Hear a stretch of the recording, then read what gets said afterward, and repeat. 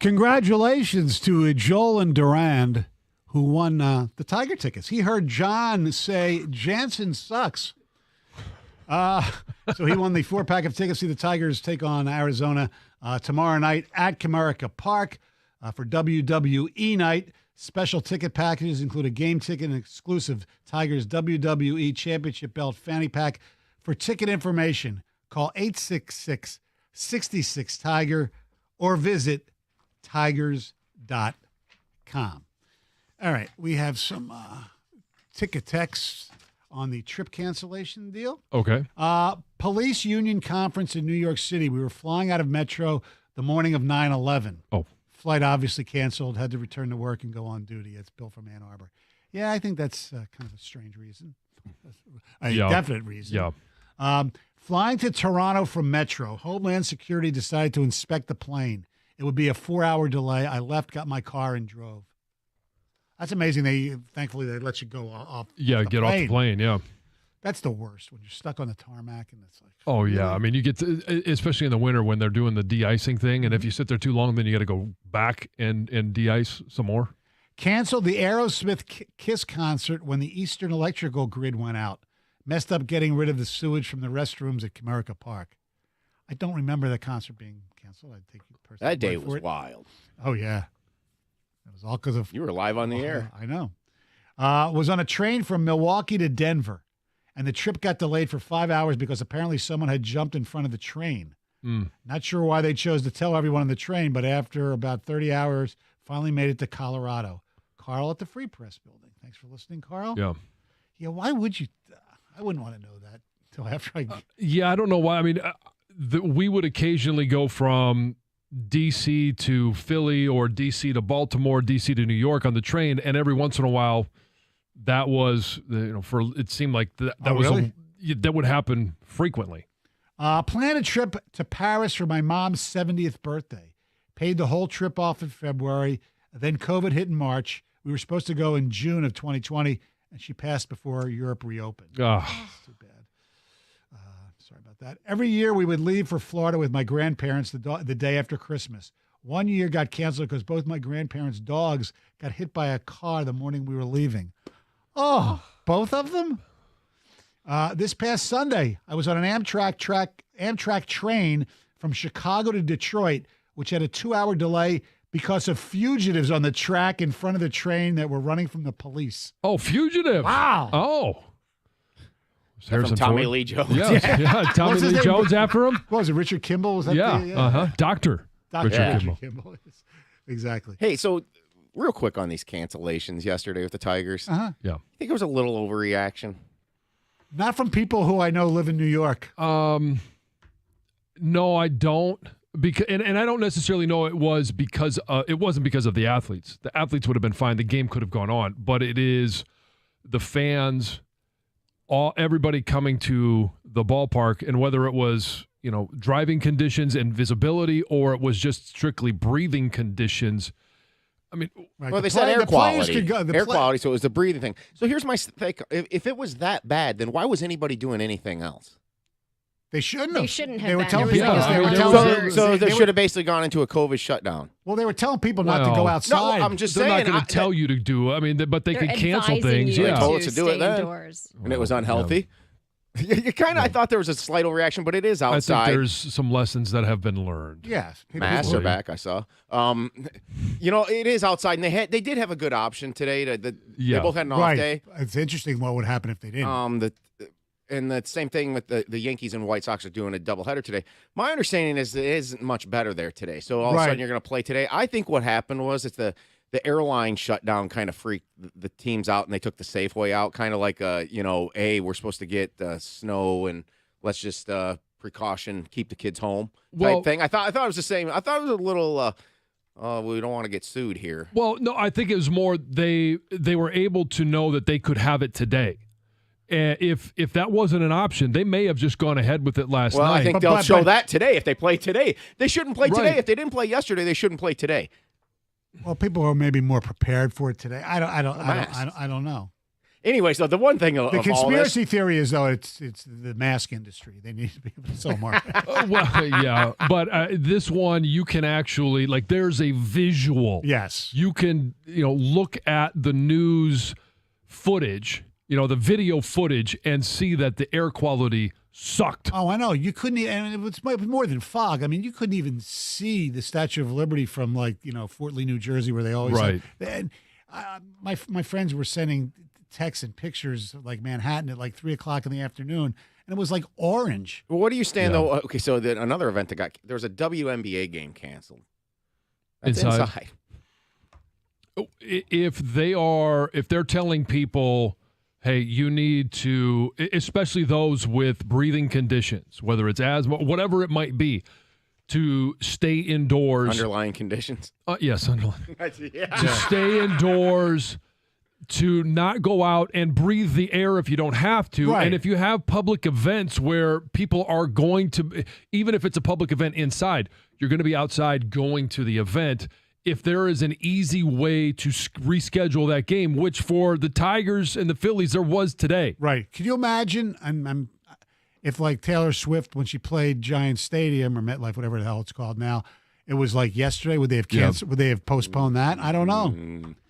I don't think so. Just like if the NBA Finals were being held there, I don't think that would have got canceled. No, I don't. I said, but then indoor events, I don't think should have been. That's up to the person if they want to go out. Yes, that's fine. But I understand why yesterday was. If it was for the Tigers, if it's as bad as it's being to reported, be. yeah. Yeah, I mean, my sister's in Philly, and they're getting it too. Not quite as bad as New York, but pretty close. And she called me and said, "It stinks outside. The smell was just awful in suburban." And there's no guarantee that by the time first pitch happens today, or supposed to happen today, that it's going to be any better. It somewhat depends on which way the wind is blowing. Yeah, and I was watching the ABC World News Tonight last night. And the weather guy, was it Rob Marciano? Is that his name? They're showing the Omega block, which is some weather front that because it's a block, none of the wind, nothing's moving it anywhere really. So it's basically been stagnant. The whole thing too. I saw something that they believe it's arsonists that started the fire. Yeah, The one in Canada. I mean, how many acres was it, John? It is as of last night. I was just trying to find that exact number because I think I misspoke this morning. I said 90.8 million acres. It was 90.3 million acres. Have you guys noticed anything in the air? Have you noticed any irritability? Sorry. I made an even bigger mistake. Yes. It's not 90. It's 9.3 million acres. Yeah. A little bit of a difference there. Yes. Big difference, But yes, 9 point, but still 9.3 million acres is a unbelievable number. And so to think of, that creating a air quality issue in all of North America, it's not surprising.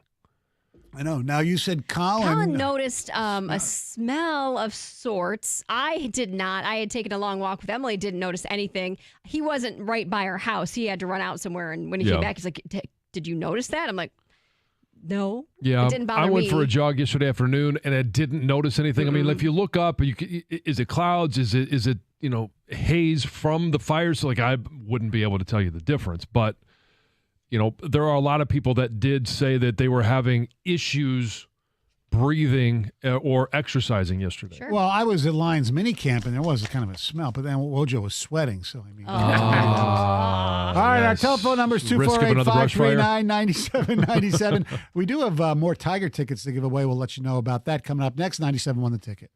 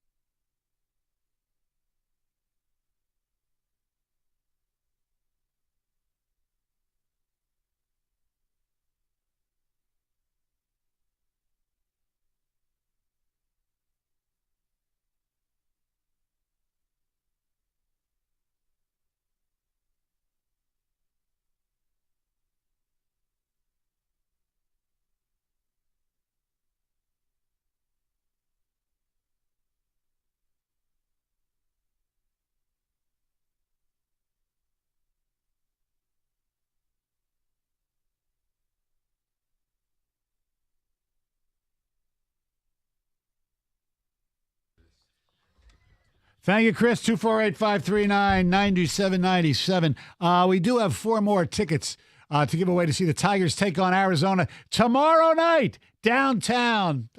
Nothing else going on downtown tomorrow. Tickets for WWE night when the Tigers take the ring against the Diamondbacks Friday, June 9th. I wonder if they'll have a moment of silence for the Iron Sheik tomorrow since it is WWE night. Yeah, Tigers, come on. Yeah, show the respect. Damn right. Play the Iranian national anthem. Special ticket packages include a game ticket, an exclusive Tigers WWE Championship Belt fanny pack. For tickets, call 866-66-TIGER or visit tigers.com. When you hear Mike Breen say, bang, be the 6th caller at 248-539-9797. So tomorrow night there's an opportunity because of the Taylor Swift concert and this Tiger game to have that absolutely oblivious person that had absolutely no idea that Taylor Swift is going on, and they get themselves into a traffic situation. Oh, my They're Lord. like, what in the world is going on here? Well, you know that how person's come out everybody's there. going to the Tigers Yeah, tonight? What's going on here? A lot of Diamondback fans. Yeah.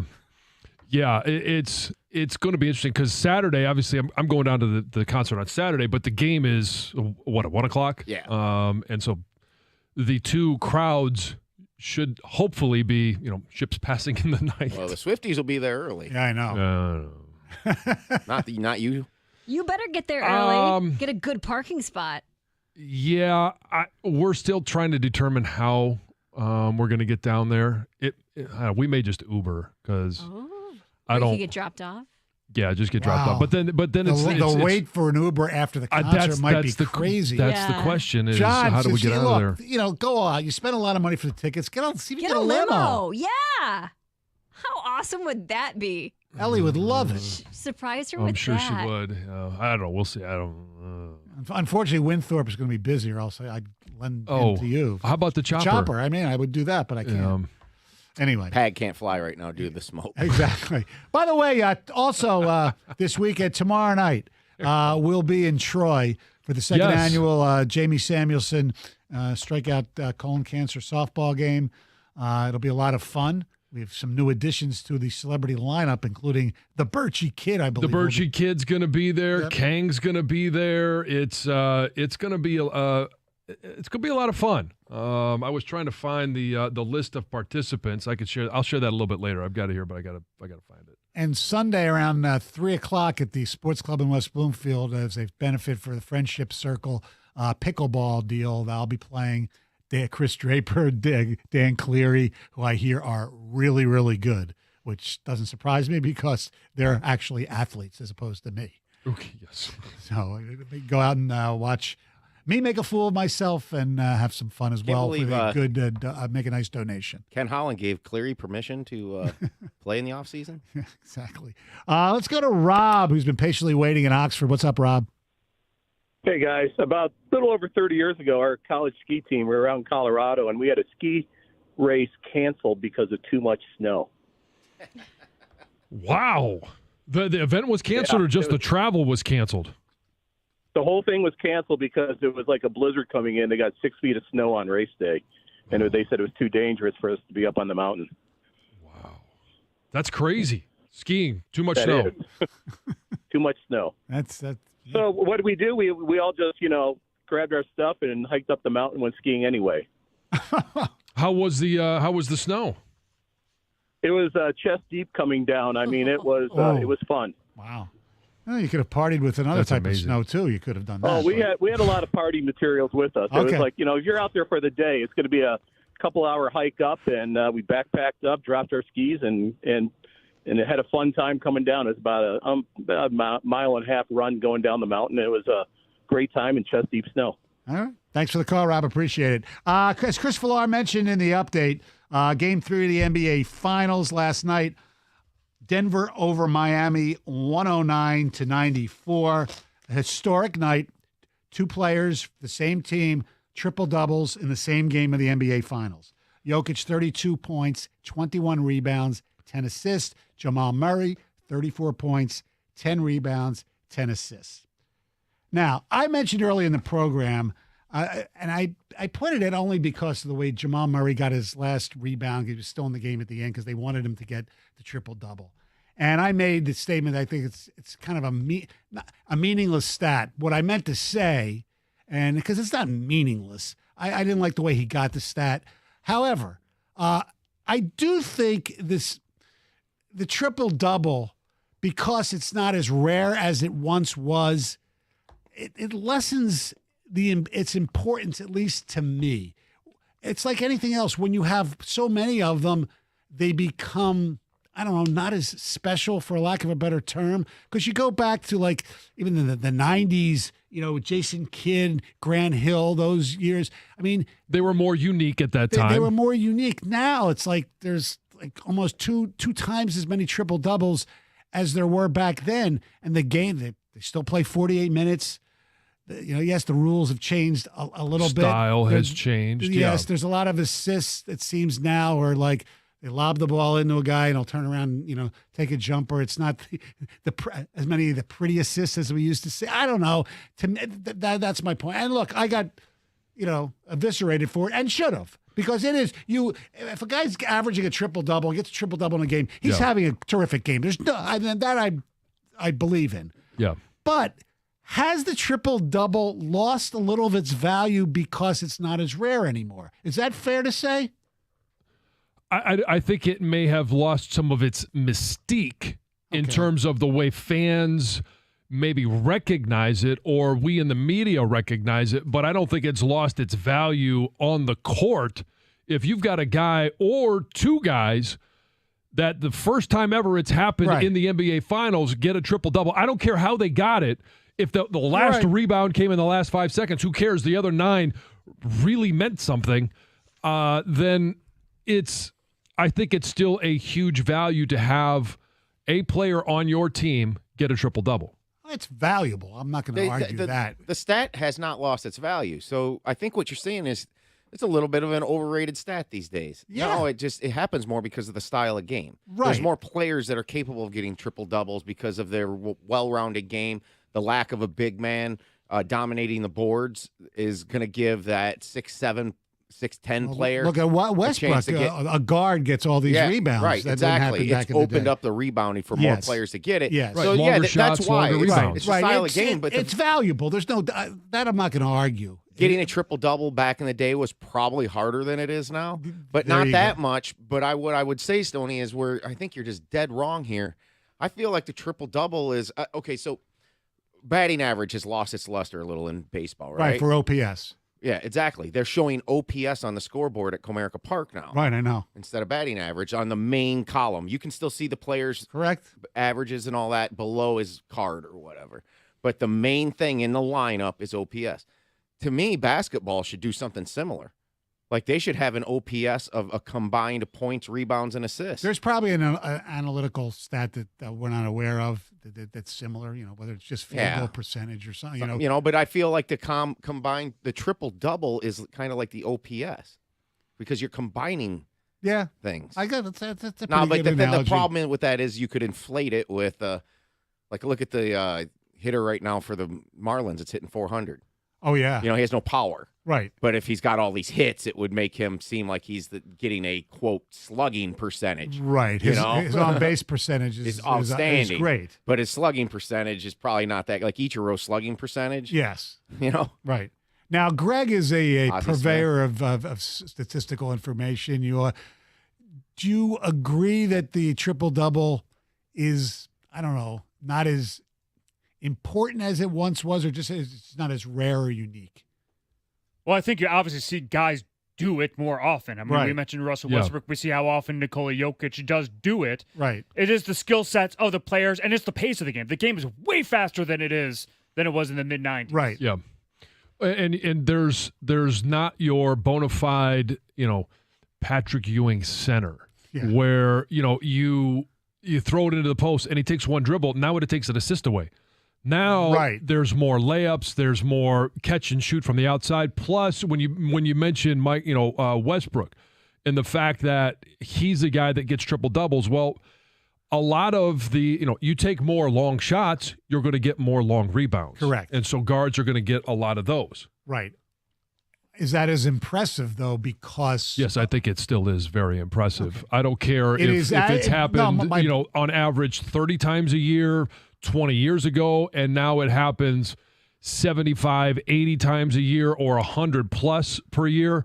I think it still is a huge advantage to any team that has a guy that gets a triple-double. But would you agree that it's easier to get a triple-double now than it was back then? Sure, but for all the reasons that Greg talked about, the game is faster. Yeah. You have more shots. You have more rebounds. That's one. And obviously, when you have a player like the Joker and he, the triple-doubles, that's how Denver wins. Yeah. They don't win with him having, 42 points, that's statistically 8 rebounds, true. And 4 assists. You know what's amazing about him? And Jeff Van Gundy pointed out last time, how many of his shots, this touch just hits the front of the rim and bounces in. Shooter's touch. It's unbelievable. He's so good at that. All right, 248-539-9797.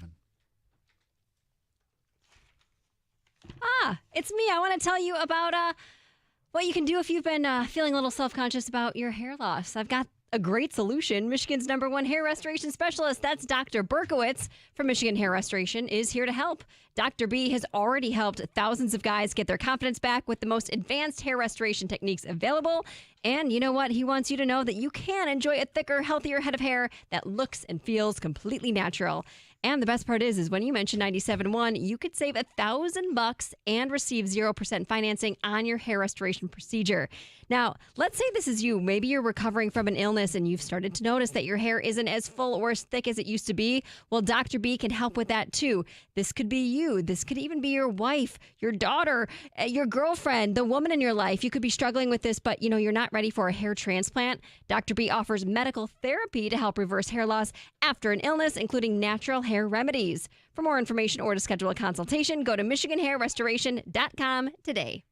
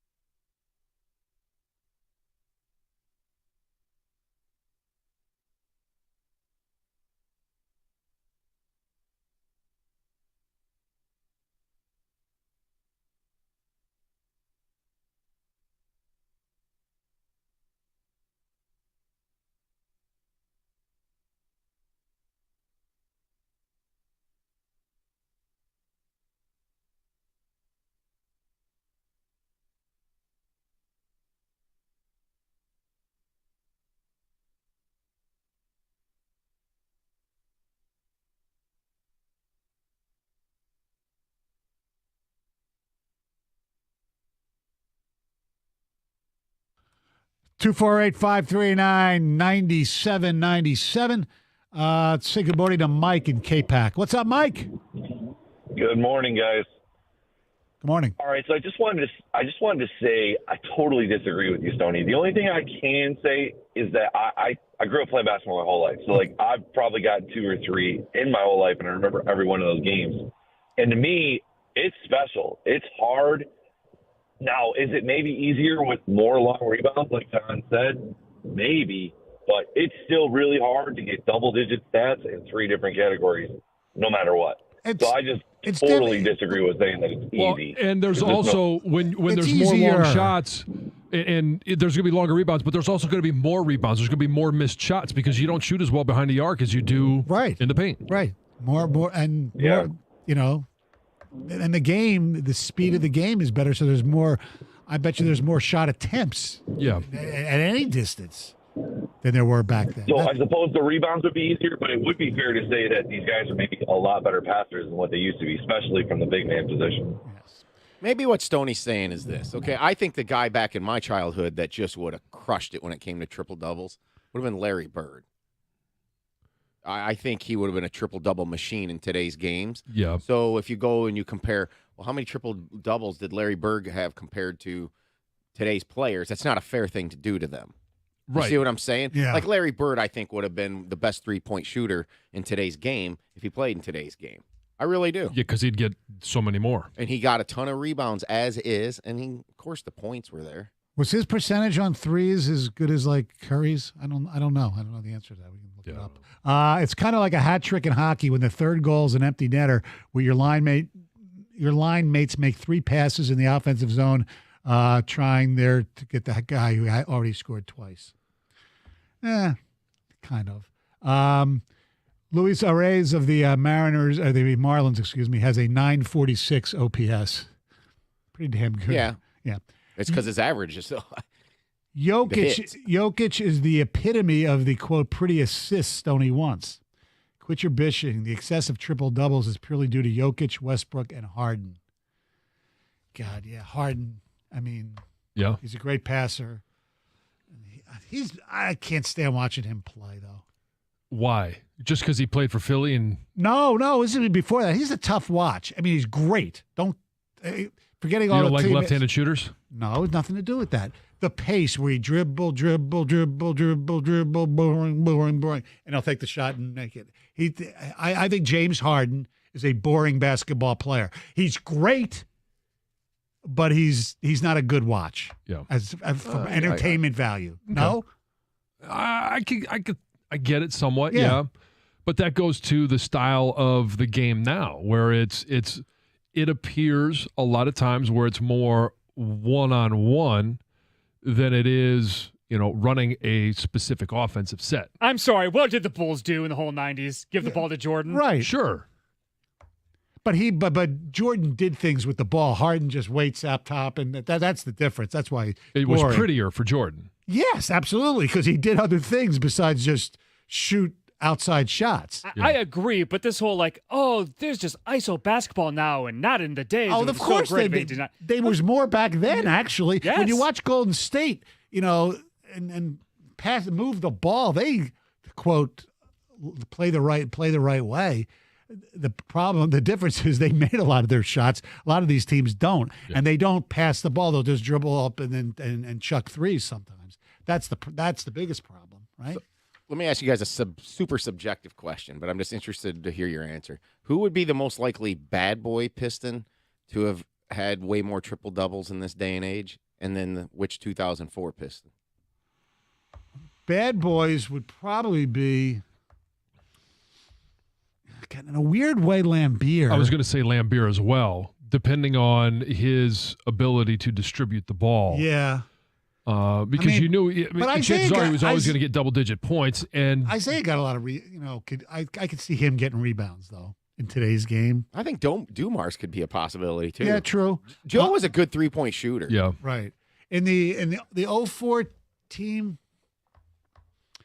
Rip, because he was that in between height type of thing. He wouldn't make a lot of threes, but he'd be able to get rebounds, and if he decided to pass the ball a little bit more. Yeah. Probably, but I think if you go back to the Bad Boys, your most likely candidate, because he was kind of a mix of scorer, rebounder, and if he became a little bit more of a passer or had more opportunity in the pace of today's game, would be Lambier. Oh yeah, see, there are a lot of people who bag on Lambier. Lambier, especially the way they let guys in the Hall of Fame, to me, it's borderline, but I would never have a problem with him being in the Hall of Fame because of what he did. Rebounding, and scoring, and winning championships. I think Lambier could get hot at 3 too. Oh yes, I think it was Game 1 against Portland, the finals that year. He had a really good 3-point shooting night. Oh, he would thrive in today's game. And how about Rashid? We used to bitch that he didn't go down low enough. Right. Rashid in today's game, he would take even more threes than we wanted him to see take back in 2004. Yeah. 248-539-9797. It's time for news, and here's Heather. A barricaded gunman situation came to an end in Southfield on Wednesday night when the suspect actually shot himself in the head. Oh. Now, this 31-year-old man is in critical condition, and it's unknown what actually sparked this situation, but it began sometime right around 7 p.m., and it came to an end around 10 p.m. Police say that the suspect had a history with mental health concerns. Another story that seems to be trending lately, a 1-year-old is in stable condition after he was accidentally shot Wednesday afternoon in Detroit. The toddler was just hanging out in his little bouncer when he was shot by his 6-year-old sibling twice, once in the cheek and once in the shoulder. Thankfully, like I said, the toddler is expected to survive. Police say that the 6-year-old got a hold of an unsecured and unregistered gun inside the home. The father and uncle were out in the backyard at the time. The mother was down the street. And Detroit police are once again reminding people that this situation and situations like this are completely preventable, right? Yes. Lock your guns up and keep them out of reach of children. Do not let them be accessible to kids. Gosh, it's so simple, but yet these stories keep happening. A Florida woman who shot and killed her neighbor amid this ongoing fight over where her children were playing was arrested on Tuesday night. The 58-year-old was booked on charges of manslaughter with a firearm, culpable negligence, battery, and assault. So she's accused of shooting and killing a mother of 4 last week after the mother actually went over to her house to confront her about this allegation that this woman threw a rollerblade at one of her kids earlier in the day.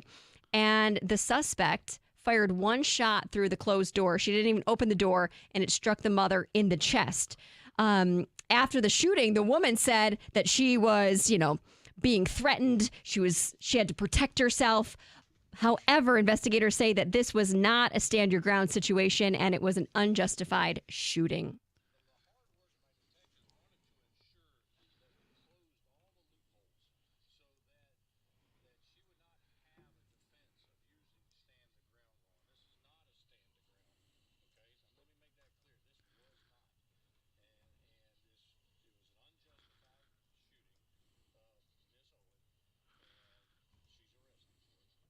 And there is a long history that goes back between this woman and the mother and her children.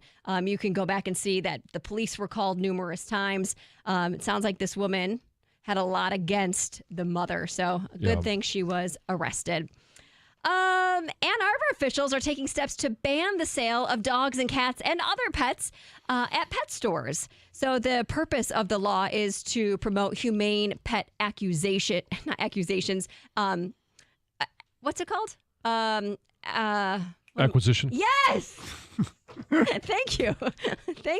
That. And they also want to take a stand against specific breeding operations such as puppy mills, which a lot of those pet stores operate with. So City Council voted unanimously on Monday night to give this an initial okay. It's going to have to get a final approval on June 20th. And they say if it's passed, it would mean that there's no pet store in Ann Arbor that could sell dogs, cats, rabbits, ferrets, long-lived birds, or large reptiles. Huh. And I'm okay with that. Yeah, if it ends the puppy mills and all of that. I don't know how it affects things like ferrets and reptile. You know, I don't know if they have ferret mills, snake mills. Yeah, there are mills for those. Maybe. Yeah, I don't know. I don't know either. But yep. A man in Rhode Island is facing 4 felony charges after police say he admitted to breaking into homes to steal sex toys, which he says he planned to give as birthday gifts. Oh. Wow. Yes. So, used sex toys. Yes, as a gift for someone's birthday. He was also caught in the process of stealing a makeup kit from another home. And then another homeowner caught him trying to break in through their bathroom window. And in that case, this guy told police that he was attempting to buy weed. He just showed up at the wrong house. Oh. So he's facing a lot of charges, and he's also been ordered to complete a mental health screening. Yep. Yeah, I think so. Yeah, maybe an intelligence test as well. Yeah. Okay, Stoney, I know that this has happened to you because I was with you when it did, where we were on a plane and somebody asked if you would switch seats with them. Oh, yeah. And it happens all the time. I don't travel a lot, but it always seems to flabbergast me that if you're booking a flight with your significant other, you wouldn't book a seat right next to each other. Maybe it's because you're booking at last minute and they're not available. Right, yes. Things that like happens that happen. frequently, yeah. But you definitely see it where it's like, oh, would you mind switching so my husband can sit next to me or my kid or whatnot? Well, there's a woman who is kind of sharing her story and she's going viral because she was asked to switch seats. And she said no because she had paid for a premium seat. She upgraded herself, paid for it, and they wanted to move her to the back of the plane. And she said, well, no, I'm not going to move. No. Well, the woman, it was like the wife of the passenger that she wanted to switch with, elbowed her the entire flight to kind of be like, you little jerk, you should have moved. And so she shared her story on Reddit to kind of see, like, was I in the right or was I in the wrong? And there's a whole backstory about it. Like, apparently the airline had asked her to move, and then she said the flight attendants were rude to her too the whole flight because she refused to move. She didn't get her snack. Oh. They skipped her.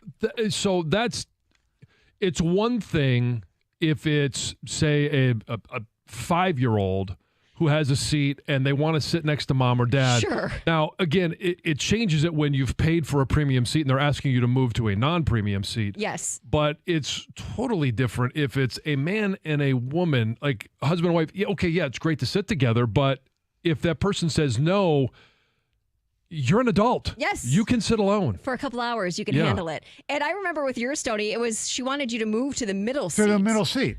Yeah. I would have been happy. No, I would have been. I was in the aisle, right? I believe. Yeah, you were in the And I aisle. would have been happy to move to Aisle to another aisle aisle. seat. I didn't care. Yeah. Right. But she wanted me to sit in the middle seat, and I said no. And she Yeah. gave She was you pissed. some attitude. Oh, wow. Yeah. But you were in I was totally on your side. There's Right. no way I would have moved to a middle seat. Yeah. Right. And then she was trying to like She was taking selfies of you. selfies of me. She was like trying to really? take a selfie of herself, but Yeah. and I called her out on it. I Yeah. was like, what are you doing? She's like, I'm not taking a picture of him. I'm like, yes, you are. It's totally what you're doing. That's hilarious. She was not happy with you. All right. Thank you very much, Heather. 248-539-9797. We have a big question to ask coming up next. It has something to do with football. And do you want it in Michigan in the spring? 97 won the ticket.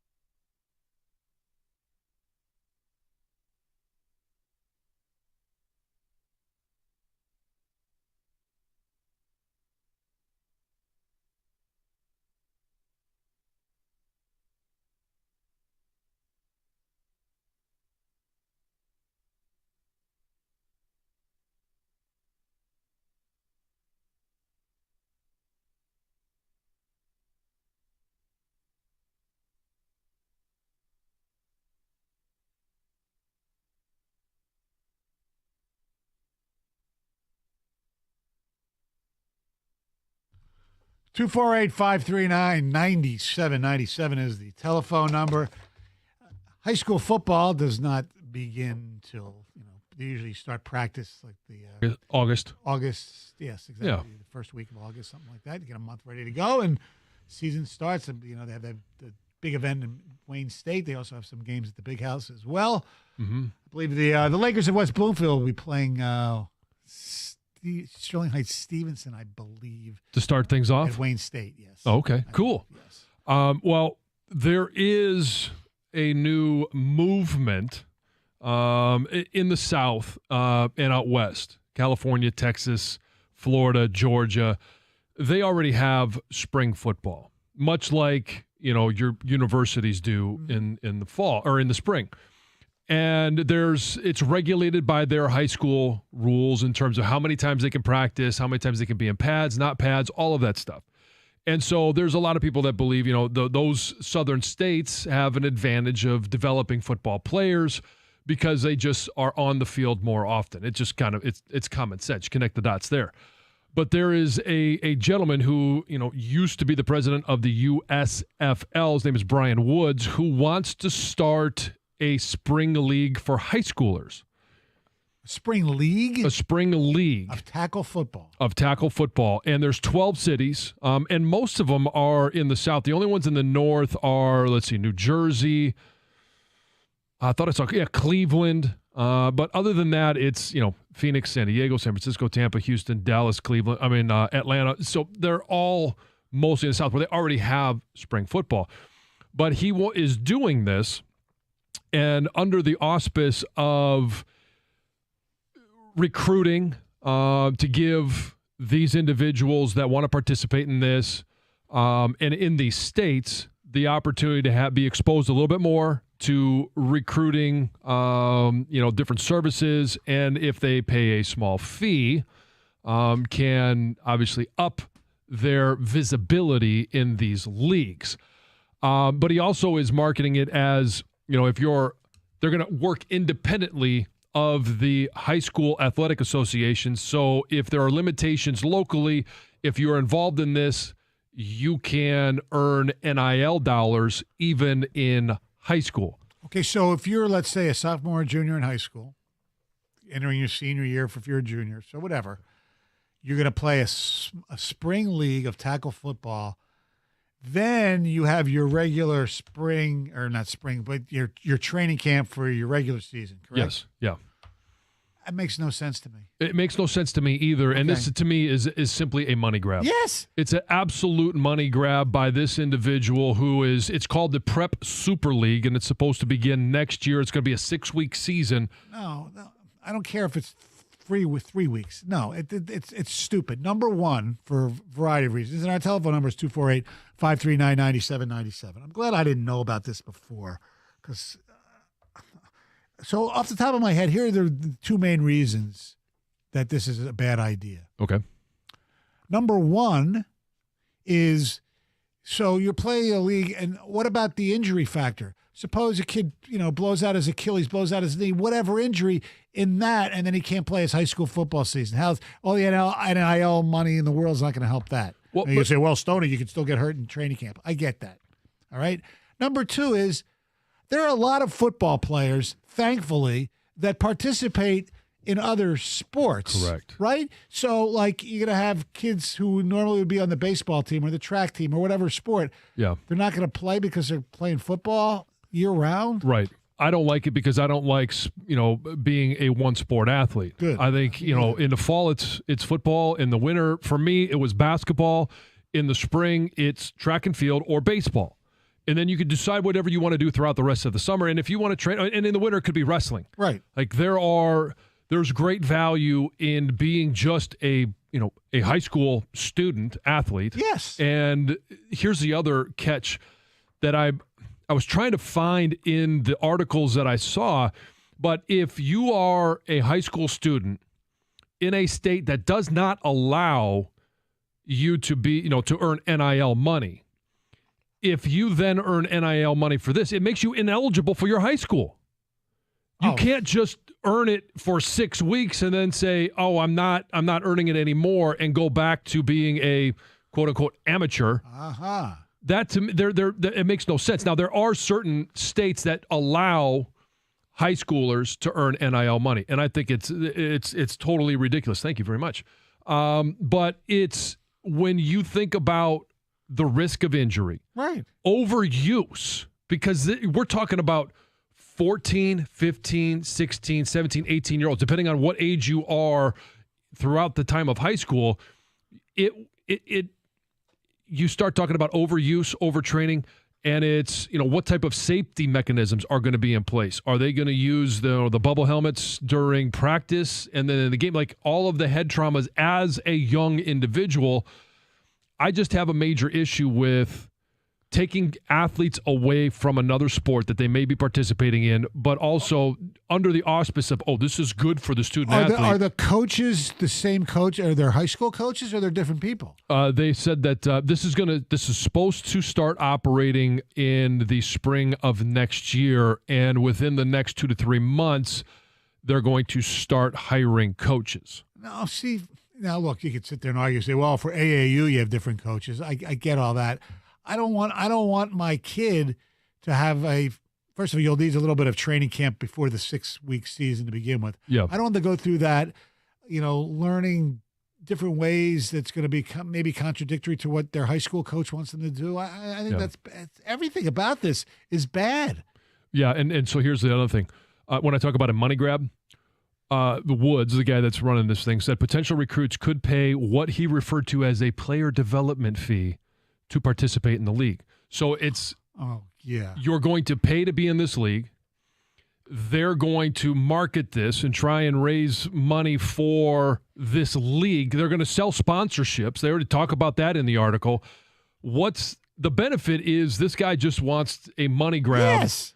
And with zero concern for 16, 17, 18-year-old kids and their health. Is it just like, for instance, let's say, North Farmington, would they have their own team, or would they combine with Farmington High School or Groves and all that, or is it under the auspices of the school? No, they're just completely separate from the school. Okay, so these would be independent teams in these states that they're putting these leagues together. So I don't think it's Atlanta travels to Cleveland. Right. I think it's multiple teams in Atlanta, multiple teams in Cleveland operating independently of the other states. Yeah, are there going to be enough fields that are there, non-high school fields? Because if I'm a high school, unless you're going to get a lot of money for it, which I'm not giving up my field.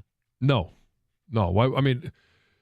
Unless you are renting it to them and it becomes a source of income. Right, as I said. But it's also a source of liability. Yeah. No, this is a bad idea. I'm with you. And I have always, and most college coaches. Now, if you're, I've seen AAU coaches, I've seen baseball coaches, soccer, volleyball, where they don't want their kids playing other sports. Well, that's most college coaches, and it doesn't matter the sport that you're talking about. I've talked to a ton of basketball coaches, baseball coaches, football coaches. They value a student athlete that plays multiple high school sports. Yeah.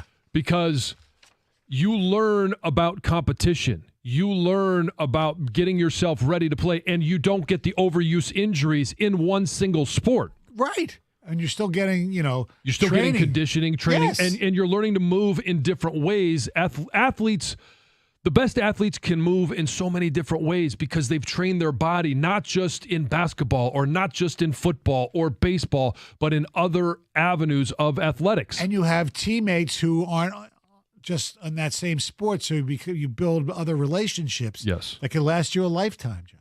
Yeah, oh yeah, I've got teammates that from basketball. From baseball that I have relationships with to this day, even though I ended up being a football player. So what in baseball? You play first base because of your size? Or first and pitch, yeah. Right. Mm-hmm. Yeah. Our telephone number is 248-539-9797. By the way, congratulations to Kevin in Berkeley. Kevin in Berkeley heard Mike Breen say, bang! And he was the correct caller, so he won a 4-pack of tickets to see the Tigers Friday night take on the Arizona Diamondbacks, WWE night at Comerica Park. Special ticket packages include a game ticket and an exclusive Tiger's WWE Championship Belt Fanny Pack. For more information, call 866-66-TIGER or visit tigers.com. Hey, summer is finally here, and our friends at Fox Chrysler Dodge Jeep Ram of Southfield know that the weather isn't the only thing heating up this month. At Fox CDJR of Southfield, the specials are smoking hot right now. From now until June 30th, stop by the It's the Season sales event at Fox Chrysler Dodge Jeep Ram of Southfield. You can lease, you got a couple of options. Lease a 2023 Jeep Compass starting at only $269 a month, or a 2023 Ram 1500 Bighorn starting at only $299 a month. With nearly 350 vehicles in stock to choose from, you shouldn't have any problem picking out something that you can make memories in this summer, or if you're searching for a specific fit. Try using Fox CDJR of Southfield's convenient ordering process to customize your vehicle online or in store. It's exactly what I did, and it was an easy process, and I loved the end result. Through transparent pricing and incredible attention to detail, the team will go out of its way to make this the absolute best guest experience you've ever had. Stop by the dealership today at 11.5 and Telegraph, or you can visit them online at Fox Chrysler Dodge Jeep Ram of Southfield.com. That's Fox Chrysler Dodge Jeep Ram of Southfield.com.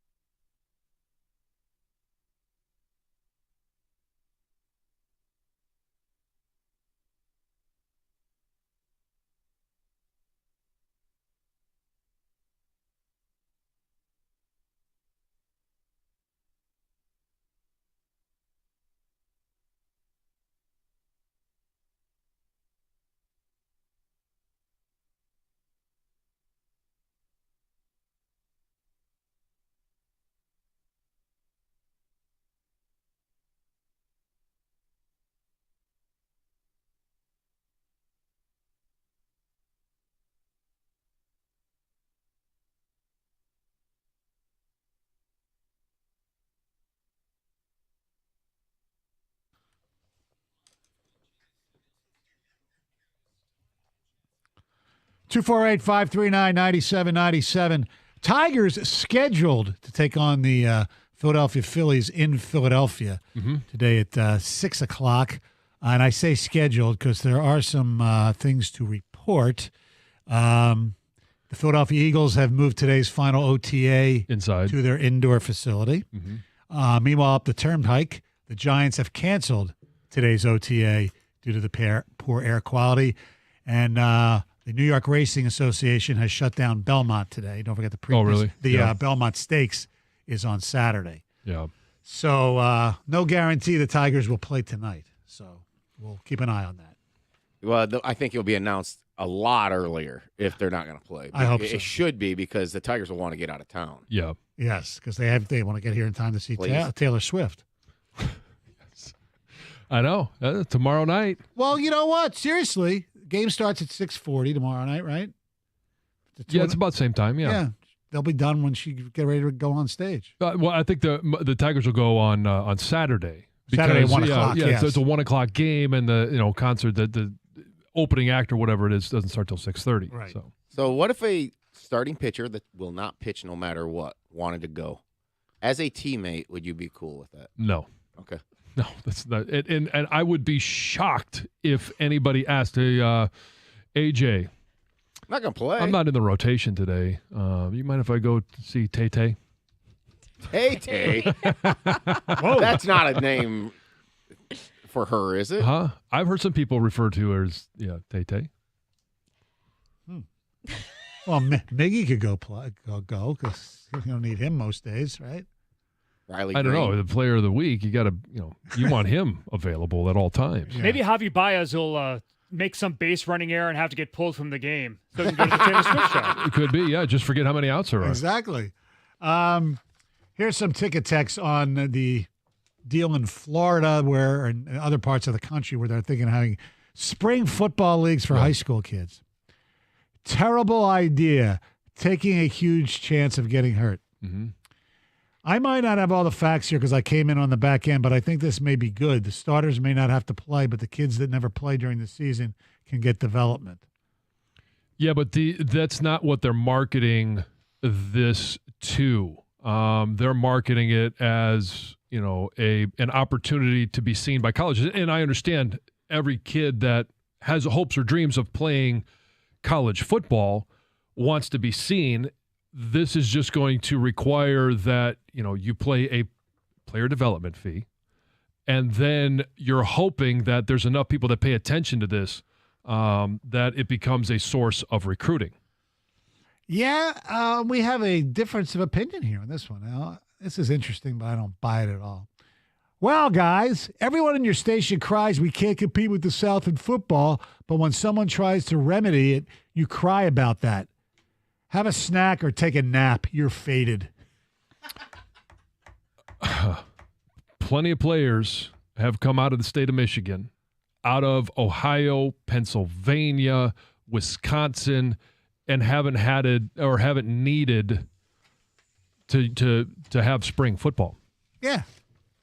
But, I mean, the texter is correct. We do think, Southern colleges do have an advantage because there's more athletes in their home area. That he's right on. However, this had nothing to do with that, I don't think. College athletes, whether they're from the north, the northeast, the northwest, the propensity for them to go to a warm weather school is the same as the rest of the population. The population is moving south. It's moving to the coasts. Right. And that's the trend in recruiting as well, or at least in making some of those decisions. Right. You look at the NFL rosters and the hometowns or home areas of most of the players, I'd say the majority are from the South.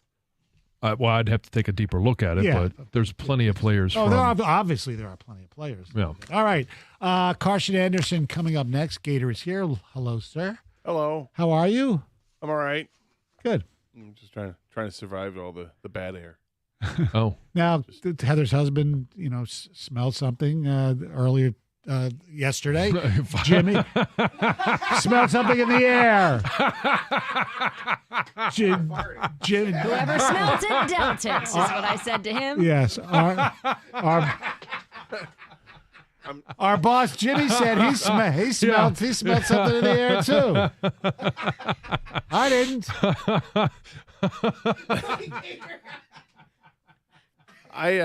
You don't have to sit next to her. I didn't smell anything. A lot of people did.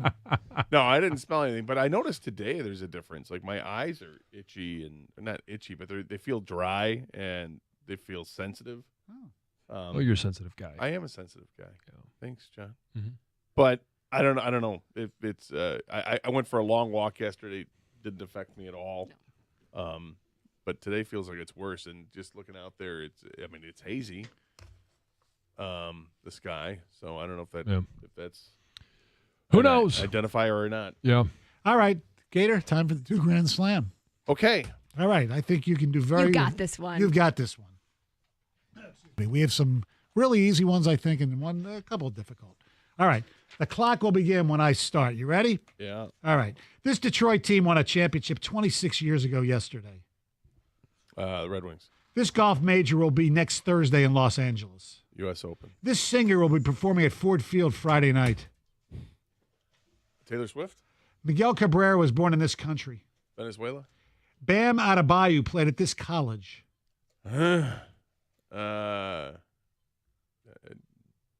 Kentucky.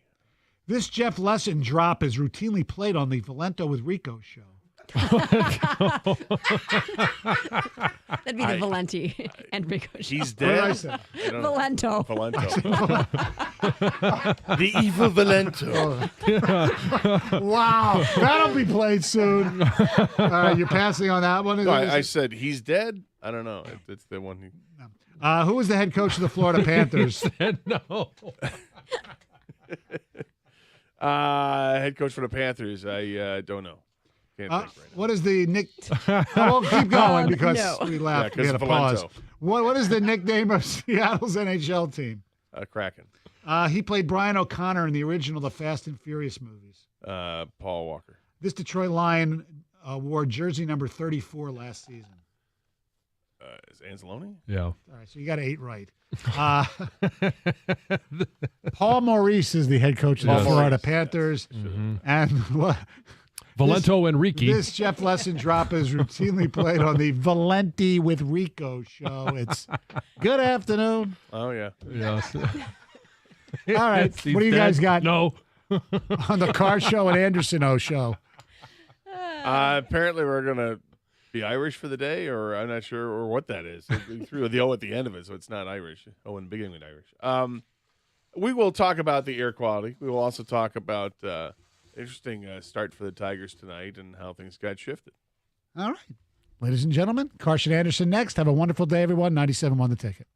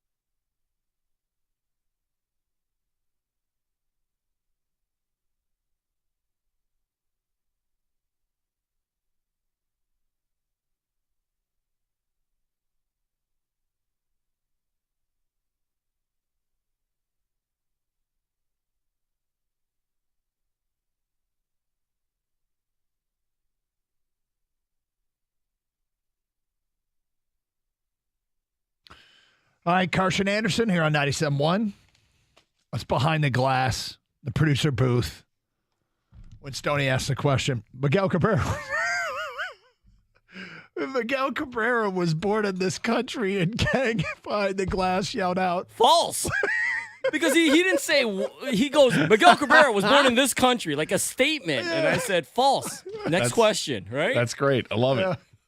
I should have responded with false instead of Venezuela. That was really, it was really. It was bad. No. Stoney hosting game shows would be great. Stoney doing anything. Yeah. The Valento Enrique show. Yes, sir. Valento. Could you imagine him working with like Vanna White or just things would go off the rails? It just, that wouldn't last too long. It'd constantly be going viral. Yes. Love it. Hey, we all do it. Yes. We all have our moments. Although Valento is one of my favorites. Yeah.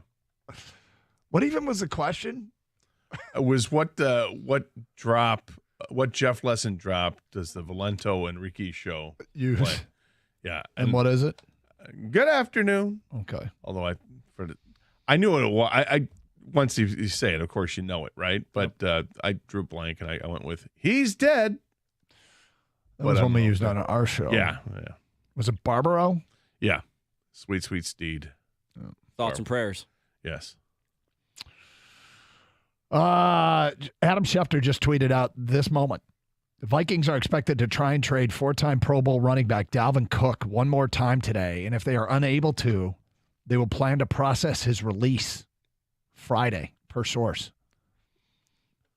So, well, who's going to trade? Oh, you mean he's going to be released? Oh, okay, and I don't have to give up an asset? Well, but you know you're going to get him if you trade for him. Uh-huh. But you don't know you're going to get him if he gets to free agency. So, how do you feel about that? Of him leaving the division? Yeah. Potentially? Yeah. I feel fine about that. I feel pretty good about that. I feel good about it. Dalvin Cook's a really good player. Yeah. If he goes, okay. Yeah, I mean, look, it's a cap savings move, and all the list of the post-June 1st possible cuts, Dalvin Cook was on it as a player that a team could release and save a ton of money. I mean, honestly, I don't like it because it's the running back position, and I feel like running backs are just used and abused in the league, and it's not fair. You don't like it just in principle? No, I don't like it in principle. I've said before that I would like, if you're a running back and you're drafted in the first round, I feel like you should have an opportunity to hit free agency sooner. Or just any running back in general should have the opportunity to hit free agency sooner because they're just disposable now. You know, what was once the pride of the league, the highest paid position in the league was a running back for a while. And now it's, doesn't matter. We'll draft one and we're going to move on after 4 years. 4 or 5 years. Can you imagine if that was the case with every position? No. Like, I mean, the NFL does not care about the running back anymore, and I think it's gross. What do you mean by doesn't care? They don't care that they don't get second contracts, or they don't care how many running backs they've been phased out of the offense? Well, and they're not phased out of the offense. They're still a big part of the offense, but they instead of going with using veterans, we'll go draft somebody and get fresh legs. They're disposable. That's what I said. Okay, yeah, I got you. So I mean, it's what it is. I can say I don't like it. Do you want the Lions to operate any different? No, it is what it is, and I don't like it. Is it okay to say I don't like it? Because yeah, I guess. But I mean, are you offering any solutions or just? I thought I have. I think that they should be. I wish they were paid more. They have a shorter career than the other positions. So what? Like have their own cap or something? I don't know. Like I said, let them hit free agency sooner, or let them. I'm not sure what the solution is. I just don't. I don't like the situation they're in because they are disposable. Yeah, and it's unfair. It's just it's a tough position, and the crazy thing to me is why is it linebacker the same? Because linebacker strikes me that it should be a more abusive position. These are full speed. I once was hanging out one day on a houseboat with a Big Ten fullback. And all he talked about was a linebacker. Yeah, it was a houseboat. It was a houseboat. I was on a houseboat. It was way back in the day. Hopping on with a houseboat. Yeah, I was on a houseboat. Anyway, point is, I'm hanging out with this guy, and all he wanted to talk about was linebackers in the Big Ten. And I realized the whole life of the fullback is colliding with linebackers. Like that was their world. Here's the difference. Linebackers don't get hit on every play. They do the hitting, and I think there is a slight difference with that, but running backs get hit every play. Don't they only get hit on plays where they carry the ball? And they get hit picking up blitzing linebackers. And they get hit multiple times. Well, I think actually the middle linebacker is kind of like the running back. Not as much, though. That's why the whole Jack Campbell pick, everyone was like, what are you doing drafting an inside linebacker in the first round? You don't do that. But the middle linebacker is at least most of the time calling defensive plays. He's the captain. He's kind of like the quarterback of that side, right? I mean, you need someone with the earpiece who's controlling what's being called and things like that. The running back isn't that. It's just give him the ball, hit the hole, run. After 4 years, we'll get another guy. The problem, and I agree with you, Gator, I don't have a solution at all, but I hate that they're treated this way. But the problem is, you just go get another one. That's why. It's nothing personal. It's like, hey, I can just go get Jahmyr Gibbs and move on from you, and then in 4 years, I'll do the same in the second round or whatever it is and get similar, if not better, production. Yeah, all you want is production from the position. You don't care who does it. And, you move on after your contract's done. Okay. We'll go draft another one. We'll go get somebody in free agency that costs a lot less, and we'll try to make it up in the aggregate. I don't like it. Yeah, I mean the game has changed a lot, and that's the reality. The life of a running back, 2023. 248-539-9797. All right, you mentioned before the break there the air quality in the Tiger game. We all know it was postponed until today. There's more fallout and ramifications from that. And including here locally, we will get to that coming up today at 10:18. Plus your phone calls and feedback. Carson Anderson, 97.1. Well, we got summertime. We got hot temps. We got interesting weather that creeps around because you just don't know what you're getting right now. We don't have any water. Wow. Well, flooding basements may not be a problem for you right now, but it could be. You just don't know yet because we haven't gotten the rain. Or a scorching hot house, you got one of those. You don't want one of those. You want to take care of your air conditioning system. Make sure you got it set up right. Make sure you do this by calling the experts at Birmingham Plumbing, Heating, and Cooling today. Now, they dropped a special offer just in time to beat the heat. Birmingham Plumbing is now including a free ultraviolet light air purifier or a high-efficiency air filter when you have both your furnace and air conditioning systems replaced. In addition, they include up to a full 5-year parts and labor warranty with annual maintenance. That is key. And don't be worried about the cost up front because Birmingham has got you covered there too. They offer financing options for your new furnace or AC system for as low as $70 a month.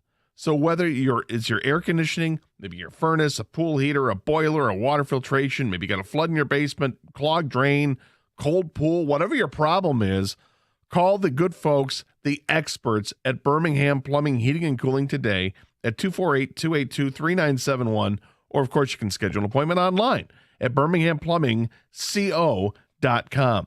Birmingham Plumbing, Heating, and Cooling, your Metro Detroit boiler experts.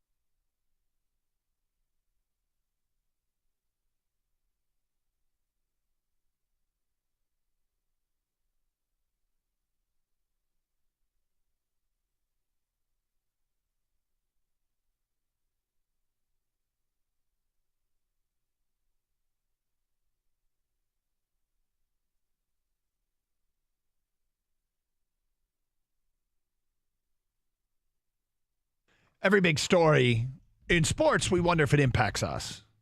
Sometimes it impacts us very directly. Sometimes it impacts us indirectly. Sometimes there could be concentric circles that wave out from the initial story that impact us. But this is a case with Dalvin Cook. It does directly impact us in that he will not be carrying the football for the Minnesota Vikings. Now, the Vikings have freed up $9 million in cap space by this move, and they might take that into the open market and try and make some sort of splash somehow, some way. But I mean, the initial thought is, of course, they get weaker as a football team, but they see it as a move in an attempt to get stronger as a football team. So the on-air product, is it going to be a short-term step back and they can take this money and do something long-term, or are they going to take this money and go out and get D-Hop or something like that to pair him with Justin Jefferson? Now, though, they also have Adam Thielen. I don't think that's it. I don't know what it is. I don't know what it is. Well, they lost Thielen. That's right. They lost him to Carolina. They've lost Kendricks, too, their linebacker. This makes the Vikings weaker. Yeah. The Lions need to run away with this division this year, right now. No questions asked. Like, this has to happen. Dalvin Cook, although he's been dinged up the last couple of years, he's still a really good running back. They just got worse. The Vikings just got worse. Is there what could they be doing with this $9 million is my question. I don't know, stockpiling it for next year? It could be. I mean, I'm looking at the list of best free agents. Are they going to go steal Teddy Bridgewater from under our nose? Are they going to go get... No, but do they get Yannick Ngakoue? Do they get... Yeah, I mean, they could get DeAndre Hopkins, I suppose, with Thielen being gone and pair him with Justin Jefferson. I don't know. I mean, it could be in-house guys they're going to sign, but we'll see. We'll see. I don't know what it is, but it feels like short-term they're getting worse. And again, as Kang said, sets up for the Lions nicely. All right, we'll continue to watch for reporting on that front. Dalvin Cook being released today by the Minnesota Vikings. Air quality, Gator potentially released today. Actually, tomorrow. I think it's been confirmed. Well, they said Albert Breer says that they're moving on. They're going to try to trade him still, right? Vikings to release Dalvin Cook. That's from Kevin Seifert. He's listed actually on Spot Track as already released. So I don't know, man. Anyway, air quality. Tiger game yesterday postponed, as many of you know. Meanwhile, also in Philadelphia, the Eagles are moving their final day of OTAs. They're in OTA still. They're moving them indoors. Gator, I asked you to go for the long walk for show purposes. Yeah. And you did. Yeah, I did, because I looked outside and it looked like it was fine. So I did. And you wanted to test the air quality? That's right. And? It was fine. I had no issues at all. Today is a different story. Today, I don't know, my eyes feel irritated. And I'm looking outside. It's got that hazy look out there. Mm-hmm. So I think today it feels like it's more affected than what yesterday was. And it wasn't supposed to be. So the air quality today, I checked it, was just as bad today as it was yesterday. Okay. We have an outdoor baseball practice scheduled today that I'm intending to run. And I just sent an email to the parents saying, hey, look, we're not going to run today. We're not going to have outfielders running all over the place. We're not running the bases. We're not doing any cardio, just ground balls and hitting. And it's not like you can't work up a sweat and a lather doing that and get tired doing that, but we're going to try and pare it down. Ever. And no running. No running? Yeah. God, I love baseball practice. But the point being, and I've also said, hey, and if you want to wear a mask for air quality purposes, feel free. If you just don't want to practice, I get it.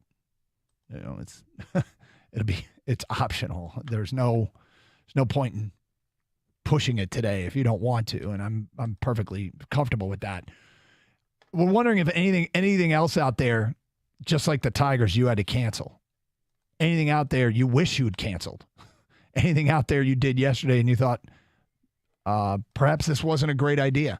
I spent a lot of time outdoors yesterday. I went to watch a high school baseball game, but it was a Hanover Horton. Have you ever been to Hanover Horton? I've never heard of it. I went to see Lumen Christie take on Jonesville because a couple of travel kids that are on our team were playing in that game. So I went to support them, but it was center of the state. And I got to tell you, I couldn't tell anything. So in your time off. Yes. No, your kids were clear on the schedule. Yes. I invited them all to go. You decided on your time off that you were going to watch some other kids play. Yep. You got a problem. I thought the same thing this morning, Gator. Like when he said it, I'm like, okay, what? I mean, it's your free time, but I mean, why? It's great that you're supporting the kids. Well, they're good. One of them's a very good friend, and the other one's a new kid on the team. And I thought, I'll go check them out. Ken, you got good friends, right? Yeah, really good friends. Would you? No. Okay. You'll never. I bet at some point you'll go watch your friends' kids play. I mean, how good are they? Are we talking like they're nationally ranked? Well, this was like the state. Are we going for drinks afterwards? Down to the state quarterfinals. Are we really watching them play, Doug, or are we at happy hour? No, I wanted to watch the game. Bring some travelers? No. Although I should have. No, I just went to watch a game.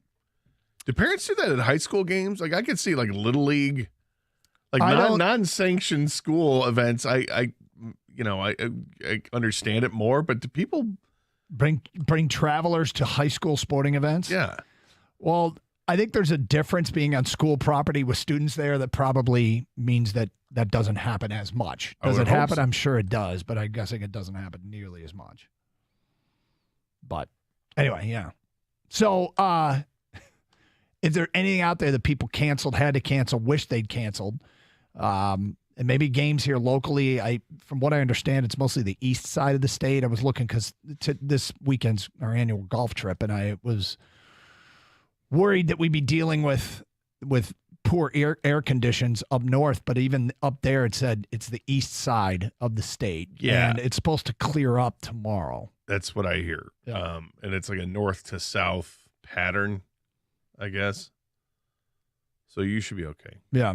So anyway, but your walk, you felt no ramification? None at all. No, I felt good after the walk. Did you get outside, Kang? Get aggressive? No, on purpose. I did not go outside yesterday. I thought that was the day, I mean, with the games, I didn't know the game was going to be canceled, but I mean, of course, it's not here, but it's supposed to be floating this way, right? We do have bad air quality. I mean, and then you talked, Doug, this morning about should you cancel your game? And I just took yesterday off, and I figured, it's supposed to be better tomorrow, right? But is it going to get better? Well, I didn't think today was going to be bad, but apparently it is. I just figured out why Doug went to the game yesterday instead of, using his free time in other ways. Had Doug not invited his kids to go to this game, he would have had to have another rematch against his son. And I think Doug's afraid. I'm a lot of things, but I'm not afraid of what? I beat him. Yeah, and afterwards you felt like you were 100 years old. The lungs were burning. I don't think physically you were able to come back and play back-to-back games. Load management. Yeah. That's right. You're damn right it was load management. Fair enough. I play him today. Take care of business. Send a message. Let him know who's in charge. I've not played the 21-year-old yet this summer. He moved back into the house. That has not happened yet. But I'm trying to build up to that. Yeah? Still. Is he more physical with you? Yes. He weighs more, and he's worked out quite a bit more. He weighs more than you? No, he weighs more than the little guy. Oh, well, yeah. But the little guy, well, I call him the little guy. He's now taller. My 16-year-old's taller than my 21-year-old. So. Yeah, but 16-year-old's going to get after it, though. Oh, yeah. He's already getting after it in the weight room, and it's going to be the changing of the guard at the top of the food chain of the Karsh household might be coming.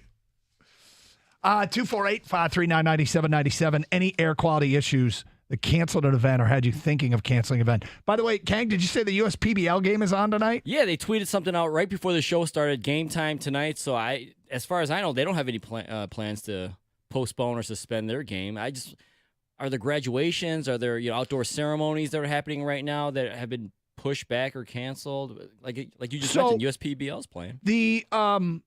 I think the air quality right now is measuring as bad as it did in Philly. Problem is, I don't know if there's a problem. On the eastern seaboard, it looked like Armageddon. Here it doesn't. No, it had like this orange glow, a peach glow to it. It was really strange. End of time stuff out there. Yeah, so that looks obvious. This one could be more deceiving though, because from everything I'm reading and hearing is there's pollutants and all that stuff in the area, and you're breathing it in. You just can't see it. There's very small particles. It's still not good for you. Yeah. 248-539-9797. All right.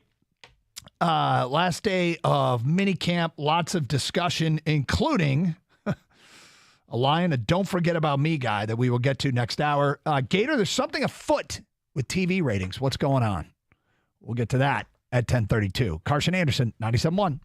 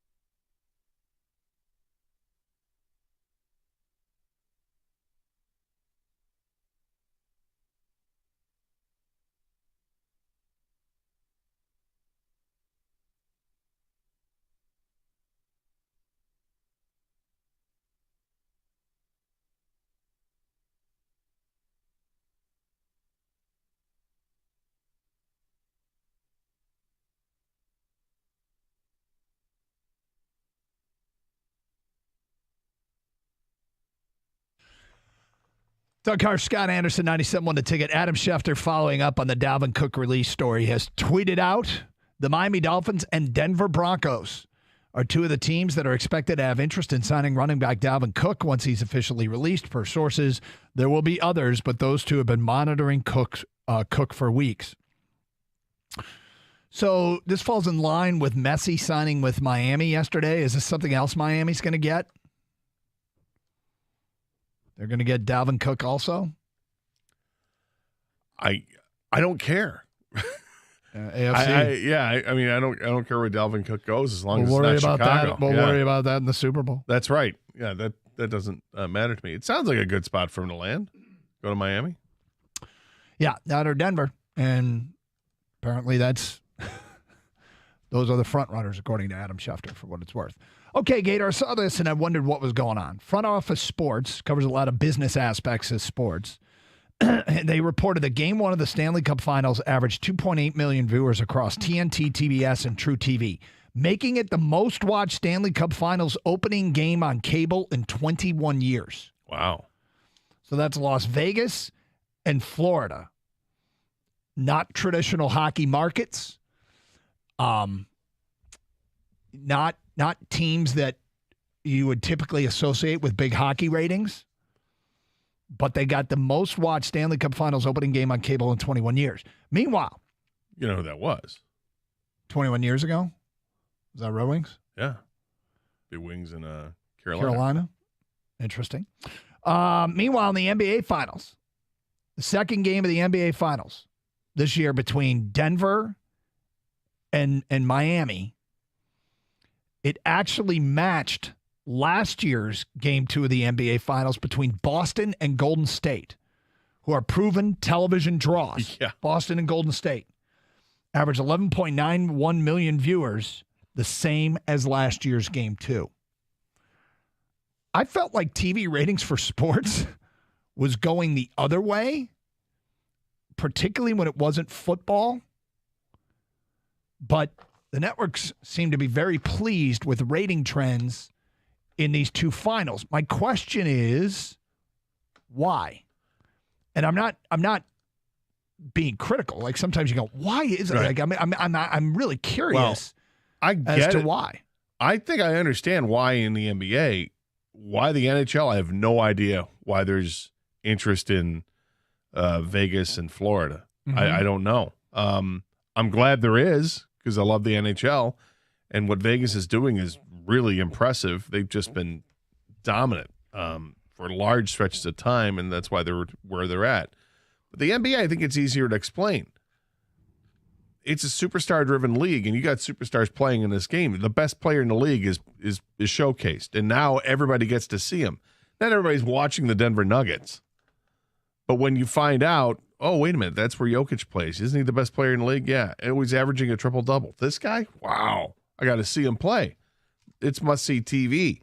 And because the Miami Heat story of knocking off everybody who they've knocked off, I think that built up some momentum too. And Jimmy Butler is becoming a bit of a name as well throughout the playoffs, as he's being called Jimmy Playoffs. Okay, fair enough. Let's see what he can do. So you've got a good matchup of the superstars. Maybe not the TV markets, but of the superstars.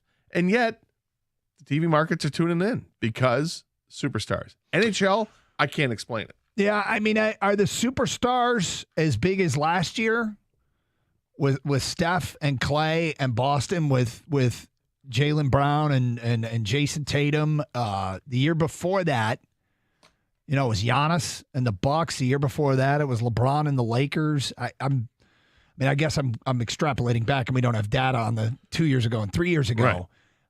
I mean, Jokic is the best player in the league. He is the best player in the league. I'm not sure that he draws eyeballs the way other stars do, because his game is, let's call it what it is. He is the absolute most dominant, ugly player in the history of the game. And I'm not talking like he's physically ugly.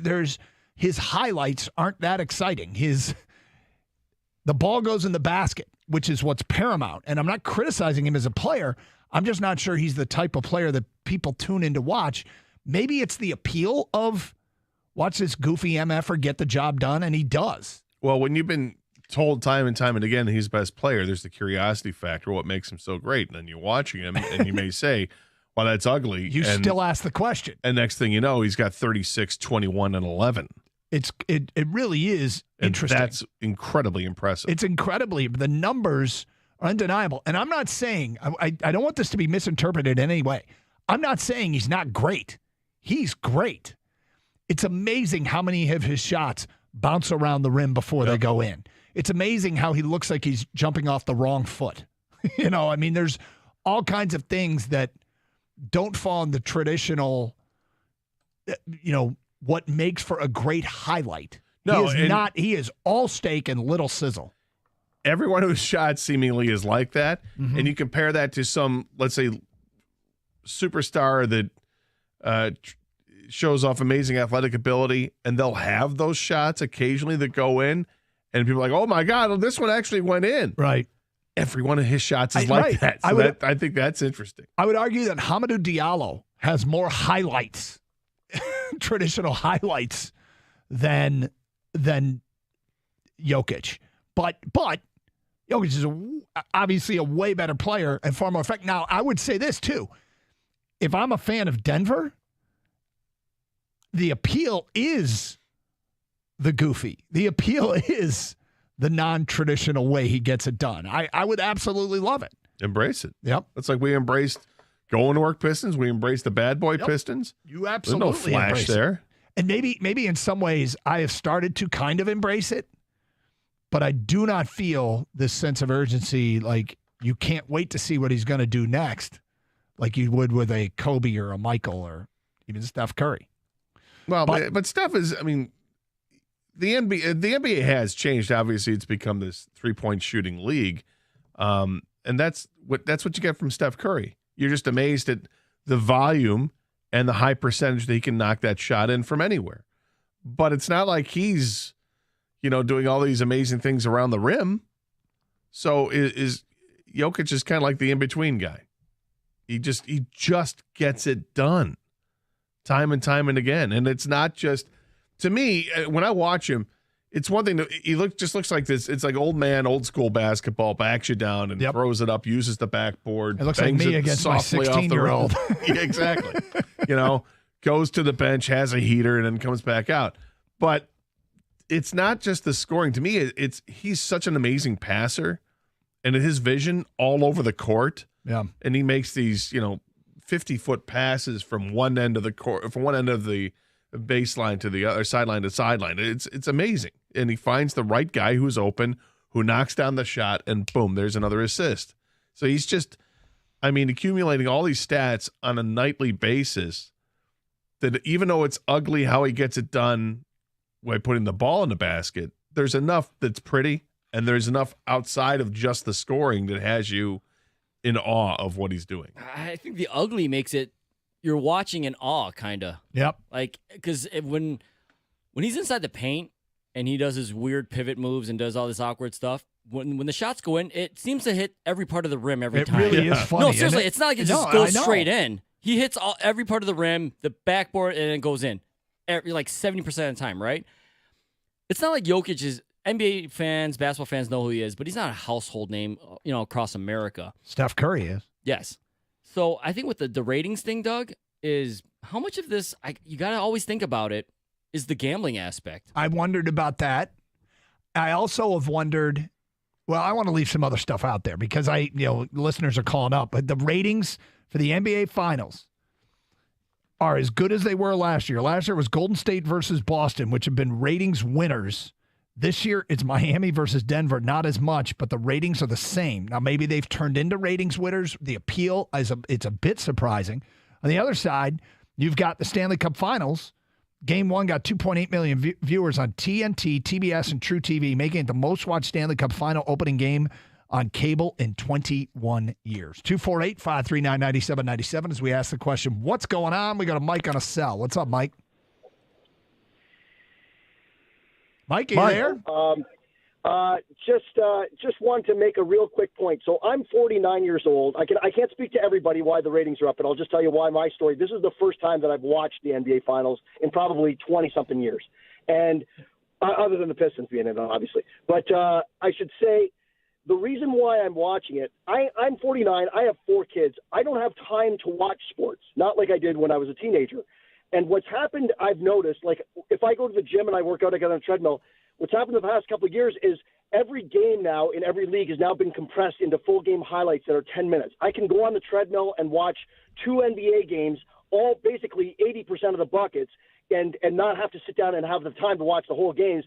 And so as a result, that draws me in with an advertisement. I don't have a time to watch all these regular season games or all of the playoff games, but if you advertise to me in that way, when the finals come rolling around, I'm going to make the time to watch the finals. And I think I can't overestimate I don't think you can overestimate how much those YouTube compressed highlights of 10-minute full game highlights in baseball, in basketball, in everything are basically the best advertisement for the leagues going forward, and I think massively important to their growth. So that's interesting. So by not watching the games during the regular season, just watching the condensed games, which MLB, I mean, the Tigers every day have a condensed game. If you missed anything, you can go back and watch that. But that has drawn you and made you, it appeals to you more. In part because they put it in a real condensed, tight, short package. Like baseball games are shorter as well with the pitch clock. And by the way, noticeably, tangibly. 207 the other night when the Tigers lost. 248-539-9797. Why do you think the ratings are so good for both the Stanley Cup and NBA Finals? It's Carson Anderson. We'll talk some Lions next hour, 97.1. My friends at True Sleep Mattress Store have helped thousands of people, including professional athletes like current NFL running back and former Spartan great Kenneth Walker III. Better sleep equals better performance. So go ahead and join me in this journey to find a perfect specialized sleep system to improve sleep quality. Visit True Sleep in Troy, Warren, Shelby, or Lake Orion.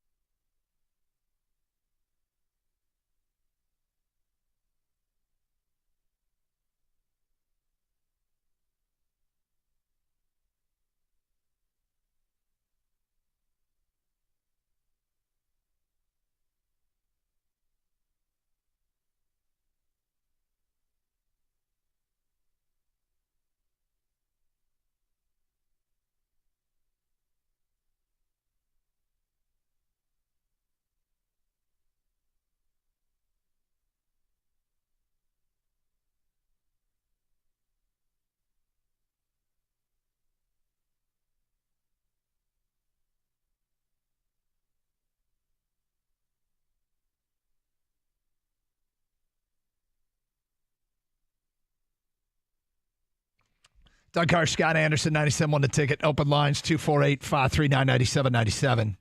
We're interested in the fact. I mean, it's cool. I'm not complaining. It sounds like we're complaining maybe. That's not the point. It's intriguing that the ratings are pretty good for the NBA and the Stanley Cup Finals. And we're wondering why, because I think when people saw these matchups, there was this sort of a cliche that the ratings would drop given the markets. But they've actually been pretty damn good, competitive with recent years. And in fact, the Stanley Cup, Game 1 at its highest Game 1 cable ratings in 21 years. 248-539-9797. We go to Steve. You're next. What's up, Steve? Hey, thanks for taking my call. Sure. Just about the NBA Finals. This is my opinion. I think this is one of the good finals. You don't have your star highlight LeBron, KD's highlight reels or anything like that. You got, I believe this is more of a coaching's finals than an actual players' finals. This isn't the first time that the Denver Nuggets have been number one ranked in the NBA. You speak on Miami and Jimmy Buckets. He only shows up in the playoffs, so that's pretty much the only time anybody really gets to actually watch them. Denver being on the West Coast, I'm pretty sure nobody really gets to watch them either. And by their players not being highlight players, actually star-studded players and whatnot, I believe is more like a coaching final. So it's weird, Steve. You know what it sounds to me, and maybe I'm wrong on this, it sounds to me like you're a pretty big basketball fan, and you're telling us what appeals to you. This doesn't sound like stuff that would appeal to the non-fan, which is what drives ratings, is when you get the fringe fan to tune in. Exactly, but you're still getting the results. Yeah. See, to me, me being a basketball fan, basketball is basketball. I mean, whether you can dunk or shoot a jumper, it's still 2 points. I look forward to seeing the zone being played. I look forward to seeing the offense try to break down the zone. A lot of people don't really like that. So maybe you think this is bringing out a hardcore. This is bringing out the hardcore basketball fans they're really representing here. Is that what you're saying? I think this is just a part of it because I believe like Steph Curry kind of started that too, because you're playing below the rim. Your strategy is below the rim. You're not really a highlight type of team, but everything you're strategizing is based off of fundamentals of basketball. All right. Thank you, Steve. Gator, what do you think of his theory? I think you always have the hardcore basketball fan. They're always going to watch. So to get ratings, you have to get the non-basketball fan. I look. It's what he just said sounded to me like a ratings loser, but he's way into it, and I'm not denying his interest. And there might be more like him. From Jake, the NHL ratings are up because the regular season was on ESPN this year. Probably brought way more fans to the league than when it was on NBC. That could help. Over-the-air networks still get higher ratings than most cable networks, but the other thing is the playoffs as a whole were great in the NHL this year. They seem to be great every year, but this was another year where they were a lot of fun to watch. And watching the Panthers go at it throughout their run has been fun. A lot of fun to watch them. But Vegas has just been playing at a different level. So I still can't really explain it, but maybe that's the best way to explain it, is that they're back on ESPN and they're doing a good job of covering it. George is next. What's up, George? Hey, how y'all doing today, fellas? We're good, thank you. I think Steve, the last caller, basically hit it for me too a little bit with the NBA. I'm just glad that it's some new blood in a sense. Like, you look at Denver, they have, think about this. They got a 7-footer, 6'10", 6'10", 6'5", 6'4" starting lineup. Usually within the last 10 years, those type of rosters, don't panned out pretty good, especially further you get in playoffs, because people tend to take that as, they too big. But this the first time I ever seen in my life a squad or a team that big outrun some of these smaller squads. And also, I think what's really driving me as far as this NBA is, my three teams were Sacramento, Denver, and Golden State. Far as like I want to see and I want to watch. And Miami is okay, but Miami go through that funk where they can't score, or they go through droughts where they go 6-7 minutes without scoring. And it seemed like with Denver, it seemed like with Sacramento, it seemed like with these fast-paced teams, I love, especially like the Joker. I mean, he's 7 foot and he's the Pat Mahomes out there. I mean, the way he's passing the ball, he's getting. I mean, his triple. He's an intriguing player, George. He's an intriguing player to watch. There's no doubt about it. Right, and it's not like his triple-double is, he get 15 points, 10 rebounds, 10 assists. His triple-doubles be 40 points, 20 rebounds. They be he fills it up. Yep. Yeah, he definitely does. 248-539-9797. Jack in Commerce Township. Hi, Jack. Hi, guys. Thanks for having me on. Long-time listener, first-time caller. Thank you. Yeah. So, for me personally, I kind of had a little bit of a hangover from the pandemic. Just in general, I didn't watch as much sports because there was a big interruption to, both playoffs between the NBA and the NHL. And I kind of found other things to occupy my time. And I think maybe people are finally starting to get back into it, especially when work from home is kind of going away a little bit. People have more of a consistent schedule. And now they're going to their 9-to-5s. They're coming home. They have something to look forward to. So, I mean, that for me at least has been the case. I've been watching religiously between the NHL Stanley Cup Finals and the NBA Finals. Okay, interesting. The returning to normal post-pandemic, you're kind of getting back into old behavior patterns, and that includes tuning into games. 248-539-9797. Alex is next. What's up, Alex? Hey, how you doing today? Doing good, thank you. Quick. I believe that the increase in the ratings are attributed to the prop betting, the sports betting. I don't think the younger generation is able to watch a full hockey game, or they're more anxious to make a couple bucks off a game, and that's why I think the ratings have gone up. I think you're probably spot on with that too. These are all factors of why the ratings are up, and I think we've talked about it before. Gambling plays a huge role in getting somebody's interest. You put $10 on the game and you're watching it. If you don't have money on the game, absolutely, you may not watch it. But if you put money or even $1, as Doug is holding up one finger, if you any kind of wager on a game, you're interested, and that's where we're at right now in society. Is this Rice versus Dallas Baptist College baseball? I'll buy that for $1. Yep. D in Southfield, you're on 97.1. Oh, we lost D. All right, then. Well, the gambling theory, we got a lot of these via text. From Chase, the rise of betting and underdogs winning this year. I've watched more this year than normal. Tim and Lennon. Do you know where Lennon is? I Do you don't think that's his last name? Do you think it's Tim Lennon just texted us? Is there a Lennon, Michigan? There might be. Lennon, Michigan. Oh, appears like there is Lennon, Michigan. Here it is. Let's take a look. Where's Lennon? Well, Lennon it's just west of Clayton Township.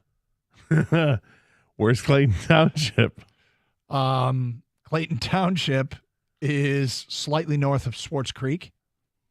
Between, you go to Duran and head over to Vernon and then go north. I hate you. Yeah, it's north of 69, just west of Flint. Okay. Yeah. So Tim and Lennon writes in, why are ratings up? Gambling. I'm watching both sports for the first time in years. Next one. Not a huge NBA guy. I love college, but I'm watching all the finals. Jokic passing is so impressive. I feel like I have to watch. He made a pass last night where I was like, how did he know to put the ball right there? It was pass it to an area because one of my teammates will eventually occupy that area. It was just that's plays. But that's you draw them up and you expect the guy to be there because we're all running the same play. I don't know if people remember there was a running back named O.J. Simpson who used to say, I'm not worried about making the first guy miss. I was always figuring out how do I make the second and third guy miss. And working. Wasn't Gretzky also 2 or 3 passes ahead? Was a big part of his game that he talked about. All right, Eddie in a car just sent in a text, and I wonder about this as well, maybe impacting ratings. We'll get to that at 11:02. Plus, Gator, I just saw something today as it pertains to the National Football League draft, and I can't wait to bring it up. We'll get to that today at 11:20. It's Carson Anderson, 97.1, The Ticket.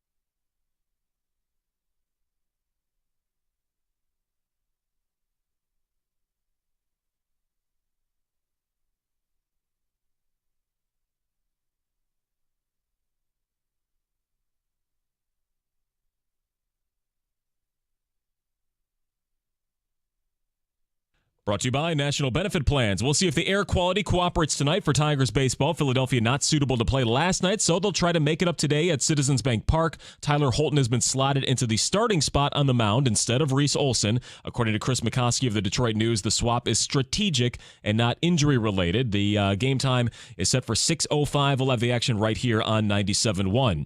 Day 3 of Lions mandatory minicamp. Last chance for players to leave an impression on their competitions, get some synergy going, and for Dan Campbell to work on his goal for his 3rd season as a head coach.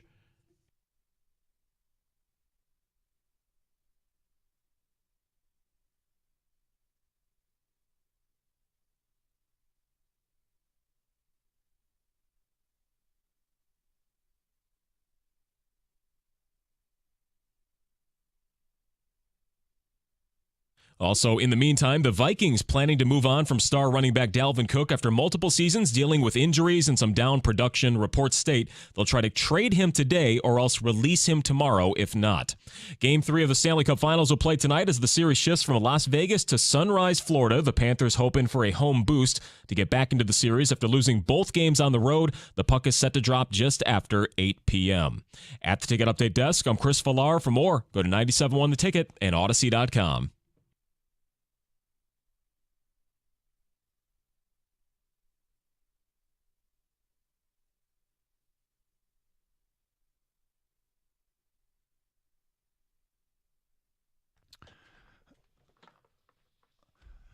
Carson Anderson, 97.1. Gator, because you're here, I'm assuming you didn't get down in line for the merch drop at Taylor Swift.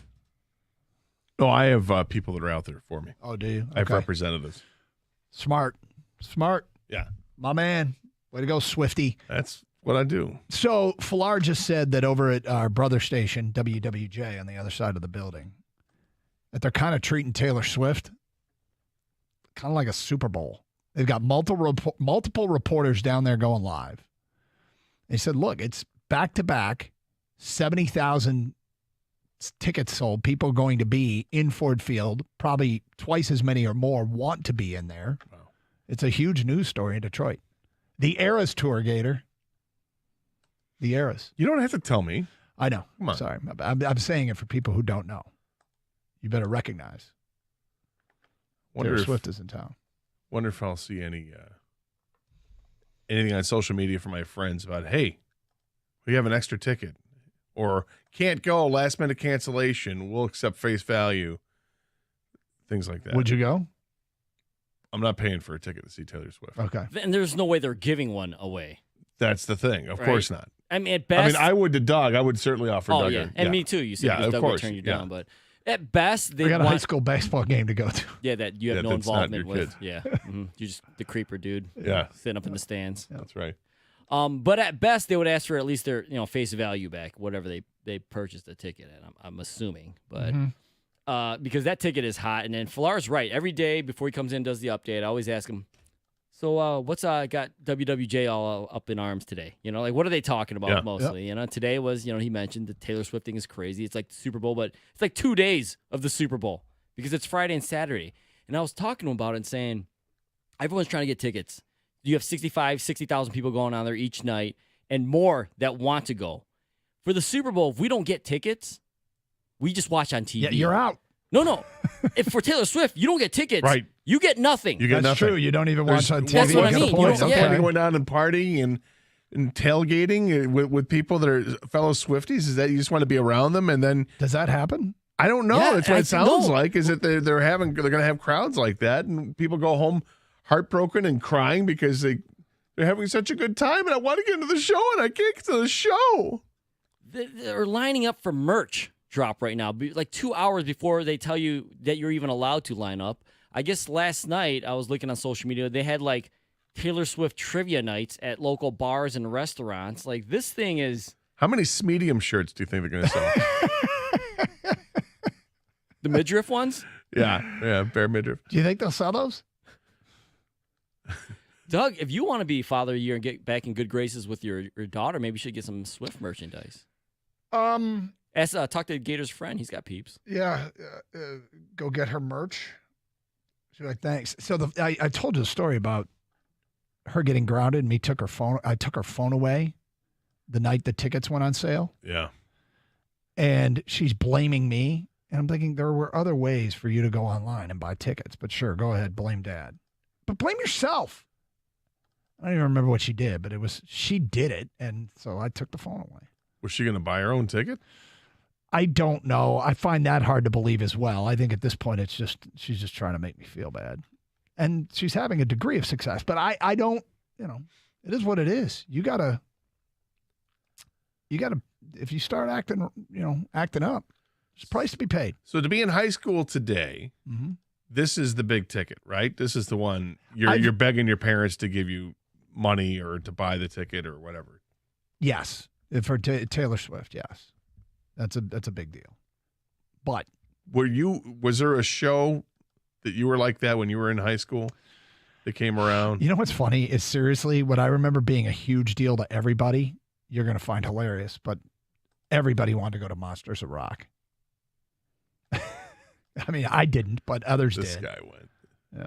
10th row on the floor. I know. Was that the Cleat show? Yeah, slept out. We slept out. My buddy and I slept out for tickets. Of course you did. Went to the record outlet on You Orchard Lake slept Road. out like what time did you get there? And you brought a sleeping bag and everything. Yeah, we got out there the night before.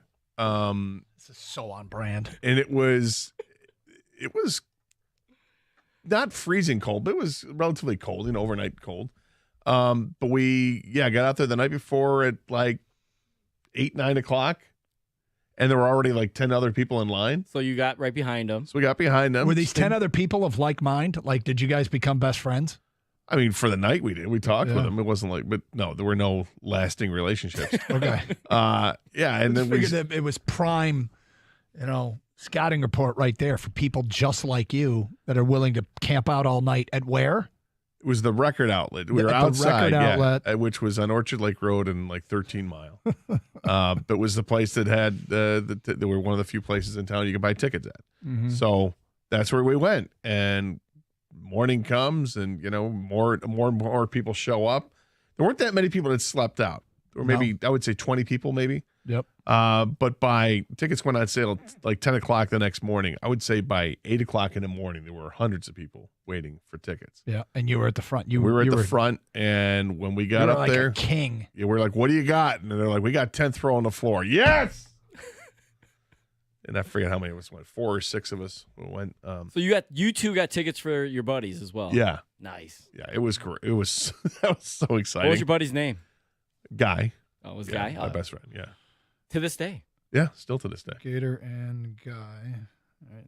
That's best friend West Coast. Yeah, now he's West Coast. Do Yeah. you remember Friend we Howard did- went? That was something we talked about a few weeks ago when we were discussing things as a kid that you think are going to be part of your life, like quicksand. Yep. Yeah, quicksand, hot lava, Killer bees, swarms of killer bees. Yeah, all kinds of things that you think as a kid.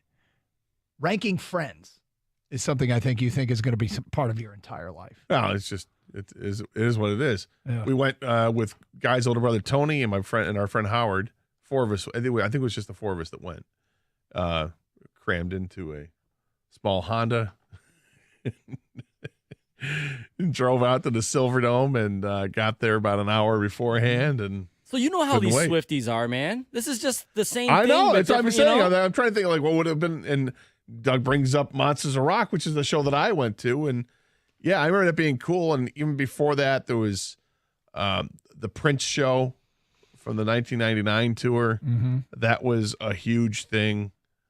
I mean, Everyone wanted Michael to go to Jackson that. was a massive, but I don't Michael remember Jackson there was being a a big- Michael Jackson concert. I'm sure there was one. No, you know what it was? Because he came with his brothers. They did it was the Oh, is that Victory the- Tour. Yeah. They did that. That was like the mid 80s. It was like, all we want is Michael, but we're going to have to deal with these other But we got cats. it, yeah. So we got, we got it, yeah. You're right. Oh, no, you're 100% right. Oh, great. Oh, we got to see Tito and the rest of them. I just want Jermaine. Michael. Right. Yeah. But that's what it was. So anyway, all right. I mentioned before the break, there was a reason somebody texted over that might be, in the back of my mind, I wonder if this is what's going on and why ratings are up or ratings are very competitive and the networks are pleased with Stanley Cup and NBA Finals. Eddie in a car says, I think streaming services can finally gauge the viewership properly. And I know, I mean, we can speak to that a little bit in radio, but the ability to properly gauge all the different ways that you can consume the game, it might be improved technology that is leading to this. Yes. And to think of how many people, particularly the younger crowds, how they watch things. I mean, does the younger crowd need the 70-inch TV? Are they just fine watching on their phone? Yep. Fine with their laptop or tablet. And being able to properly measure those people. It could be. It very well could be. 248-539-9797. Let's get back to your phone calls. Rick and Macomb. Hi, Rick. Hey, how you doing? Can you hear me all right? Yeah, we got you. Okay, good. I just how you guys doing? Love the show. I've got a 25-year-old daughter. She just graduated from U of M grad school. She's Congrats. the biggest Taylor Swift fan in the world. I know everybody says that, but she is. And what happened is and I love Taylor Swift. I just think she's a great talent, perfect, a really good person. But my daughter is going to see the show twice, both on Friday and Saturday. Wow. She got 2 tickets for each night, and she got them right when they went on sale. She didn't use any special codes or promos. Thousands of people got jammed out of that, and she got in twice. And when she was getting the tickets, I said, well, how about scoring a ticket extra for your old man? I'll go. Didn't want any of that. Doesn't want me there. Didn't even want to buy another ticket for her friends. She's going by herself. I said, why are you sitting main floor to the Swift? She said, Dad, I don't want to be distracted by anything or anyone when I'm there. I'm just going to go nuts. And I don't want to have I don't want to. She has lots of friends. They're going, but they're sitting elsewhere. Wow. She's sitting by herself. She's focused, man. Did you find that odd? I did at first. I really did. But she's a great, my daughter. Shout out to Emily. Emily from in Ann Arbor. She's not listening because she doesn't even know, what a field goal is or whatever. But she knows. But she can sing every lyric of every Taylor Swift song. Oh God, yeah. I mean, she's going to be, shaking it off and having. She doesn't even know Taylor Swift's performing at a football field. Right. Isn't this great? They built this stadium for Taylor Swift. Yeah, right. It's unbelievable. Dad, have you heard of Ford Field? Ever been there? After a minute 40, there was a payoff to that call. 248-539-9797. Julie is next. I'm sorry, Chuck is on 97.1 A Ticket. Hi, Chuck. Hey, great show, guys. Thank you. You guys, Doug started it. You struck a nerve with Monsters of Rock. It was funny. And I got a question for Gator. I was at Monsters of Rock. It was 1987. I want to say it was like in the middle of March.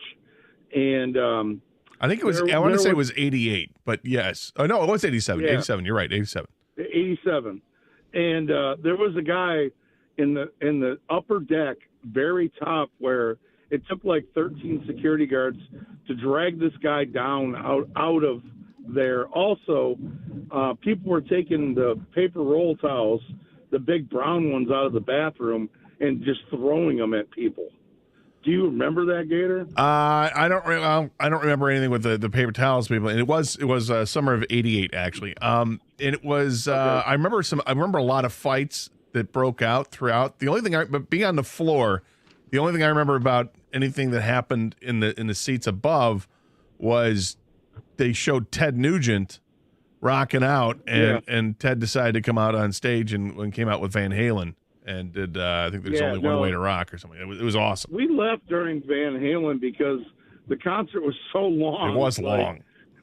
By that time, we were just, let's go. Well, you had 5 bands. You had Kingdom Come, then Metallica and Dokken, Scorpions, and then Van Halen. And Scorpions and Van Halen both played full sets. So you don't remember a lot of fights. I really don't remember a lot of fights. I'm sure there were. I mean, we had our heads on swivels. That's why I had the cleats. You were expecting a lot of fights. I was expecting stuff to go down, but really nothing kind of went down. And being on the floor, you did not want to have to leave your seat to go all the way out to the bathrooms, because what a pain that would be. Every time I hear him talk about wearing cleats to Monsters of Rock, dumbest decision ever. I'm so glad I know you. My feet hurt so bad. Hey, headed to the pool this summer? Get the summer mocktail party delivered and order the new strawberry margarita and island punch or fan favorite, the watermelon mojito smoothie from Tropical Smoothie Cafe. You can do so via the app or online at tropicalsmoothiecafe.com. The strawberry margarita and island punch smoothie, well, they're making a splash at Tropical Smoothie Cafe. Try them before the summer mocktail party is over. Now, I do use the app because I get rewards points. Last week, I got a free smoothie. On top of that, it saves me a bunch of time because you order ahead. You can customize your smoothie. More on that in a minute. But you order ahead, you walk in, you pull your smoothie off the countertop, and bam, off you go. I also have great sandwiches and wraps. Perfect for lunch. So you have that to look forward to. Now, as far as customizing it, you can make it better with the fresh add-ins like almond, spinach, kale, chia seeds, or ginger, or supplements like protein, fat burner, and energizer. Order ahead, take the scenic route, and use that app Visit TropicalSmoothieCafe.com and find a cafe near you. Tropical Smoothie Cafe. You're on Tropic Time now.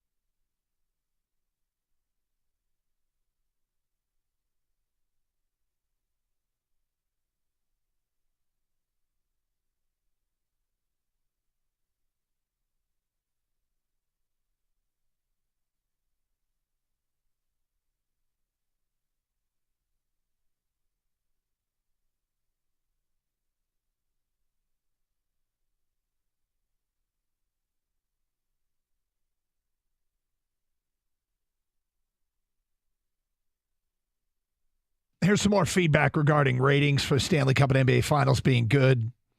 From an unnamed texter, ratings for Stanley Cup are good because there are teams from cities and states that Americans all know. Nobody in the United States would watch Edmonton versus Montreal. Next text, you have new blood in the NBA Finals. We don't get to see Denver or Las Vegas. We have new blood in finals. Sorry, we don't get to see Denver or Las Vegas on a regular basis, so it's intriguing to see why these teams are so much better than the big boys. Going back to the first tweet or text, people would watch Edmonton. Yeah, Edmonton's exciting. People get tired of seeing the same teams in the NBA Finals every year. They get tired of the same so-called stars every single year. Well, this is a shakeup. Put in quotes, so-called stars. Oh. I mean, Steph Curry was a star and still is a star. LeBron James is a star. I don't know why you'd put that in quotes. It sounds like you're mocking the people that are anointed stars. They earn it. Because he's ready for the next wave. Yeah. And Jokic is part of the next wave. Here's an interesting one from an unnamed texter. You're getting every white guy watching the NBA Finals because the Joker, he looks like a normal guy to them. I mean, maybe you're getting goofy guys. I don't know if it's necessarily white guys. There have been good white players, but I'm just saying he is uniquely goofy. Oh, he's goofy. And spectacular. God, I feel guilty saying it. I feel like we're downgrading him. But all right. So, Gator, when it comes to the NFL draft, I say it every single year. I mean, the NFL draft's going to be in Detroit next year? It's going to be in Detroit next year. And invariably, we're going to get around to next year, and Brock Bowers, the tight end from Georgia, is going to be the unconventional guy that's near the top of the draft. Mm-hmm. We just went through it with T.J. Hawkinson. You can't take a tight end that high in the draft, right? Can't do it, Doug. We went through it with Jeff Okudah. You can't take a corner that high. You can't do it, Doug. Can't do it. And I say the same thing every time, every single time. I think it is foolish to have hard and fast rules as it pertains to the draft. And one of the reasons is something I saw today, all right? And it is Sports Illustrated put together a redraft for the 2022 draft. So this is the Aiden Hutchinson draft. Here are your first 4 picks in a redraft. So, one draft later, this is who they said would go in the top 4. First pick would be Sauce Gardner, cornerback to Jacksonville. Second pick, Aiden Hutchinson to Detroit, defensive end. Third pick, wide receiver Garrett Wilson to Houston. Fourth pick, cornerback Tariq Woolen to the New York Jets. That'd be a huge jump. Yep. So you're talking about 2 of the first 4 picks would justifiably be cornerbacks. And if mock drafts came out and Detroit was taking, like if Aiden went first and Sauce Gardner was going to go 2 to Detroit, people would say you can't take a corner that high. I think there is it's an oversimplification, and I think it's a bit of a cop-out to just have those hard and fast rules. For me, that's the way I see it. And because it doesn't account for every draft being different. And the quality of players at every position isn't always the same. 1 year later, and it's only a year, but 1 year later, is that when you want to get it right? Or do you want to just be able to get it right after the draft and say, look what we did? Because the job isn't to win the talk about the draft. The job is to win football games in the years that follow the draft. And the hard and fast rule crowd would never take a corner that high, would never take a tight end that high. And Brock Bowers might break the mold in that regard. But Sauce Gardner and Tariq Woolen 1 year later are 2 of the top 4 picks. And if 10 years from now they prove to have been 2 of the top 4 players in this draft, hard and fast rule guy would have passed on them just because of the position that they played. Yeah, and look, I'm not a big fan of the hard and fast rules. For the most part, I think as time has gone on, we talked earlier about the running back position. I have a hard time thinking that you would take a running back in the first 5 picks of the draft, the first 10 picks in the draft. It's hard to go that high for one, unless they're more than just a running back. You got to be somebody that can be on the field at all times. That you can be a receiver out of the backfield, or you can block, you can do everything. And even then, it's a tough sell, but you can sell it. And the reason you can sell it, and you can sell any pick, or you should be able to sell any pick for any team, every team has different needs. Every team is at a different place, and every team is drafting in a different position. So, and drafting for different needs. You can't have hard and fast rules. You're 100% right when it comes to, look at Sauce Gardner. Who could pass on Sauce Gardner now, right? You wouldn't do it. Right. You You don't want to pass on the generational player. The one that's interesting in that list is Tariq Woolen. He was, a 4th-round pick? Yeah. That's kind of crazy to look at it like that, but this tells you there's talent all throughout the draft. And, of course, you go back and you would say, hey, if you could draft, Kelsey or Kittle, yeah, would you? Well, those are the examples I always use. Yeah.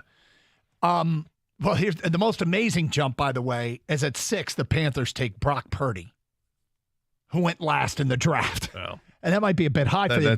That's a bit of a mistake. That might be a little bit of a hot take, but I would say it's a lot of a hot take. The reason I'm bringing it up is because we're in an environment where we have just dealt with you can't take a running back that high and you can't take a linebacker that high.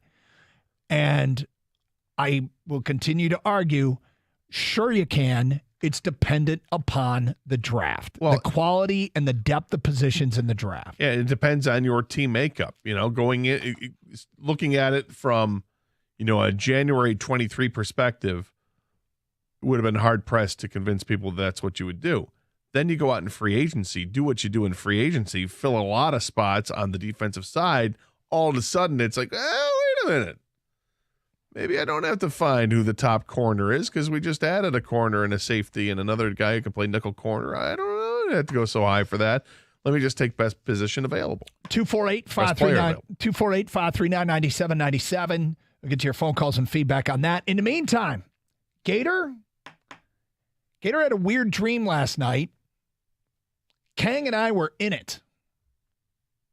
I want to hear what this is. I don't know. I want to hear what this is. Should we be creeped out or no? Okay. Well, we'll get to that coming up at 11:35 here on 97.1 The Ticket.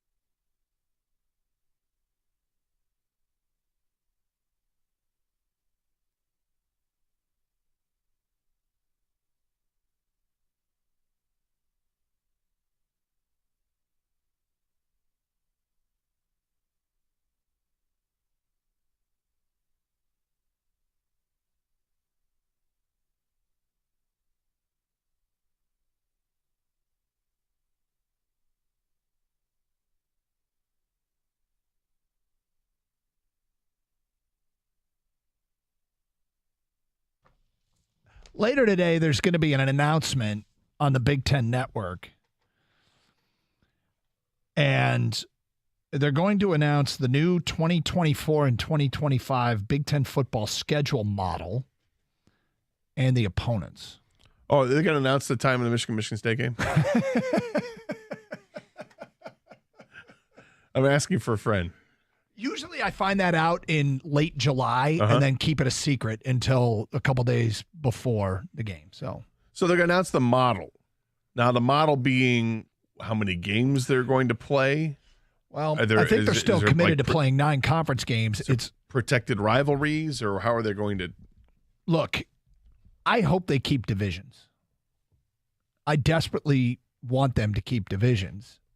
And the simple solution is Purdue slides over to the East and USC and UCLA are added to the West. And then you will play, what would it be, 7 division games and 2 crossover games, and you rotate the 2 every year, right? You play, but my guess is, I mean, when Fox signed on with the Big Ten, not everybody knows this, but their TV deal included marquee games. And in 18 years, it was over an 18-year span, they took Iowa, Wisconsin, and Nebraska from the West, and every year, one of those 3 would play Ohio State, Michigan, or Penn State from the East. Michigan just finished a 6-year rotation with Wisconsin, and I think they've just started their 6-year rotation with Nebraska, and they will conclude with a 6-year rotation with Iowa. Penn State just concluded Iowa. Ohio State's just concluded Nebraska, so they're flip-flopping. And so my guess is they're going to try and do the same thing with USC and UCLA, and that there will be some sort of lock-ins with marquee teams in the Big Ten, but we'll see how it plays itself out. I want them to keep divisions, but it seems like most of the reporting on this is speculating that they won't, that they're just going to have Big Ten standings 1 to 16, and I don't know how they're doing it. There seems like there'd be such an inequity in scheduling that the 2 teams at the top, I mean, they're afraid because the East keeps winning. West hasn't won a Big Ten title game, have they? They haven't, right? I don't. No, well, but this could change with USC and UCLA joining the West, add some strength over there. But I don't think Wisconsin ever won. And it's funny, I say add those 2, but then what am I doing? I'm taking the team that just won the West and adding it to the East, Purdue. All right, we know you love Purdue, Doug. I don't love Purdue. It's a misnomer, but I've picked Purdue a lot. Yes, this year where the West was crappy. Yep. Purdue ended up. Well, on top. it's not this year. It seems like this past year. It seems like almost every. Well, that's not true. I mean, I mean, you're competing against Ohio State basically every year. In the last couple of years, it's Michigan as well. I mean, Wisconsin has had really good teams that aren't good enough to beat Ohio State. Iowa has put together every few years. They have a really good team, not good enough to beat Ohio State.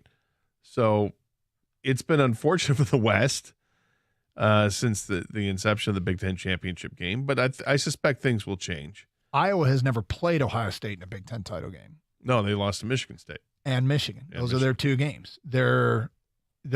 Since they've gone East-West, the West has never won. And since they've gone East-West, the last 5 years, they've all been more than 2-score games. They haven't been particularly close, but when did they start playing the Big Ten championship game? Well, back in the Leaders and Legends days, it started in 2011. All right, so 2011, so 12 years. And back then, 2 teams from the West, Wisconsin won it twice, but they weren't in the West; they were in the Leaders. Same thing, right? It wasn't, but fair enough. But since they started playing a Big Ten championship game, you could see that would be it. I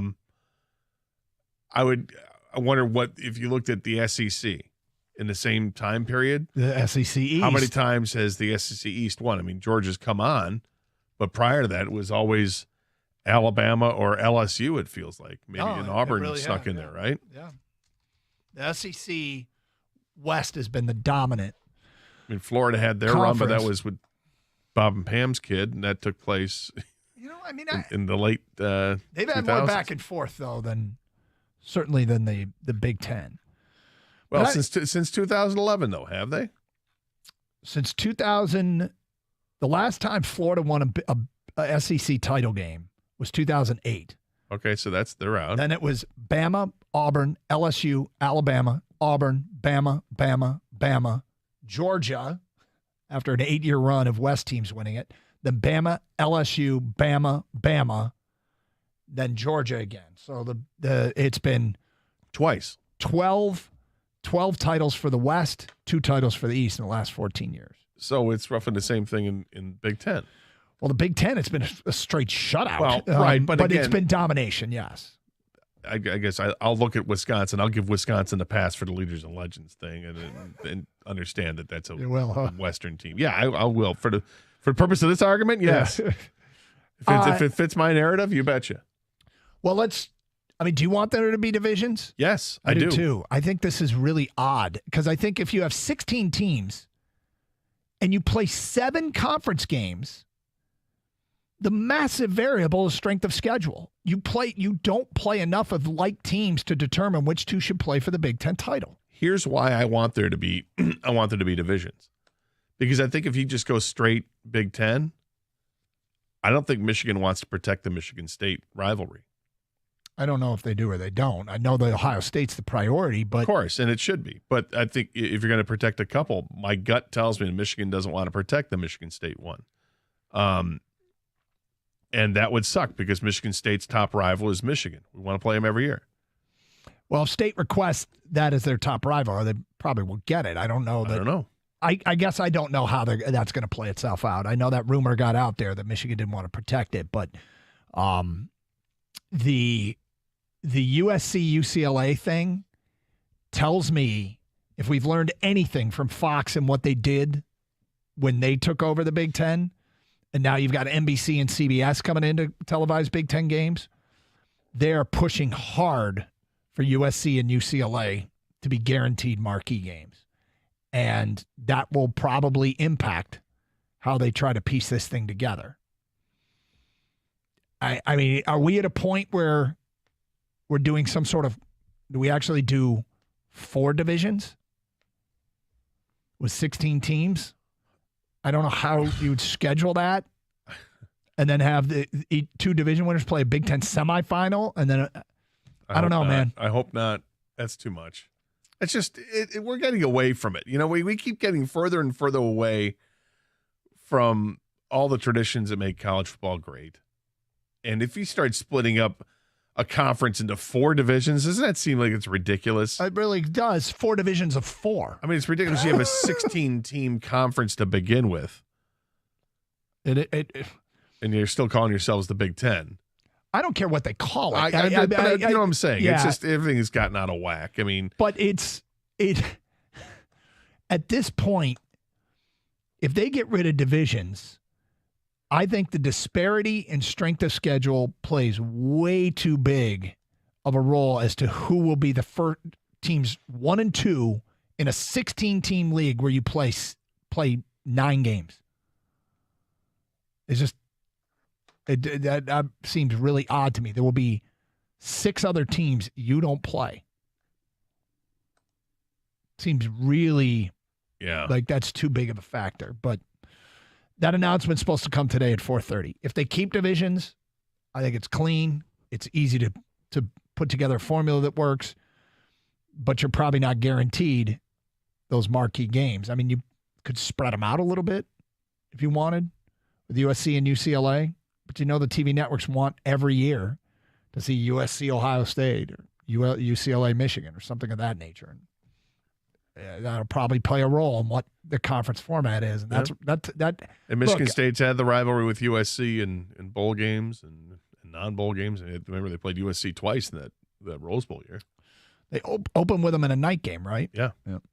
248-539-9797. Phone calls, feedback. We will get to Gators' odd dream coming up. 97.1, The Ticket. So I'll tell you what, if they decide to keep rivalries going, which I hope that they do, go to divisions, you know what I'm going to do? I'm going to toast the event. And I'm going to toast it with Flying Ace Spirits bourbon. I'm a big bourbon guy, and this bourbon is outstanding. Why do I like Flying Ace bourbon? I'll tell you why. Because it's a versatile spirit. You can have it any way you want. You want to do shots with your friends to celebrate big events? Go ahead and do that. You want to just have it as an everyday sipper? Go ahead and do that. Pour it over the rocks, chill it down, get a little different variance in how the flavor goes because it mellows it out. Fantastic. You want to drink it with ginger ale or have it with Coke or whatever, do what you want to do. There's no judging here. Flying Ace Bourbon is versatile. It works any way you want to have it. And listen, at only $30 a bottle, it's not going to bust your budget. There's no gimmicks. It's just unpretentious, approachable American whiskey for the maverick at heart. It's delicious. It's a small batch American-made bourbon blended in Holland, Michigan. It's part of the Coppercraft family. It's got a blend of aged whiskeys, and it's got notes of caramel, toasted rye, vanilla, and ripe stone fruit. It is excellent. It's the Top Gun of whiskeys. Look no further than Flying Ace Spirits Bourbon. You can follow them at Flying Ace Spirits on Instagram, and you can stay up to date on all of their upcoming releases. And as always, please drink responsibly.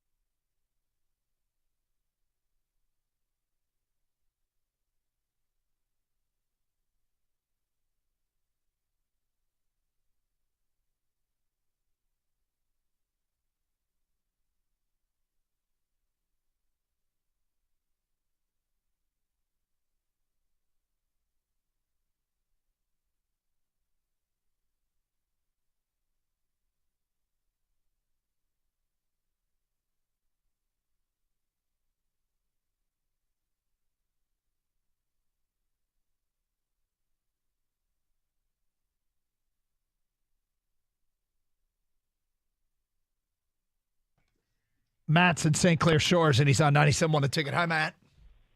Doug, you're so close to it, you can smell it. Oh, can I? It's 4 teams, and there are 4 divisions with 4 different teams. It's gonna rotate, just like the NFL. If you're in the East, you play your division, and then like the West, and then you play the seeded player in the other one of the divisions. So if you're in the East, you play the West, and then if you're the 1 seed in the East, you play the 1 seed of the North, 1 seed of the South. There's your 9 games, and then as it goes to a 20-team conference, then you've got your 4 in yours, and then you've got 5 in the next one, and then you're going to get into a semifinal and a final in the same game or in the same division, and then it's going to go to the finals. Like, that's exactly what it is, because that way you can add teams. And if we get to 24, you got your 5 in your division, then you go to rotate to a 6 and the 6 in the next division. There's your 11-game schedule. Then you've got your semifinals, your 12th game, and then your Big Ten championship is your 13, and then you do your 16 games just like you're in the NFL. I hate to say 16 games. I'm lost. So you've got four team divisions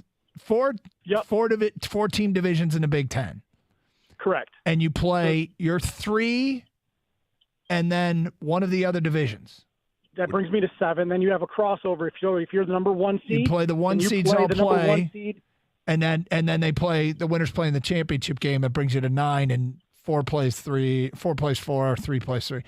There's a lot. Just like the Lions have a crossover in like the AFC. I don't know, south of the second seed. Here's my question. But you're not guaranteeing the 9-game schedule for all the teams. Then the only teams that get the 9-game schedule, you are. He's saying 4 plays 4. You play other 4 seeds. So, Matt, I guess my question would be, why not just do 2 divisions of 8? You play all 7 teams, other 7 teams in your division, and then 2 crossovers every year.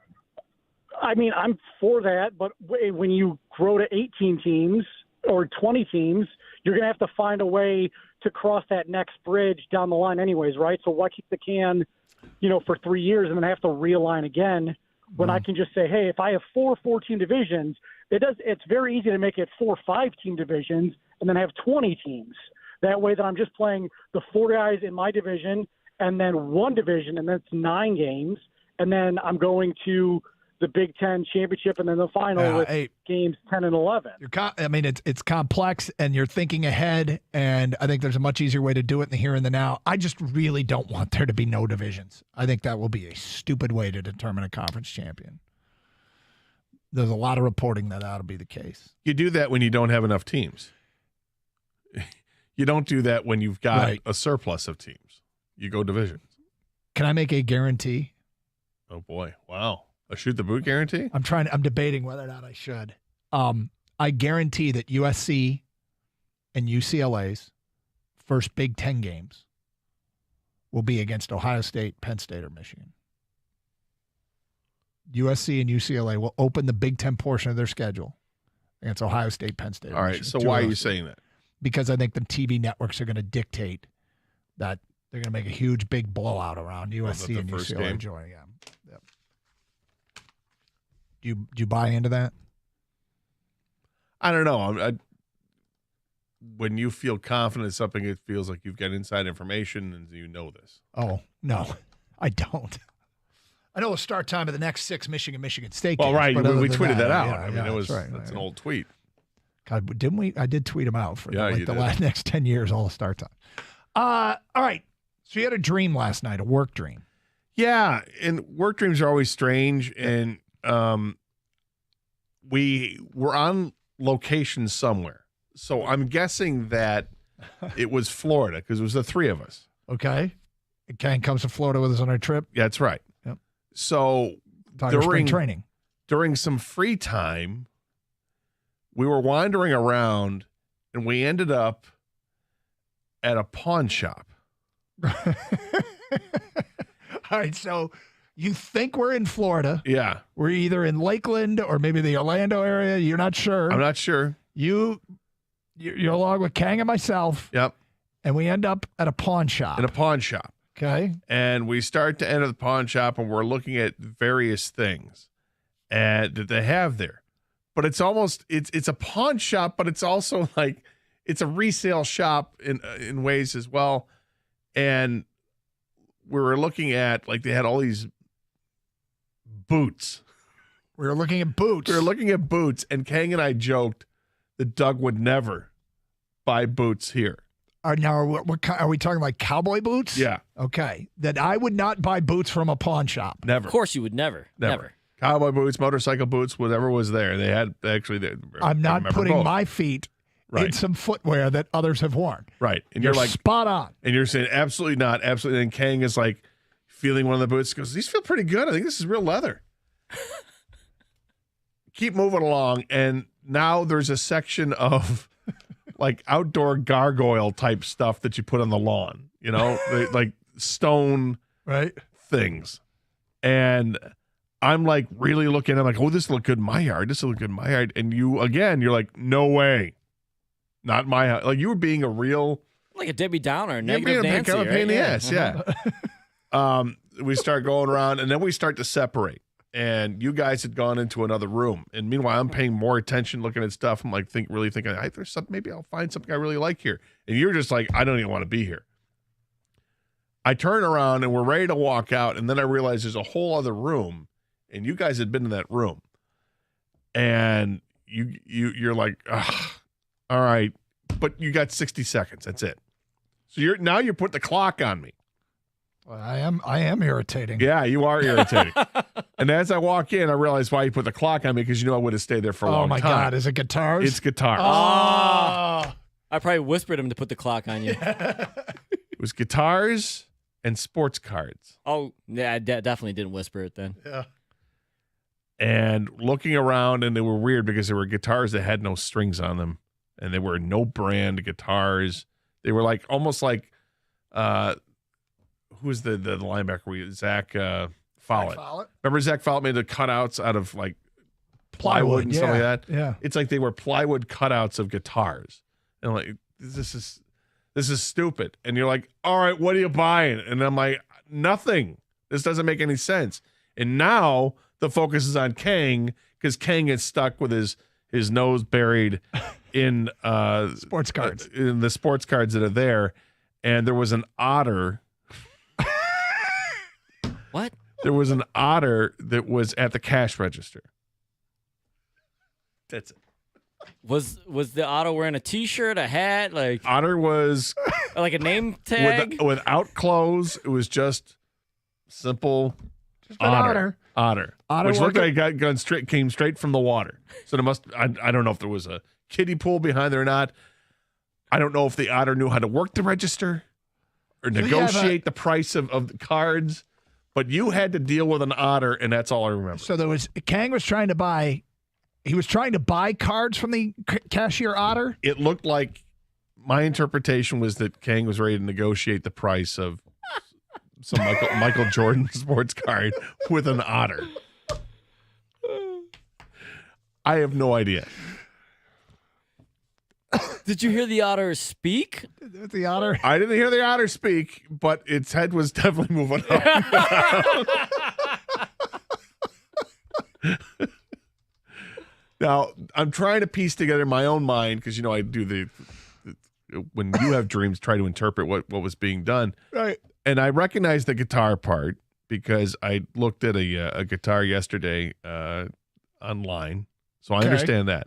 That triggered that. Yeah. I don't know why we were in a pawn shop or a resale shop. We were there to check out the otter. I'm not sure why the three of us went together. And the otter, the only thing I can come up with an otter is I remember seeing a video on TikTok or something like that weeks ago that had otters and pictures of baby otters, and they're adorable, and I love otters, but it's not like I seek them out. So I don't know. Well, have you seen the new commercial for the cocktails? That's an otter. In like a bartender's, like a nice little vest, and it's high. No. Yeah, it's called On the Rocks or something, for short, OTR. And there's an otter. Yeah, you might have seen this commercial, not even realized that triggered it. I think that triggered it. Look it up right now. I'm telling you. Then I think, and he's serving drinks at this backyard party.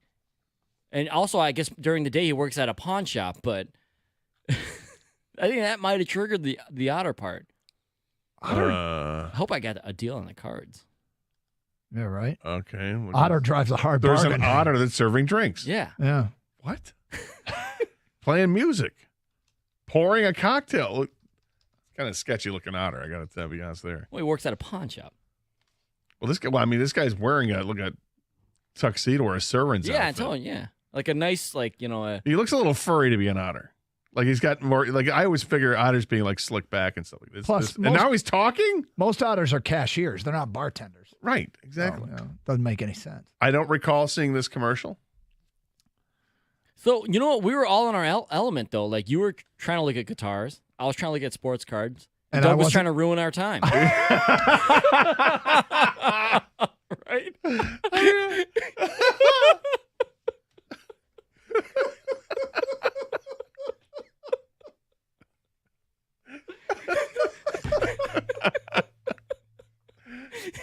Doug was trying to keep us on schedule.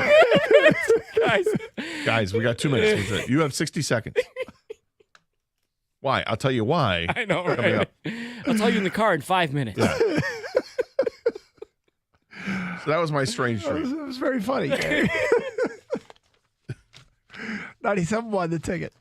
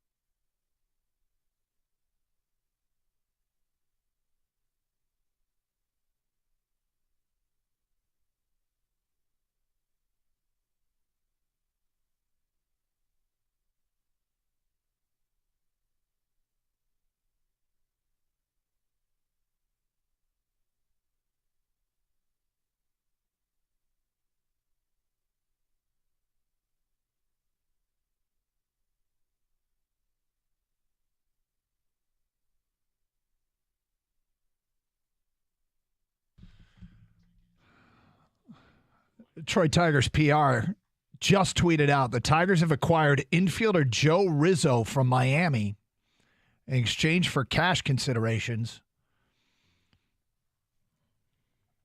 Sounds to me like the Tigers just acquired a infielder for the Mets in the 70s. Or earlier. Joe Rizzo?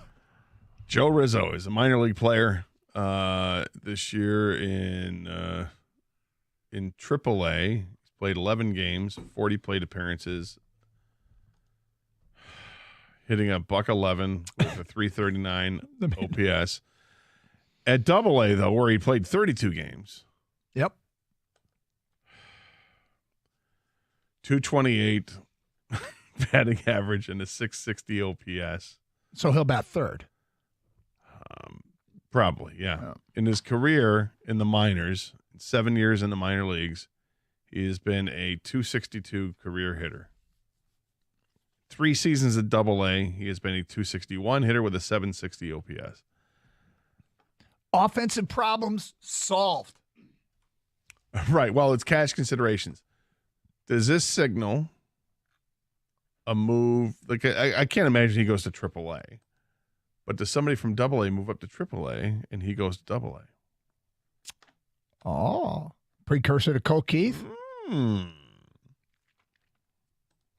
Maybe somebody's getting a promotion to AAA. Could be. So Rizzo's headed to Erie? Maybe. I don't know. I'm trying to spin it some way where it makes sense to acquire, a player that 25 years old hasn't done much in the minor leagues. I understand Rizzo's disappointed to be leaving Florida because he can no longer shop at the Otter Pawn Shop. Right. And that would make anybody upset. Yeah. You got to read. Gator wasn't in the studio when you told what the texter said about the pawn shop dream Gator had. Text that said, at what point did Doug notice the gimp?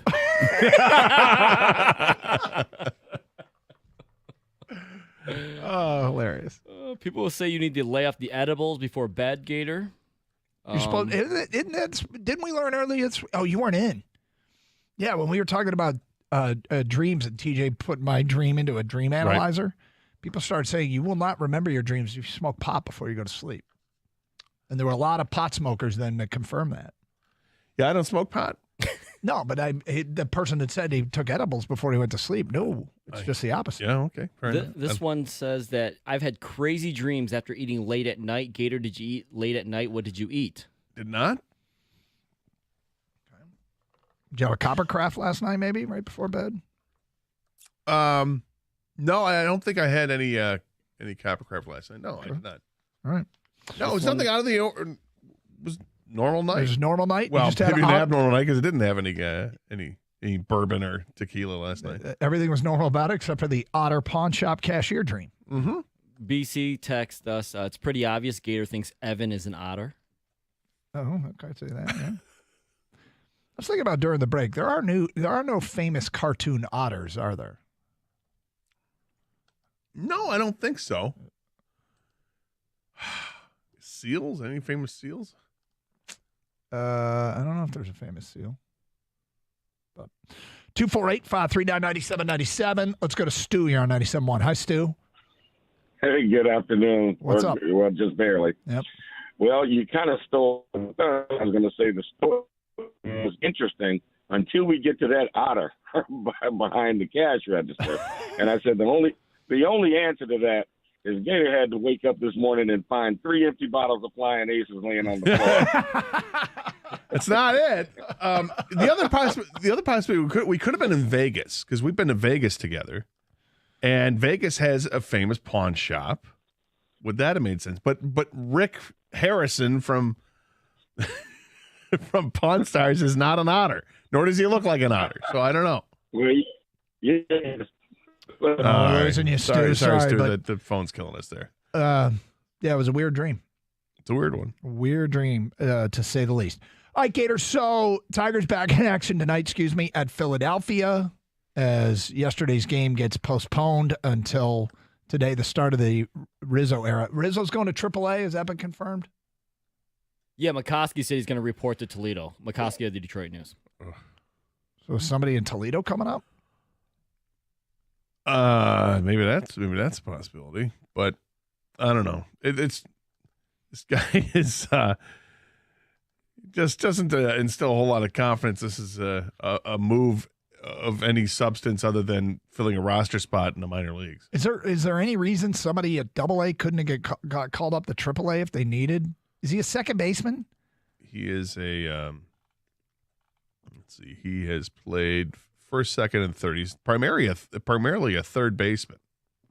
So again, it really seems like Colt Keith is involved if you here needed somehow. a third baseman at Toledo, I got one for you. It traded for Rizzo instead of calling up Keith. Not calling. And we're not saying call him up to the majors. We're saying. Actually, I am saying call him up to the majors. I just want to see this spice it up, but he should get a call up to Toledo at some time soon. And he very soon, one would think. But anyway, Tigers rescheduled game will be played tonight. The air quality index here locally expects it to get better tomorrow.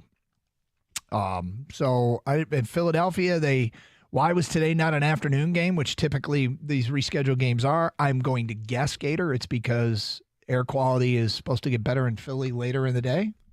That would be a safe assumption. That makes some sense. NBA Finals, Denver back in command after their win last night. They go into Miami and take that game over in the second half. Very impressive second half performance. And Nikola Jokic, this guy, right now, he's leading the playoffs in points per game, rebounds per game, and assists per game. That has never happened. That's how dominant this guy has been. The entire time giving everyone the feeling that they could check him. Yeah, until you can't. Yep. But last night he had 32 points, 21 rebounds, 10 assists. Remarkable. And his teammate had a triple-double. Did you see the princess sitting courtside? No, I did not. No? There's this woman wearing like a robe. Was she next to the otter? No. She was wearing a robe and a crown, it looked like, and like sparkly boots. And I guess she's an opera singer. And this is her jam. She dresses in like heat themed robes. Was she a guest of Pitbull? I don't know. She was sitting next to a gentleman in a maroon coat. It was right next to the Denver bench. Did you see this, Princess? Yeah. Mm-hmm. That's not her first game. No. It's hard to miss because it's distracting what she wears. It honestly is distracting. Do you know anything about her story, why she does this? Is she just a big Heat fan? Yeah, I do not know. I'm surprised. You know who else was there last night? Shakira. Doug Shakira was there. favorite. Yeah, I was pretty happy with that. Radmila Lally is a fashion designer, opera singer, composer, and Heat courtside ticket holder. Her unique style and custom fashion designs have been staples during Heat home games. Yep. Yeah, last night was it a tiara? She went full crown or something. I don't know what it was, but was it distracting? Yes. That would be distracting. At one point, they had a baseline shot of somebody shooting free throws at the other end, and in the background, like right next to Jokic's head, all you could see is sparkles. And I wonder if the players are like, all right, calm down. But that's her thing, huh? You have to look for it in Game 4. Huh. Yeah. This would be quite a sight to be seen. Yeah. Check it out for yourself. All right, coming up, Gator, Lions minicamp. According to an insider, there's a Don't Forget About Me performer, a guy who has been forgotten, a guy who's been drafted over, and he's making a case for playing time, according to this insider. Who is it? Who is it? It's been forgotten, been drafted over, making a case for playing time. Who do you think it is? For which team? For the Lions. Okay. At minicamp. We'll take 10 texts right now at 248-539-9797. We'll read what the insider says about this dude. I want your guess. Kang, I want your guess. Again, it's a Lion that's been kind of forgotten, drafted over, but making a case that maybe he could start. Who do you think it is? We'll take 10 texts right now at 248-539-9797. Gator and Kang will have their guesses, and I'll tell you today at 12:21 here on Carson Anderson, 97.1. Well, I'm not going to lie to you. I'm in search of a better night's sleep, so I'm going to get ready to stop into True Sleep Mattress Store, and I'm going there because I want to get my sleep right. A specialized fit is what's going to improve sleep, and right away, they're able to point out which mattresses are going to be the best fit for me specifically. I'm looking forward to this. They have reasonable pricing for high-quality mattresses. Find your perfect sleep system at True Sleep in Troy, Warren, Shelby, or Lake Orion.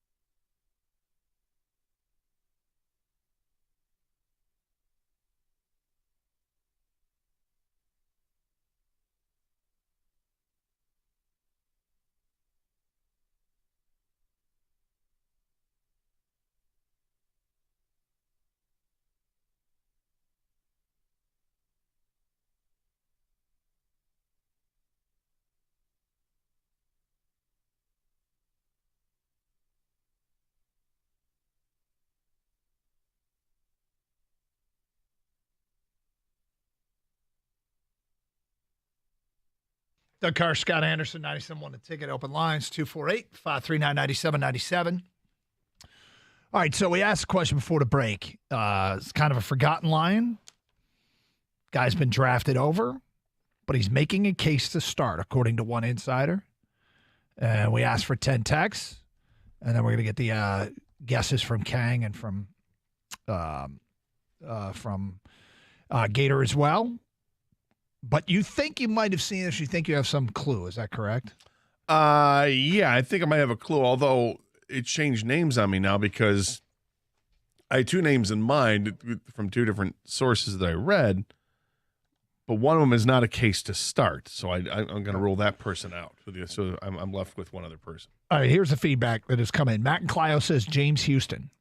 Charlie at work says got to be Derek Barnes. Brady at work says Chase Lucas. Mark and Holly says, my guess is Ifeatu Melifonwu. Joanne from Detroit says, my answer is Tom Kennedy. Gordon in a car says Tracy Walker. Joe says Jerry Jacobs. From Bretsky on Bald Mountain, my guess is James Mitchell. He was hurt at Virginia Tech. He's primed for a big year. And unnamed texter says Jamar Jefferson. Obviously, there are going to be guys that make a case for themselves. There's more than one person. Mm-hmm. It could very well be more than one person. All decent guesses. I'm impressed. Is your guy any of those guys? Well, my first thought was, because I read something about Jamar Jefferson and how he's really, Dan Campbell had said, I really wish I got a chance. I'd activate him towards the end of last year because the way he was practicing, he deserved it, but just didn't allow for it. But he's not scheduled to start. So my thought is Derek Barnes, because I keep hearing how he's gotten first-team reps at linebacker. And, yeah, they drafted over. They spent a first-round pick on a linebacker. So I'm going to say it's Derek Barnes. Kang, do you have any guess on this? I'm going to agree with you, Gator. I think it is Derek Barnes. I personally have overlooked him and kind of forgotten about him, but I thought I might have saw something on Barnes getting some praise during these camps and OTAs. So I'm going to say Derek Barnes because I've moved past Derek Barnes myself. Okay, so this is from DetroitLions.com. They have a piece on there every day. Mini camp day 2 observations. So they have observations from Tim Twentyman and Mike O'Hara. They each have a title, and this one is titled, let me see here, Making a Case. And according to Tim Twentyman, the answer is third-year linebacker Derek Barnes has looked good all spring and is getting the majority of first-team reps at one of the 2 stacked linebacker spots next to Alex Anzalone. If Barnes continues to practice and play at this level, the competition for starting spots and playing time in the linebacker room is going to be pretty fierce come training camp. So I'm trying to keep this in context here because I want to hear Jack Campbell's so good he's starting from day one. Right. And that's in part because of my expectation for Jack Campbell. Could I potentially be guilty of creating an unrealistic expectation? What? I have a huge expectation for Jack Campbell.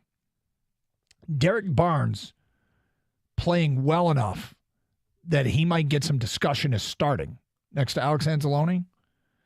If that means you've got Jack Campbell and Rodrigo coming off the bench, a veteran Anzalone and an emerging Derek Barnes, isn't it possible that they have just created a room where they've got 4 players that are starter caliber players and they can keep them fresh all game long by rotating guys through? Sure.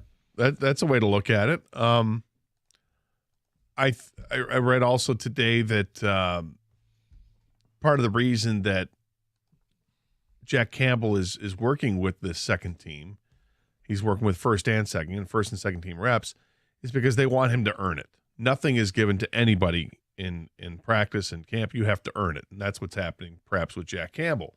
But I had read earlier about Derek Barnes and how he's really, things are maybe starting to click now, and where he's supposed to be and better routes to get to the backfield or his ability to shake off an offensive lineman, shake off blockers. I'm excited about it because Derek Barnes has a ton of talent. You watch him play, and he can be a heat-seeking missile. He's a strong guy, got good speed, but it looked like at times maybe the game was either moving too fast for him or what. He just wasn't the right fit. Malcolm Rodriguez, loved what we saw last year as a rookie out of him. I think I feel like his ceiling is pretty close to maybe being there. He's one of these guys that overachieves and does a good job. But hope not. Is how much more can he attain? I don't know.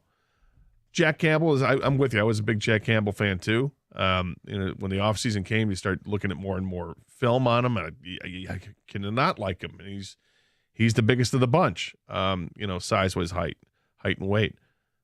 But I think eventually you're going to see two guys at linebacker, and Anzalone will not be one of them. Yeah. Maybe halfway through the season. This is what could happen. And which is weird because they signed to a 3-year deal. 3-year contract. But that's just my feeling on it. But your thought of having a rotation of the linebackers coming in and out with those two spots, with those 4 players, I think it's pretty astute. I could see that. Yeah, and it kind of depends on how they line up, because there's 3-4 concepts, there's 4-3 concepts, there's, is James Houston technically a linebacker? Is Julian Okwara a linebacker? Are they going to have, a strong side, weak side, Mike linebacker? How is it all going to shake out? And what's clear is Aaron Glenn has some flexibility, given the skill sets but I think that, this is nothing but good news. It is good news as long as the reason Barnes isn't getting first-team reps is because they're looking at Campbell going, well, this might take a while. Correct. And it's okay if it takes a while. I think if you're going to take a linebacker that high, it's because you think he's special and can start from day one. I think one of the really great things that Brad Holmes has done with this team is to add quality depth. And now you're starting to see some more starters emerge, and having this depth behind is great. You look at the defensive ends that they have, who you can line up on the field, and you can't help but smile when you look at it because they've got a huge group of defensive ends, and you can rotate them in and out and keep them fresh. You said the same thing about linebackers. I agree with you. The secondary, all the additions they made, and guys that are being held over, and it seems like, okay, with some new faces here too, that there's going to be a lot of competition to play on this team. Melanfanu and Brian Branch are going to be competing for jobs. It's beyond just special teams, but can they actually get reps in the game? That's kind of cool to see. I think the defensive side of the ball has changed so dramatically over a year. And I keep going back to what they did the last 10 games and how they really came on in the last 10 games, giving up 20 points a game, a quarterback rating of 80 against, which is phenomenal. They did a great job. Not so much against the run, but in the grand scheme of things, outside of the Carolina game, it didn't really come to bite them in the backside. They went 8-2 during that stretch, and like I said, 20 points a game is what they gave up. You got to like what the defense did. Plus, they've added all these new players to the secondary, and other players they've added more depth in the rest of the field. This defense, maybe, just maybe, could be better than average. Well, I will tell you that we have reached the point in a rebuild where there are going to be some cuts where we're going to take ruin calls, where we will probably have more than a few players that they have to let go. That's painful. They might. You start doing the 54-man roster thing, and you realize that players like, I don't know, Melifonwu or Jerry Jacobs or Chase Lucas, Logan Stenberg. You start going through some names of guys that have played and have done some nice things that you have high hopes for, but they're just kind of going to, and I just use those examples. Yeah, Somebody's right. going to, there's no way Stenberg's going to be gone. Whatever. The point is, there's going to be a player or two that you're going to go, they're going to have to let go. There's going to be, we'll take ruin calls. And that's good, right? Yeah. No, it is good. 248-539-9797. All right, Gator, a community has put this up for auction. Would you bid on it? Would you want one?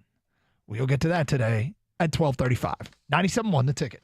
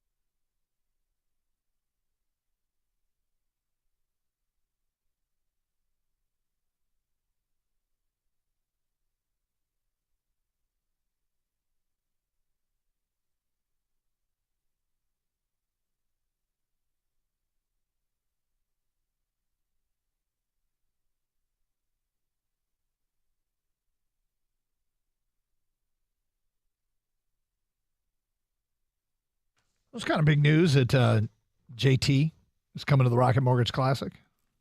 Yeah, I think it's huge news. Yep. For a second, I thought you meant Justin Timberlake. I was going to say, Timberlake's coming? Dang. This place, Detroit is hopping. Yes, it really is. Bringing sexy back. Yep. No, I think it's awesome. It's Justin Thomas's first trip to the Rocket Mortgage Classic. That's a monster name to bring in. He's 6 of the top 25 in the world now. Is that right? Yeah, I'd certainly like that to get better, and maybe that gets it. Look, it got better this morning. Certainly, they've got a couple weeks to fill this out, but I think we're going to see some more names now. I just get the feeling if Justin Thomas plays, is Jordan Spieth far behind? Well, they're good buds, right? Yeah. I'd love to. You know what? I'd love to hear John Rahm coming to play. Oh yeah. Scotty Scheffler's a great golfer. Yeah. Obviously, but does his name move the needle as much? So from the top 20, I still want him too, though. I want all the top guys to play. Highest ranked player coming is Max Homa at 7th. Tony Finau is 12th. Justin Thomas is ranked 15th in the world. Colin Morikawa is 18th. Keegan Bradley. Is he not? I don't think he's in the top 20. I think he's like 15, isn't he? Keegan Bradley. Okay. So other commitments are Tom. This is according to today's Detroit News. Tom Kim is 21st. Keegan Bradley's 24th. And Ricky Fowler 44th. There's some of the bigger names. Look, every time we do this, this has been going on for a few years. Golf Guy will tell us how bad the field is. Right. Got it. Well, and right now, I'd like to see some more names there. But the fact that this guy helps. I think it helps a lot, and Justin Thomas might be able to draw in some other names. All right, so good for the Rocket Mortgage Classic. Went last year, and I highly recommend it. It's fun. It's affordable. I mean, if you don't buy too many cocktails, have too many beers. Well, they've expanded a lot of the grandstand seating for the free areas out there. They have, I believe, as many free areas at the Rocket Mortgage Classic as you'll see on any tour. Is that right? Any tour event, yeah. Yeah, some of those grandstand areas and platform seating or a standing. I mean, I was in a standing room. That was my favorite. It was a standing room area by the 13th green, I think it was, where you could see a lot from this platform. So yeah, they're going to have an expanded merch area. I guess merch sold really well last year, so they're expanding that. Okay.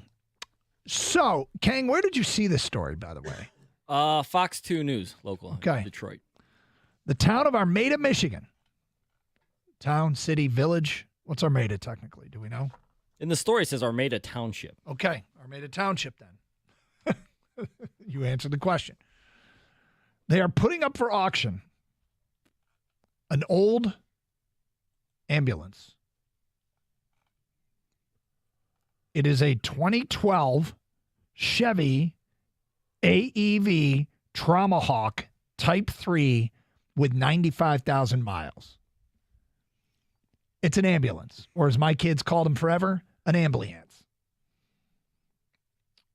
So, Gator, the bidding starts at $15,000. Well, it's up to 16.3 right now. Is it? Okay. 16.3. There are 3 bids in there, and the auction ends in 19 hours and 24 minutes. Are you interested in getting a used ambulance? I know what I would do with it. Really? Oh, do you? Yeah. Is there any creepy factor, like 100%. Okay. 100%.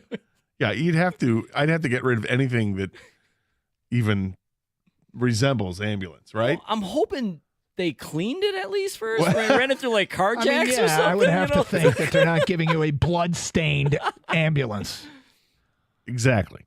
My thought is, the golf trip I go on every year, or that I used to go on every year, and hope to go again soon. We would camp out, right? Yep. The last few years that I went, a couple of my buddies, 2 brothers, would rent. They would drive on the way up. They'd stop somewhere in like Ludington, I think, and pick up a camper trailer that was roughly the size of this. Really?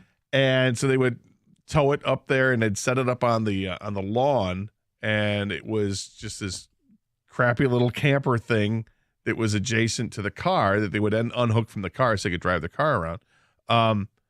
But it was big enough where you had a couple beds in there. There was a door to walk in and out of with the mosquito netting if you wanted it to open up the windows, and it had a little spot for a cooler and all that. Like, it was a decent size room. And I always thought that was pretty cool, although I don't want to tow anything. I don't want to have to deal with that and trailer anything. But this is different because this is just part of the truck. Right. So what I would do with this is obviously clear out anything inside the cube, right? You get the whole cube area. But you reassemble it, or you get it, fixed up, and you could put in a couple of beds in there. You could set it up like it's a little apartment. I'd rip the roof off of it to fit in some sort of retractable roof that you see on like convertibles. It doesn't have to be automatic. It could be just some kind of fabric cover for it that you can roll back that you see on some cars. I think the new Broncos have that. You can just roll them back.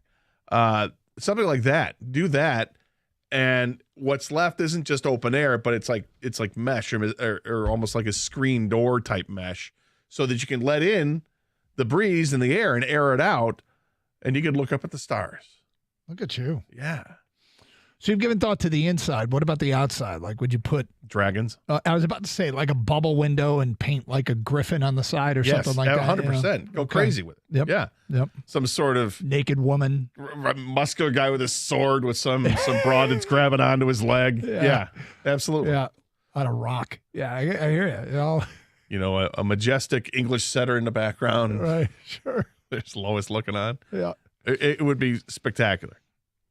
So there you go. There are other ideas for this. Only 16.3, huh? So you'd turn it into a camper. Yeah. I'd turn it into something. Yeah, absolutely. I made a list. Travel with. I made a list of ideas of what I'd do with this thing. Oh, this is curious. I want to leave it out there. For what the people would do. Yeah. 248-539-9797. Let's go to Craig. You're on 97.1 The Ticket. Hi, Craig. Afternoon, guys. Hey, man. So I have friends that have converted an ambulance into a tailgate vehicle for Michigan football. That's one of them. And it is really cool. So they call it the ambulance, and literally, and it's all decked out, painted on the outside. Got TVs that are built-in, kegerator. Yep. They tow a huge grill behind it. That's got cooking stations, grills, smoking area, everything. It is so cool. We took it. They took it. We met them at the Big Ten Championships. They drove it out to Arizona last year for the semifinals. Yeah. And we're planning on taking it out to L.A. To SoFi for the championship game. Although didn't get there. So no. Cool. Guys that are Canadian own this. Of course they are. Fun tailgaters, and we have a group of people that always meet up with them, and it's cool breeze. So do people, when you park it in a tailgate lot, does it become a talking piece where people gather around to discuss the ambulance? So at the semifinals last year, College Football Championship, Donovan Edwards' father and his brother showed up because they saw the ambulance. Nice. And they ended up tailgating with us. Great guys, by the way. His brother is outstanding, and his father's a great man. And you just get people that come all the time, and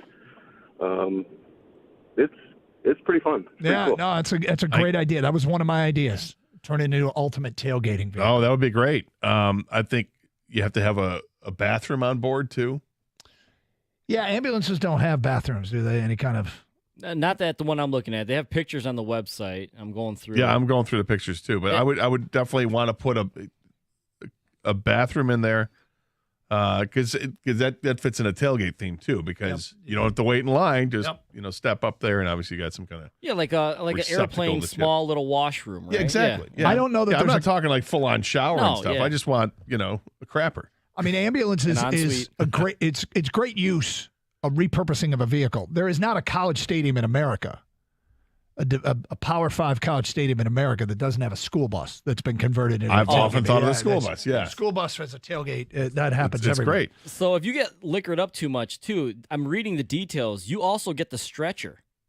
Wow. Oh, really? Wow. It comes with the stretcher. It comes with the stretcher. I don't know if I want to use stretcher. Yeah, I'm sure they changed the sheets on those things or whatever. Are you? Well, I would.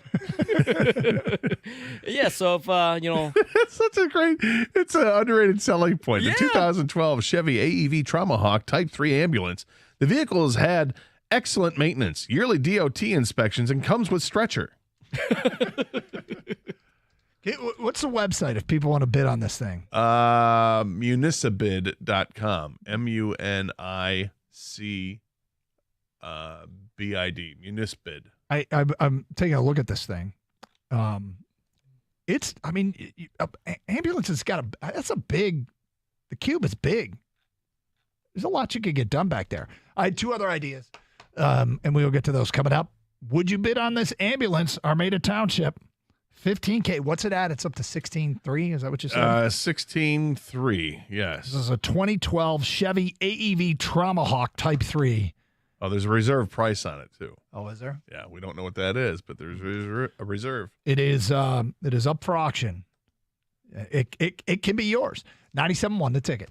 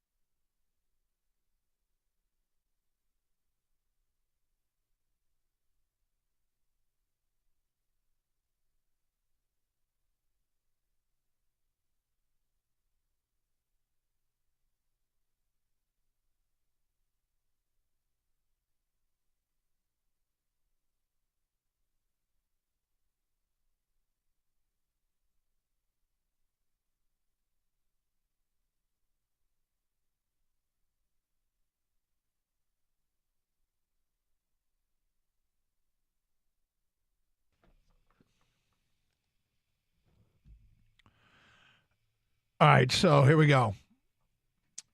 Feedback coming in regarding the Armada Township ambulance that is up for auction.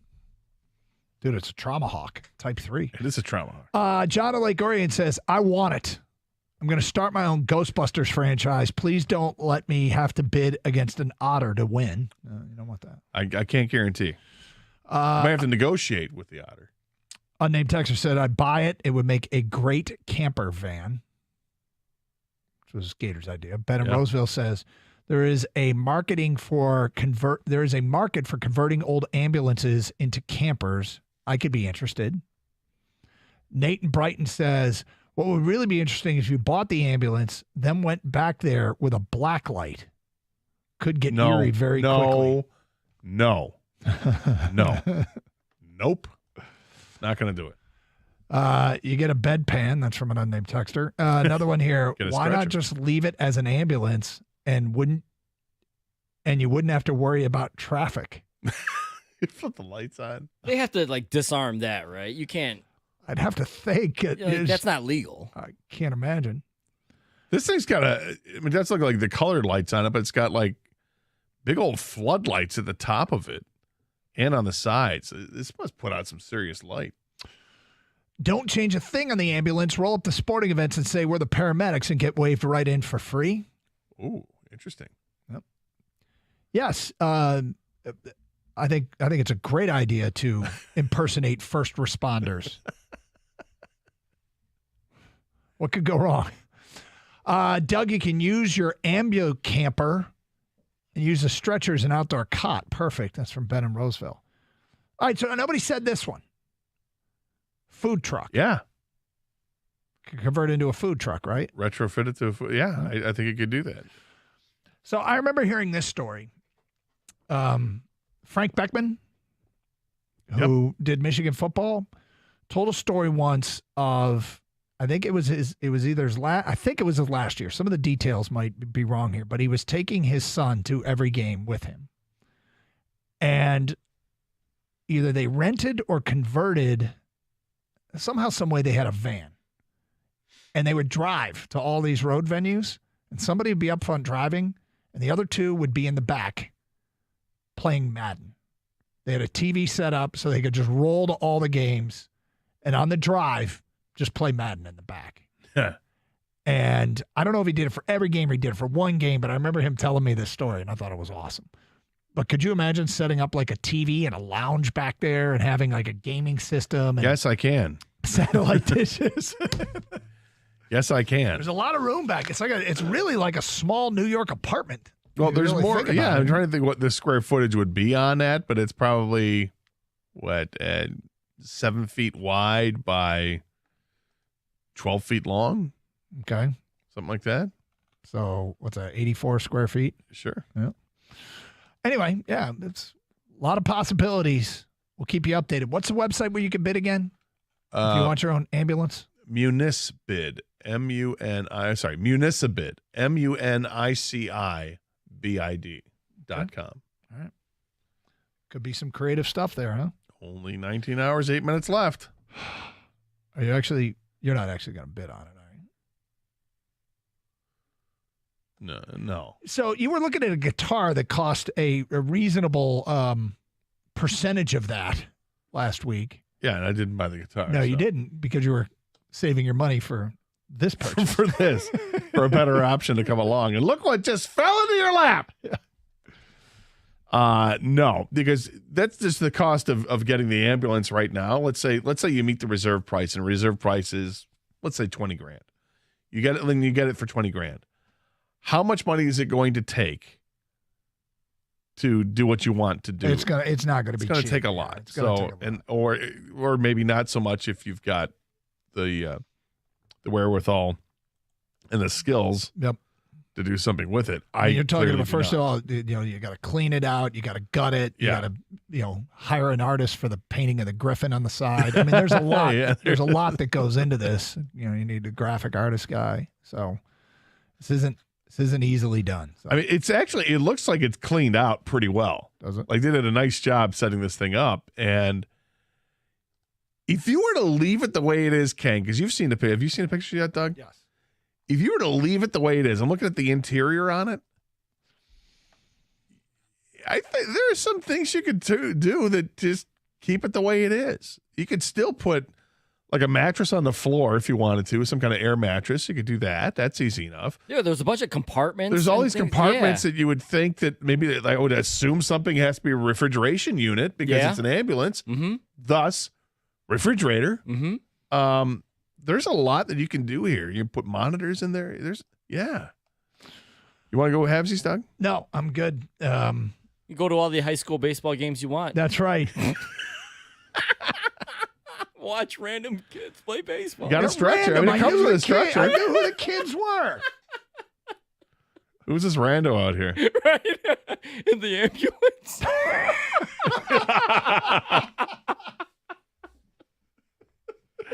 A rando in the ambulance. Hey, Steve, you know that guy? He's a friend of my dad's. Yeah, he keeps talking about the stretcher in the back. I don't know. You know, when you put it that way, it does start to sound pretty creepy. All right, so the big news in sports today is that Dalvin Cook is being released by the Minnesota Vikings. Vikings were in a last-ditch effort trying to trade him, but he was told he would be cut. The Vikings will save $9 million. Once they waive him, it sounds like the Dolphins are very interested. Also, the Broncos could be interested in Dalvin Cook. One way or another, a guy who was still a Pro Bowl performer a year ago is no longer likely in the division. I don't think he's signing here. I don't think he's signing in Green Bay. He could sign in Chicago, I suppose. But he is he's still a very productive running back, but he is out in Minnesota. So out of the division. And it's just more evidence. It just feels more and more and more like our team is the one to beat. Our team's the one to beat. They lost Adam Thielen this offseason. Who's the linebacker they lost? We were talking about earlier. Kendricks and Zadarius Smith. God, I mean, they've lost. Minnesota had to make some cuts, but now the question is, what do they do with the $9 million? Are they going to be a better team long term because of this move, in their opinion, or short term? Are they planning on using that cap money to go shopping? Or do they plan on using it to extend Justin Jefferson or other players that are already on the team? Could be. You know? Yeah, keep in mind they did draft Jordan Addison, so that and they have Osborne too. Yeah. And Jalen Reagor.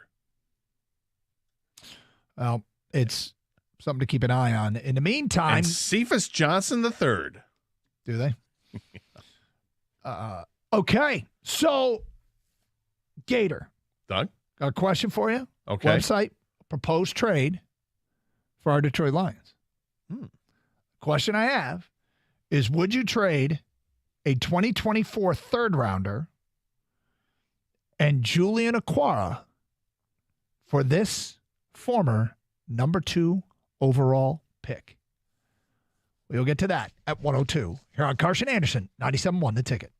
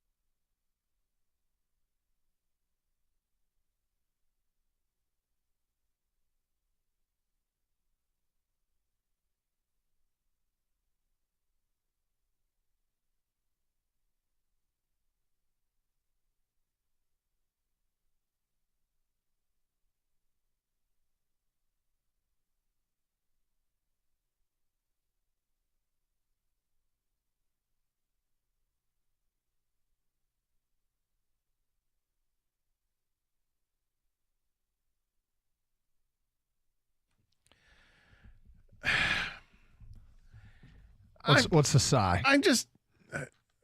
Why isn't Reese Olson starting tonight? I don't know. Is it Holton pitching? Yeah. I think it's his first career start, right? Why isn't Reese Olson pitching? Well, they say it's not injury related, right? That's what it's nothing to do with injury. Yeah. Okay. Are you is this what you're worried? Why are they pitching him? Why aren't they? It was the most exciting thing to look forward to this week. I mean, he's saving him for his home debut against the Diamondbacks. Well, let's take a look. Have they projected the starters for the weekend series? Because I mean, look, after you saw Reese Olson pitch last Friday, I would imagine if you're a big Tiger fan, you watch him pitch and you probably thought, I look forward to seeing him pitch again. I mean, I look forward to seeing him pitch again, and as it stands right now, according to ESPN, they got Holton, Lorenzen, Boyd, Wentz, and Olson not scheduled until Tuesday the 13th. I'm just wondering. What are you suggesting? Let's just say it. He's not hurt, is he? I mean, they say he's not, but there's no indication. What's going on? There's no indication that he is hurt. I don't want to panic. It sounds like if I'm panicking about Reese Olson, who's about the 10th guy to start a game this year for the Tigers, I really shouldn't be panicking. It's not that. It's just I was excited to see this guy pitch his next start, which was supposed to be last night. Of course, the game gets postponed because of the air quality. It gets postponed to tonight at 6 o'clock, 6:05, I think is first pitch. And it's no longer Reese Olson start. Now it's Holton. Now it sounds like you're panicking. It sounds like you are causing the community to panic. I'm not doing it. No. Yeah, I don't. You're worried, huh? Well, I mean, just look at the rest of the rotation there. Then but maybe I'd rather see Olson instead of Joey Wentz. I haven't seen an explanation for it, but it is strange. He was the scheduled starter yesterday. They didn't play the game due to air quality issues. And so what happens? You would tend to think he just starts the next day. But that would throw the rest of the starters off, maybe? Really? Out of their routines? Well, Holton wasn't supposed to. So how does it throw the rest of them out of it? If Holton, I don't know. God, I don't know. No idea. Have some bad cheese last night? I'm coming down off the acquisition of Joe Rizzo and the high that comes with. Right. And now you. I mean, does Reese Olson have some GOFD? Good old fashioned diarrhea? Is there a reason that he's not able to pitch tonight?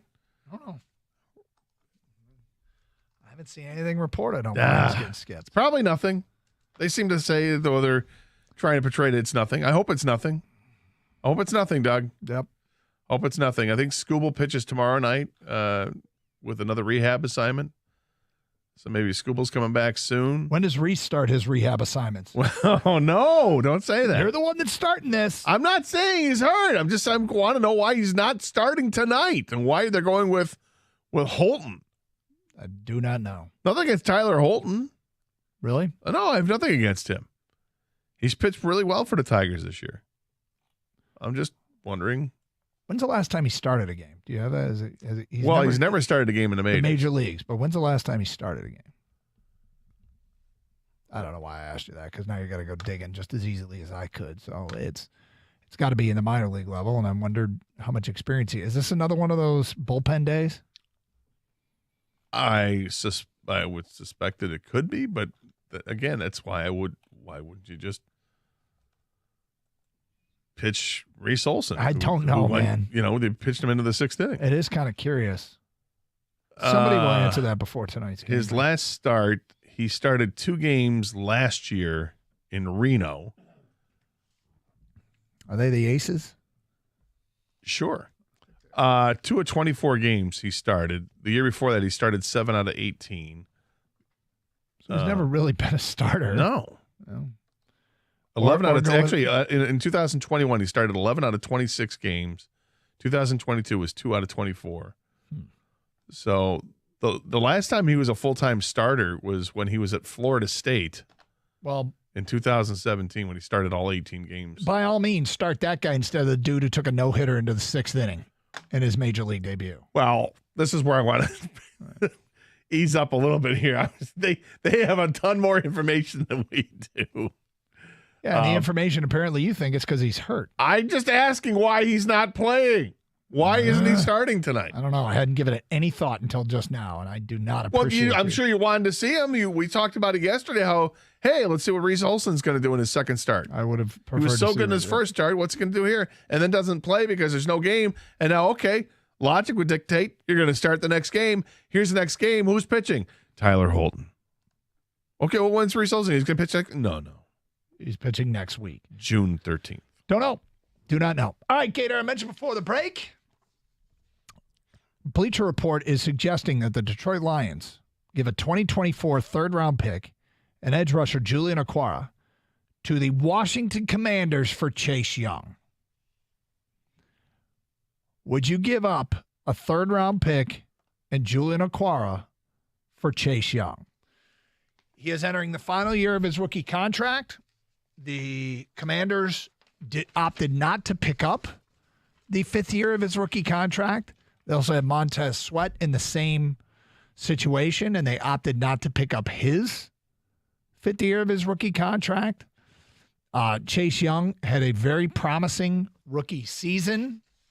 Then his second year wasn't going as well when he hurt his knee. He missed the end of his second year and most of his third year before he debuted late in last season and played 3 games. Didn't do much. His grades against the run are pretty good. He's got 9 sacks in 3 years. He was considered to be the best pass rusher coming into the league 3 years ago. But injuries have slowed him, and he hasn't quite been the demon up the field like everybody had hoped. But Gator, would you have interest in this trade? You know, I was a big Chase Young fan coming out of college. He was a beast at Ohio State. Yep. But I remember seeing this tweet 2 days ago from David Chow. Dr. David Chow? That's right. The internet, social media MD who diagnoses injuries from afar? Yes. Yep. There was a tweet he was responding to. Somebody had a picture of Chase Young sporting a brace on that surgically repaired right knee, simply noting the armor being the brace. David Chow replied with, major knee ligament and patella tendon injury. This is minicamp. Let's see if he can shed his brace for the regular season. Hard to play explosively with the brace. So if the brace is going to be a full-time thing with Chase Young, you're never going to get the Chase Young that you saw out of Ohio State. That's the way I interpret what he has to say. And if I'm not getting that, why am I giving up assets for a short run here for a guy whose contract is up after the season? Kang, you were reading some stuff out of Washington saying he's back on the field and he feels good.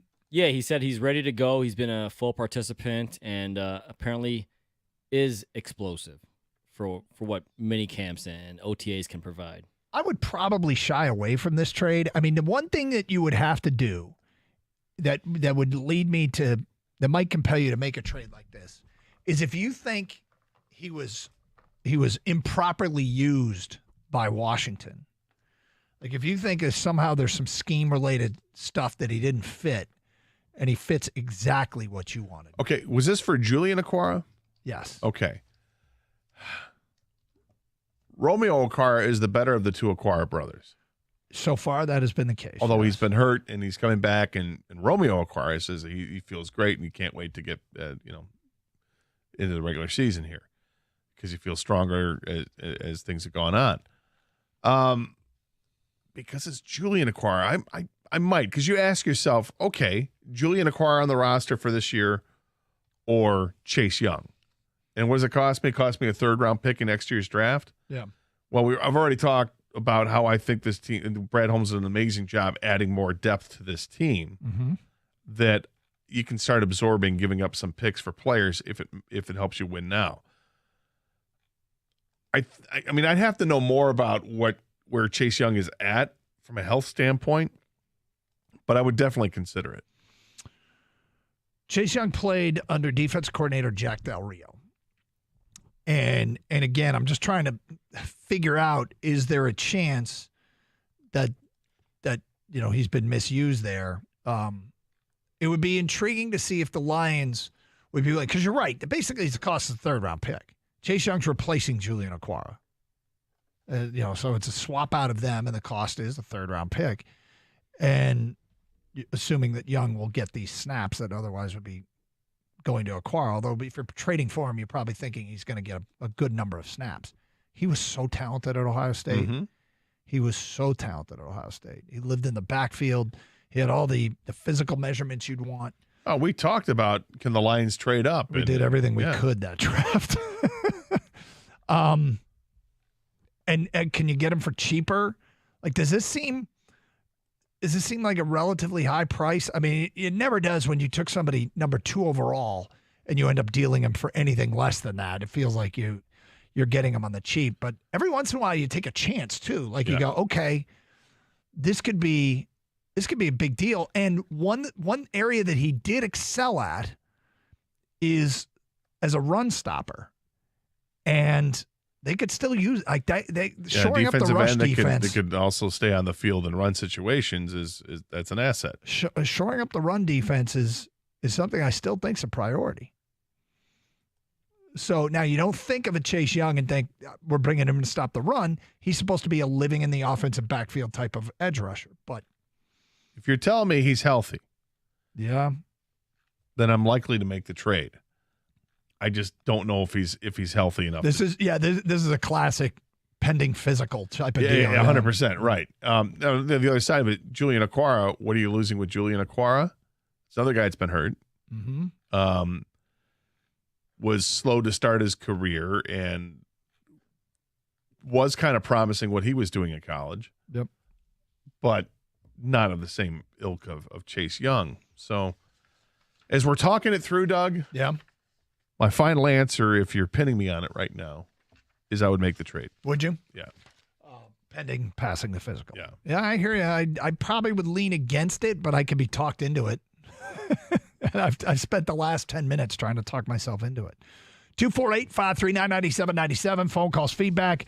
Would you give up? Bleacher Report suggested Chase Young to Detroit for Julian Okwara and a third-round pick. 97-1 the ticket.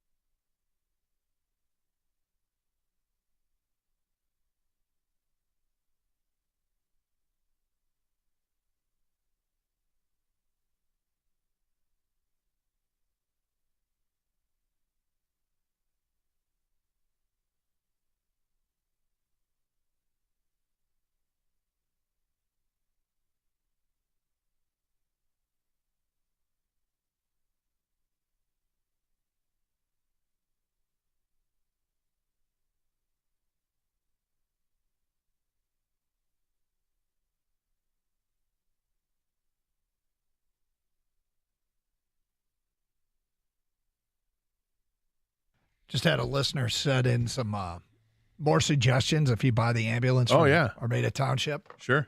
Ice cream truck. Oh, that'd be nice. Yeah. Start your own business, driving it around. Ice cream truck. Some Superman ice cream. How about this one? Drive stripper nurses to gigs.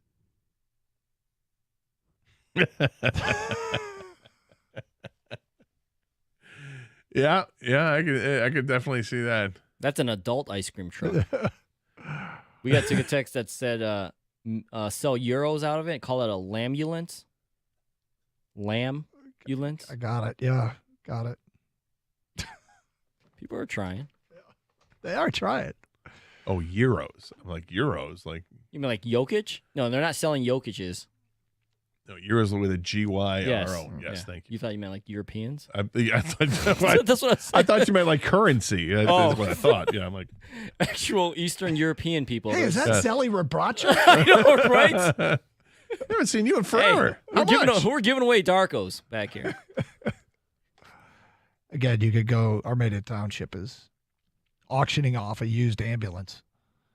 It's a 2012 Chevy AEV Trauma Hawk Type 3. It's only got 95,000 miles on it. It, too, can be yours. All right, so, Kang, your 2 cents on the Bleacher And it comes with a stretcher. It does come with your own stretcher. Your 2 cents on the Bleacher Report's proposed trade. I mean, June acquiring a third-round pick to Washington for Chase Young. Of course, the obvious is you got to make sure he's medically cleared and healthy, right? And if he is, I'd do it. I mean, you maybe use that extra third round or whatever you got from the TJ Hawkinson deal or one of the trades that, that Brad Holmes has already made. And I think you definitely take that chance. I don't even need to re-sign him or extend him. I need him for this year. I'm going for it, is basically what I'm saying. And if you have a pretty damn good Chase Young to go along with Hutch and Houston, I mean, sky's the limit for this defense, which is what held this team back for most of the year, right? They got a lot better when they ended the season at 8-2. But if that offense keeps humming like it did last year, and you have a full season of a good defense, you're winning the division. You're hosting a playoff game. You know what's really weird is that, and again, I'm on that shading towards no, but one of the other reasons why I'm shading towards no is here we are in the latter portion of free agency, and these are amongst your top. ESPN put out a list of the top free agents available. Yannick Ngakoue, defensive end, number 1. Jadeveon Clowney, defensive end, number 3. Frank Clark, defensive end, number 6. Justin Houston, outside linebacker, edge, number 7. Melvin Ingram, outside linebacker, edge, number 8. These are 5 of the top 8 free agents out there, fit the category of, at one point, like Chase Young, very promising edge rushers. Why are all these guys available? I don't know. And actually, Ngakoue is the one that keeps putting up numbers. He keeps delivering after year. Mm-hmm. So that's the other question. I mean, if you're gonna if you want to add a defensive end, you look the free agent route first because it doesn't cost you any resources. I don't think the Lions are in the market for a defensive end. Probably not. They need to tackle more. But but if you can get an upgrade at the position on your roster, then you go ahead and you do it. But this gets back to the question: free agent or trade? Yeah. What's it going to cost me to get Yannick Ngakoue? Well, at this point, is it going to cost you more than $7 million a year? It's going to cost you probably more than what costs to get Chase Young because Chase Young's on the final year of his rookie contract. He's playing for a payday, although he did go number 2 overall. I was going to say his final year could be substantial. His cap hit in the final year is $5.3 million. So I'm sorry. I'm wrong. It's 10.997. Okay. You have Sport Track up right now? Yep. Look up Yannick Ngakoue. Well, he's not on a contract. I know he's not on the contract. I'm curious what he made prior. A minute. And just to see, you guess how to spell it? Yeah. Son of a bitch. Sound it out, Doug. Start with Yannick and hit enter. YANICK. It doesn't fill the, you start putting some in there and it fills the bar. I had to spell out entire Yannick Ngakoue. Oh boy. You want to give it a shot? Well, Yannick, YANICK. Nope. Okay. And now the easy part, Ngakoue. NG. You're off to a good start. AKWE.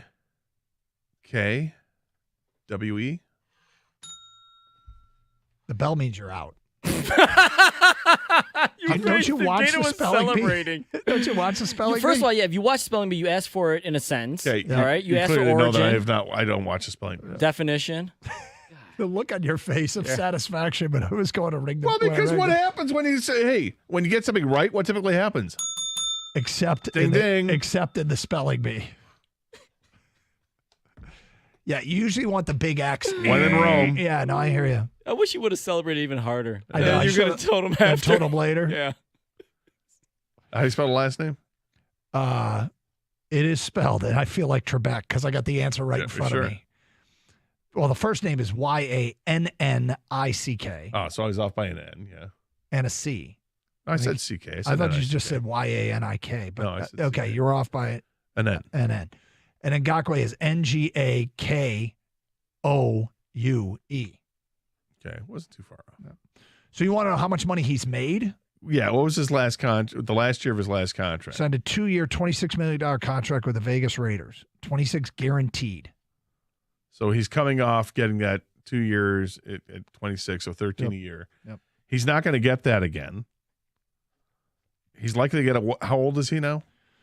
Yannick Ngakwe is 28 years and 76 days old. All right. I'm just reading what it says on Spot Track. So I'm guessing, because he hasn't signed at this point, it's going to be a discounted price from the $13 million a year he got in a 2-year contract. So if you want to get a defensive end and you want an upgrade over Julian Okwara, maybe it would make sense to go the Ngakwe route as opposed to trading, Okwara and a 3rd-round pick to get Chase Young, who's damaged goods, and you have no idea. Yeah, Chase Young is, I mean, if you, from my perspective, it would be a total referendum on the Washington football team. Is these guys misused him? We know we can get more out of him. Now he had a good rookie. He had a good rookie season. He got hurt last year, but he wasn't having a great. He got hurt 2 years ago. He wasn't having a great year. When he returned, he didn't do much. He had 7.5 sacks his first year in 15 games. How many does he have now? He had 1.5 in the last 2 years. Okay, I believe is what meanwhile, Yannick he had Ngakwe, 1.5 in 2021 in 9 games. And he had none last year in 3 games. Yannick Ngakwe over the same stretch has had 27.5 sacks. I'm saying he keeps producing. And he's 20. I mean, he's not like he's decrepit. So why is he still on the market? Well, it's why is he still on the market? And I would rather probably have him than Chase Young, barring football malpractice on Washington's part. So 248-539-9797. Gator got mad, actually, during the last commercial break. You did. I don't want to be, but I mean, it's another thing. What are they doing? He'd prefer to have, I want to be clear, he'd prefer to have the cash considerations than Joe Rizzo. It's not your money, but you'd rather have it. Well, first I was upset about, the fact that Reese Olson isn't pitching and they don't give a reason. And second, and I started thinking about why? Joe Rizzo, who has not hit in the minor leagues, hasn't played in the majors yet. Hasn't hit since he was with the Mets in the 70s. he hasn't hit. What's the reason? I'm looking at his on-base percentage. Is that like high? No, his on-base percentage is, 68 points higher in his career than his batting average. Nothing special at 334. His OPS is a career 722 average. That's a minor league number. It'd be average. So nothing special there. What is it? Is it his fielding? I mean, honestly, Gators having the why the F do they even want this guy kind of moment, even if it's just at the minor league level. I'm having this moment. So at third base in his career, he's a .930 fielding percentage. Nothing special. No. WTF, man. I have no idea. Really, this is more WTH. It's more what the hell.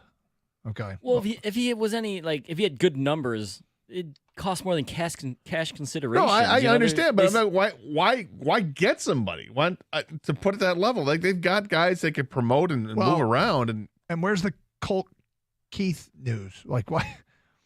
Yeah. Meanwhile, Colt Keith hitting 328 or whatever with an OPS of 968. And correct me if I'm wrong. They assigned him to Toledo. Yeah. So this they is a minor signed league a deal. minor league third baseman, assigned him to Toledo, and I think the first thing they should do is send him down to Erie from Toledo to make room for Colt Keith. And then go ahead and have Toledo promote Justin Henry Malloy to the Detroit Tigers. Right? I mean, what are we doing here? What are you guys, scouts now? Yeah. Well, they're playing Dave Dombrowski's team. It was a fine moment in Carson Anderson history. Was that pre? That was pre. Yeah. It was with Art and Dombrowski. I didn't like a trade. I told him, "What are you, a scout now?" Yes, Dave. I like to think I know. I wish you could remember. Do you remember what the trade was? I think it was the Gary Sheffield trade. Well, you were right. But who did they get? Was it French? Was there a pitcher, a relief pitcher? I think that was a trade, and I was questioning it. I started typing it in as Gary French. Gary Sheffield is the name. They got a lot out of that, or they gave up a lot in that trade, pitching wise, as I recall. It was traded by the Yankees to the Tigers for Anthony Claggett, Humberto Sanchez, and Kevin Whalen. Sanchez and Whalen ended up being serviceable. Yeah. For their respective teams. They weren't special, but Whalen had a pretty good couple years, I believe. Gary Sheffield, as a Tiger, played 2 years, hit 247 with a 788 OPS, which by today's standards looks like he's an all-star. Had 44 home runs and 132 RBIs in the 2 years. He was okay. Kevin Whalen finished his MLB career with a 9.00 ERA and 2 strikeouts. Who am I thinking of? I don't know. Who's the guy who like Milwaukee? Daniel Norris? No. I don't know. Another player they traded, minor league player, pitched well. This Anthony Claggett finished his career with a 27 ERA and 3 strikeouts. I mean, it looks like they gave up basically a whole lot of nothing. So Dave was right. All right, Carson Anderson. Are you a scout? Apparently not. 97.1 the ticket.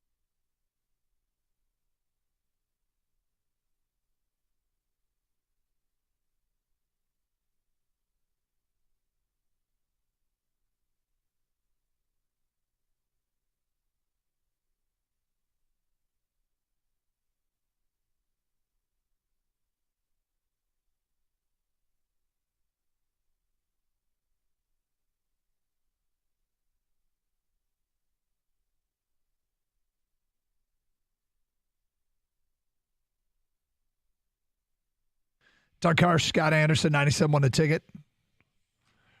Okay, we got to talk about this tweet the Free Press just sent out and what's going on right now in downtown Detroit. The air quality has not kept the Swifties from getting in line to buy merchandise. No, it has not.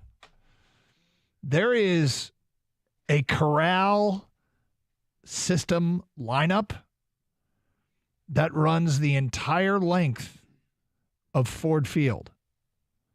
This appears to be from the entrance across from the Elwood all the way down to the corner, all the way north by the parking structure at Comerica Park, like where the Ferris wheel is. You know, the baseball Ferris wheel? Yeah, well, it's all up that one street. But it's not, it doesn't look like it's one line. There's some depth to this. It looks like they might snake back and forth. These are Swifties. Snake back and forth, like if you're in the airport? Yeah, or at Cedar Point. Yeah. So this could be a 2 or 3 fold line that's running 100+ yards for Taylor Swift merch. For merch. I imagine she's got a website. Is there that? Well, this is like a pre-sale because the concert's tomorrow. This is like taking over Detroit. I'm amazed by this. You know, merch was always something you would get at the show. Yep. You wanted your T-shirt, you had to decide, make that decision. Do I want to buy the cheap knockoff stuff outside the arena?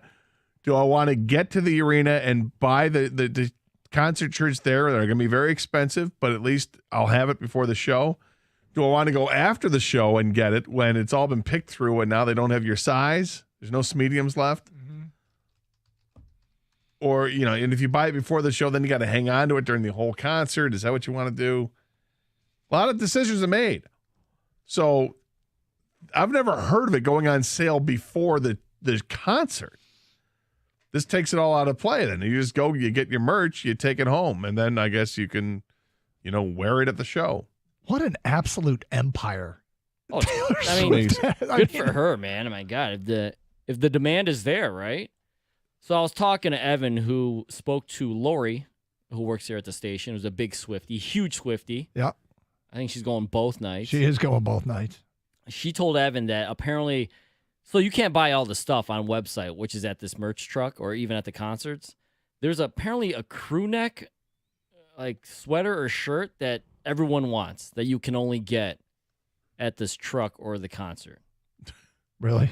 I mean, that's the way I would do it. But it's brilliant, right? Yeah, they come up with a good design. It's brilliant. They make it only available here on top. So now you got people standing in line, and it becomes like the club in New York where everybody wants to get in because there's a long line. So there's an article that was published a few weeks ago at CBS News.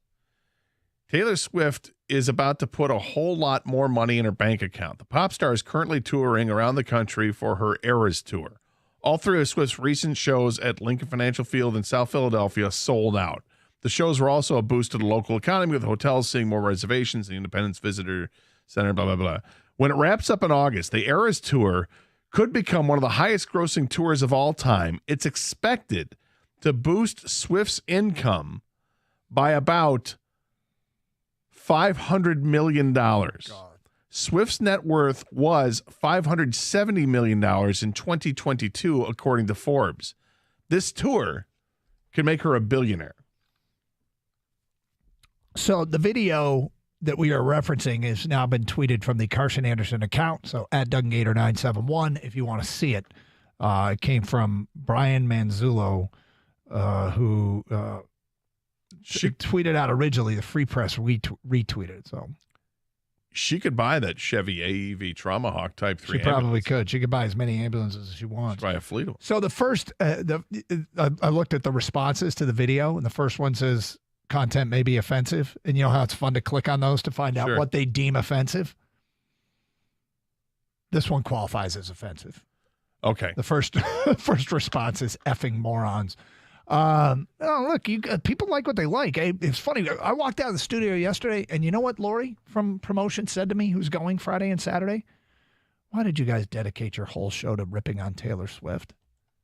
And I said, A, we didn't. And B, it was maybe 2 segments.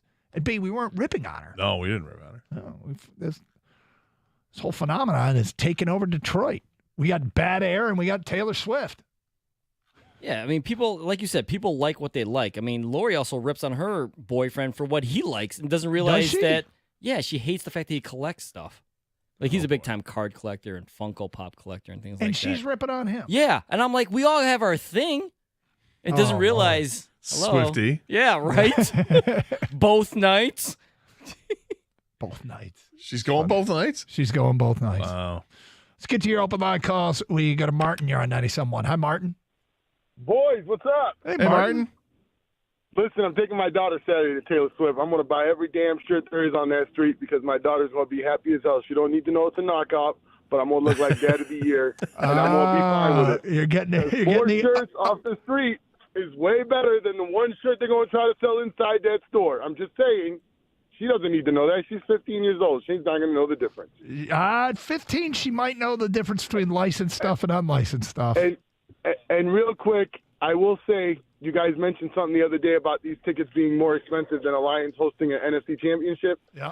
These tickets right now are going for $10,000 in some areas. The seats I have are going for $10,000 a piece, and my daughter won't let me sell them. Are you so kidding? I can't sell come them. on. No, I'm not. I'm not kidding. Look on StubHub, they're going for $10,000. She won't let me. I even told her, I'm like, I'll buy you a Jeep. Nope, I want to go to the concert. You offered her a God, Jeep? you're so spoiled. I did. I swear to God, I offered her a Jeep, and she's like, nope, I want the concert tickets. Not that I probably would have gotten the $10,000 for the record, but they are listing at $10,000. Even a couple tickets were at $30,000, and we're in section 126, row 7 or row 10. Wow. And they're just going as high, and she wouldn't let me sell them. That just tells you how I whipped up with my little girl. Well, yeah, Dad's here to take care of the little girl. Dan Campbell was asked today if he's going to the Taylor Swift concert. Here was his quote. My wife asked. I thought it was a question. It was more of a statement. So many Detroit Lions are going to be there. Dude, did you see the video they put out of what's your favorite Taylor Swift song? Yep. My favorite was Kirby Joseph. What do you He started going, throw my hands in the air like, yeah. And then whoever said it was like, that's Miley Cyrus. He's like, oh, it is? I think that he named a Taylor Swift song. That he did. He gave it 22. 248-539-9797. And he was like, I'm 22. He was funny. But they are all funny. We'll get to you more of your phone calls and feedback. 97.1.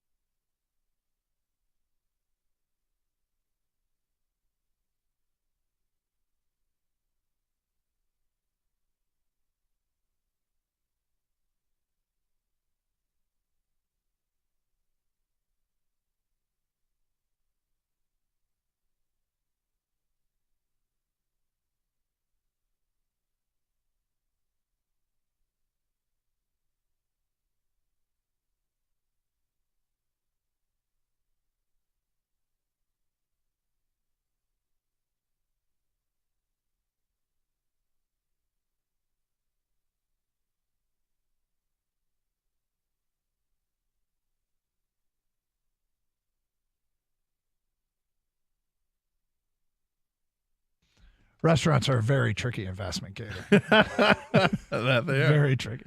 If I were your financial advisor, you're not my financial advisor, but if I'm just saying if I were. Saying if I were your financial advisor. Thoughts and prayers, right? Charles Grodin? Yeah.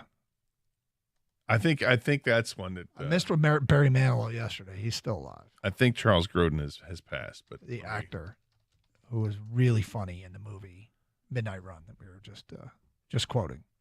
Yes, he died in 2021. Did he? So recently. Yep. But Barry Manilow's still alive. Barry Manilow's still alive and still touring, and well, he's still touring. He's still coming to Little Caesars Arena. I wonder if he's going to have merch the day before. Dude, so we tweeted out this line that the Free Press reporter tweeted out, Brian Manzullo. People responded. The best response we've gotten from a listener, Thomas, it says, whoa, this is peak Black Friday / new phone release / 1980s concert ticket line rolled into one. Oh.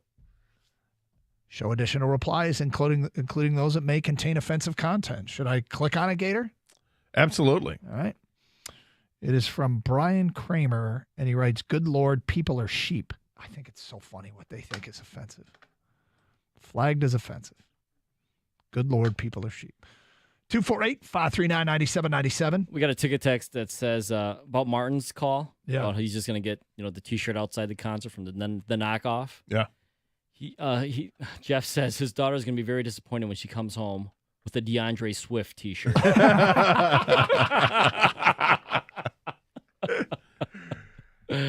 Be careful. Those knockoffs are knockoffs for a reason. What if she goes on stage wearing a 32 jersey?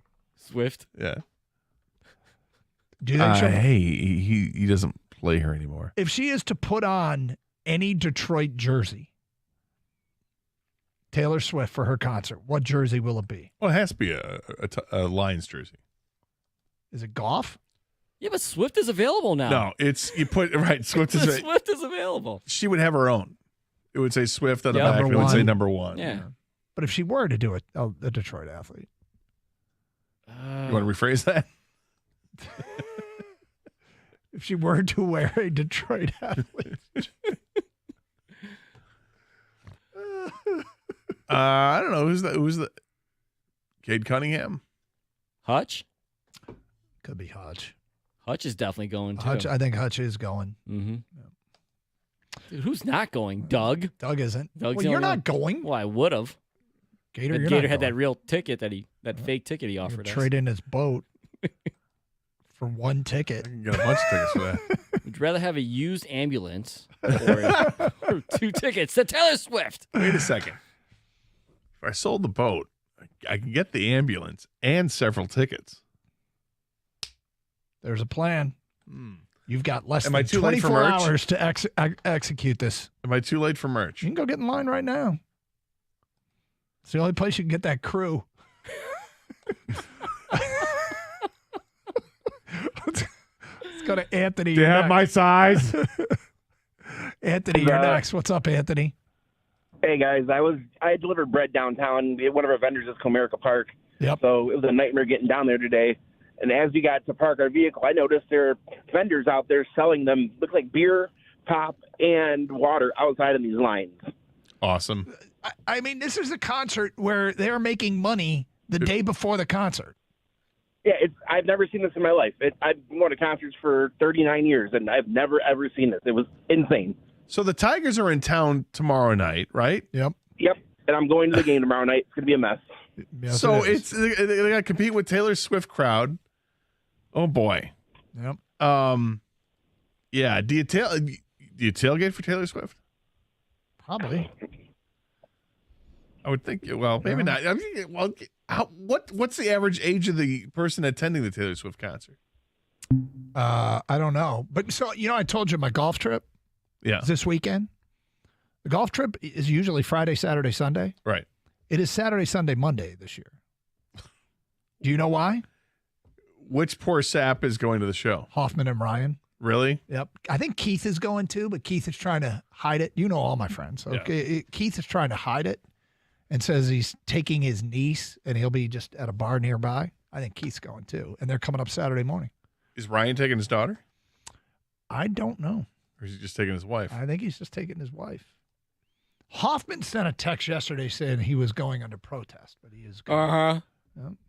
It's okay. It is okay to admit it, man. Everyone's going, man. Like, so did you guys give them a bunch of crap for that? When did you guys know? Like, I didn't care. I was like, okay, sure, we'll do it. I don't care if we do Friday, Saturday, Sunday, or Saturday, Sunday, Monday. So, which, by the way, is why I can't participate in the softball game, the charity softball game tomorrow night. Which I'm disappointed in. You are not. Have you decided if you're playing or not? Yeah, I'll play, but my feet. I can't be running. That running's bad. Yeah. I was told you're the pinch runner. It's the just so people know, it's the Jamie Samuelson Strikeout Colon Cancer Silent Auction and softball game, which will be going on. The silent auction is going on right now, but the softball game is tomorrow night in Gator. Where is it? Flynn Field. Yeah, Flynn Park. In Kang, Troy. are you playing? Yeah, I'm gonna play. Dude, did I hear correctly? It's by Troy Beaumont, I believe. That they were trying to put together some promotion for it. Jansen was, and he just wanted to put you up there as one name. Well, I told him I should just be one name. Kang.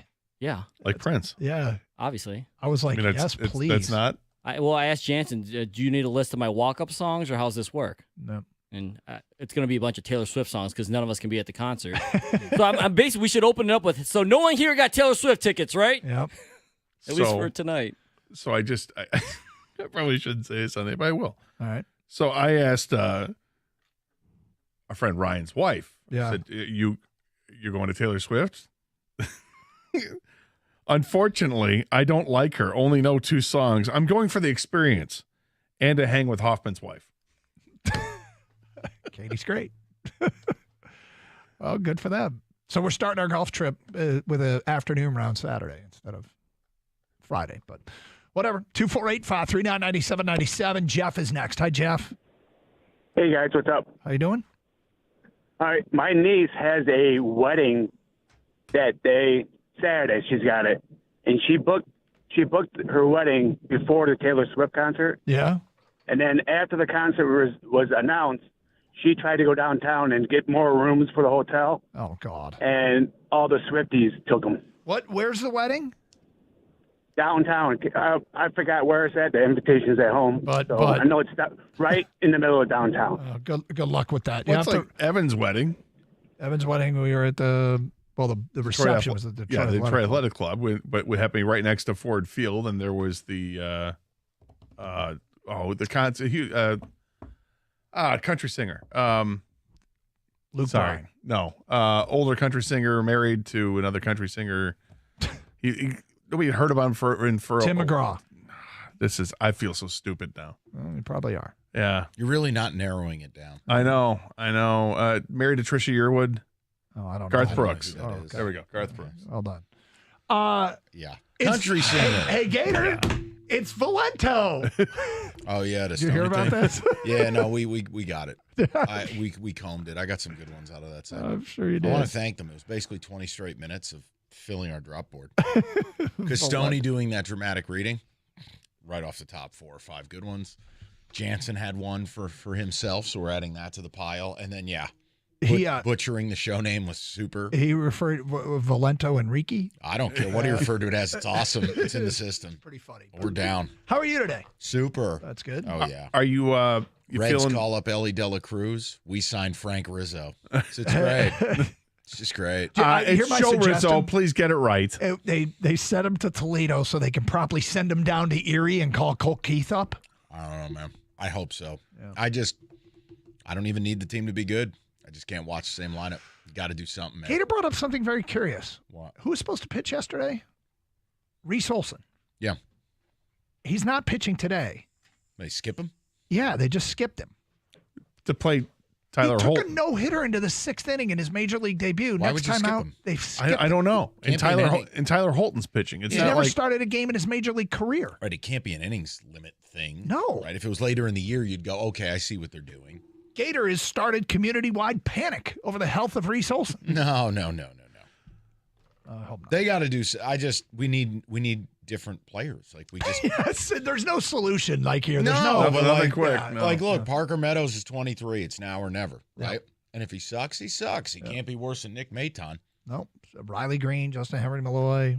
They need Riley Green back. They need Justin Henry Lloyd, Colt Keith. Carpenter, I wonder what's going on with the recovery. He's hit the last couple of days. He's been hitting, and he's starting to play outfield now to actually throw as opposed to just being DH. So as soon as he's ready to throw, he'll be brought up. It just kills you. It's like the Reds paid $65,000 in international dollars for Ellie De La Cruz.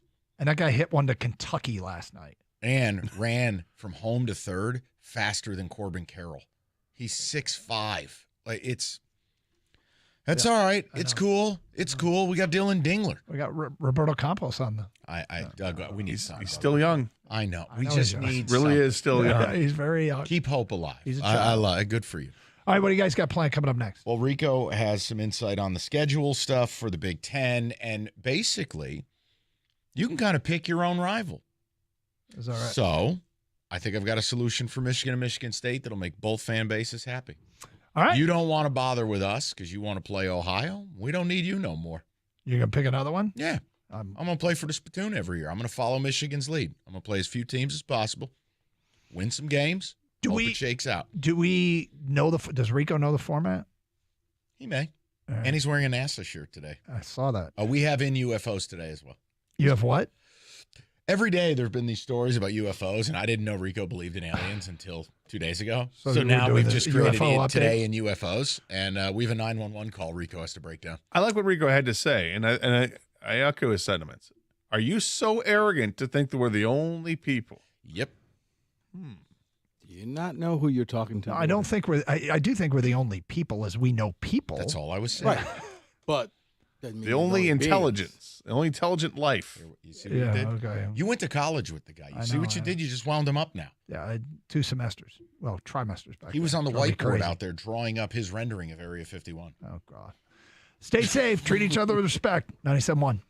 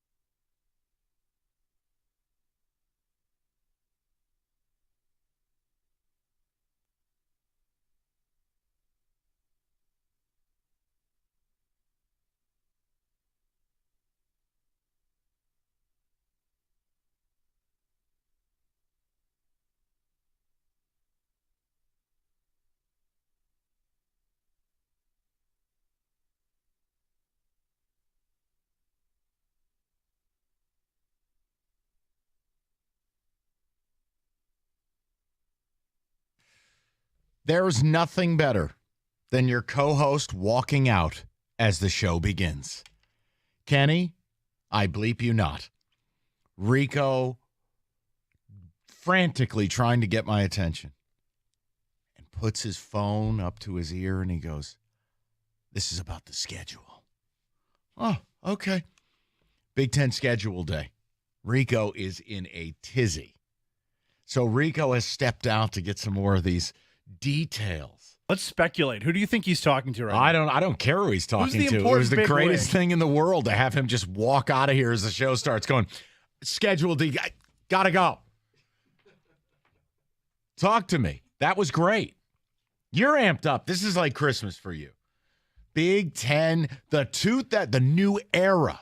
The anticipation of how they are going to do this with USC and UCLA coming into the mix. I'll make you a bet. Yeah. I will wager lunch to anyone in this room.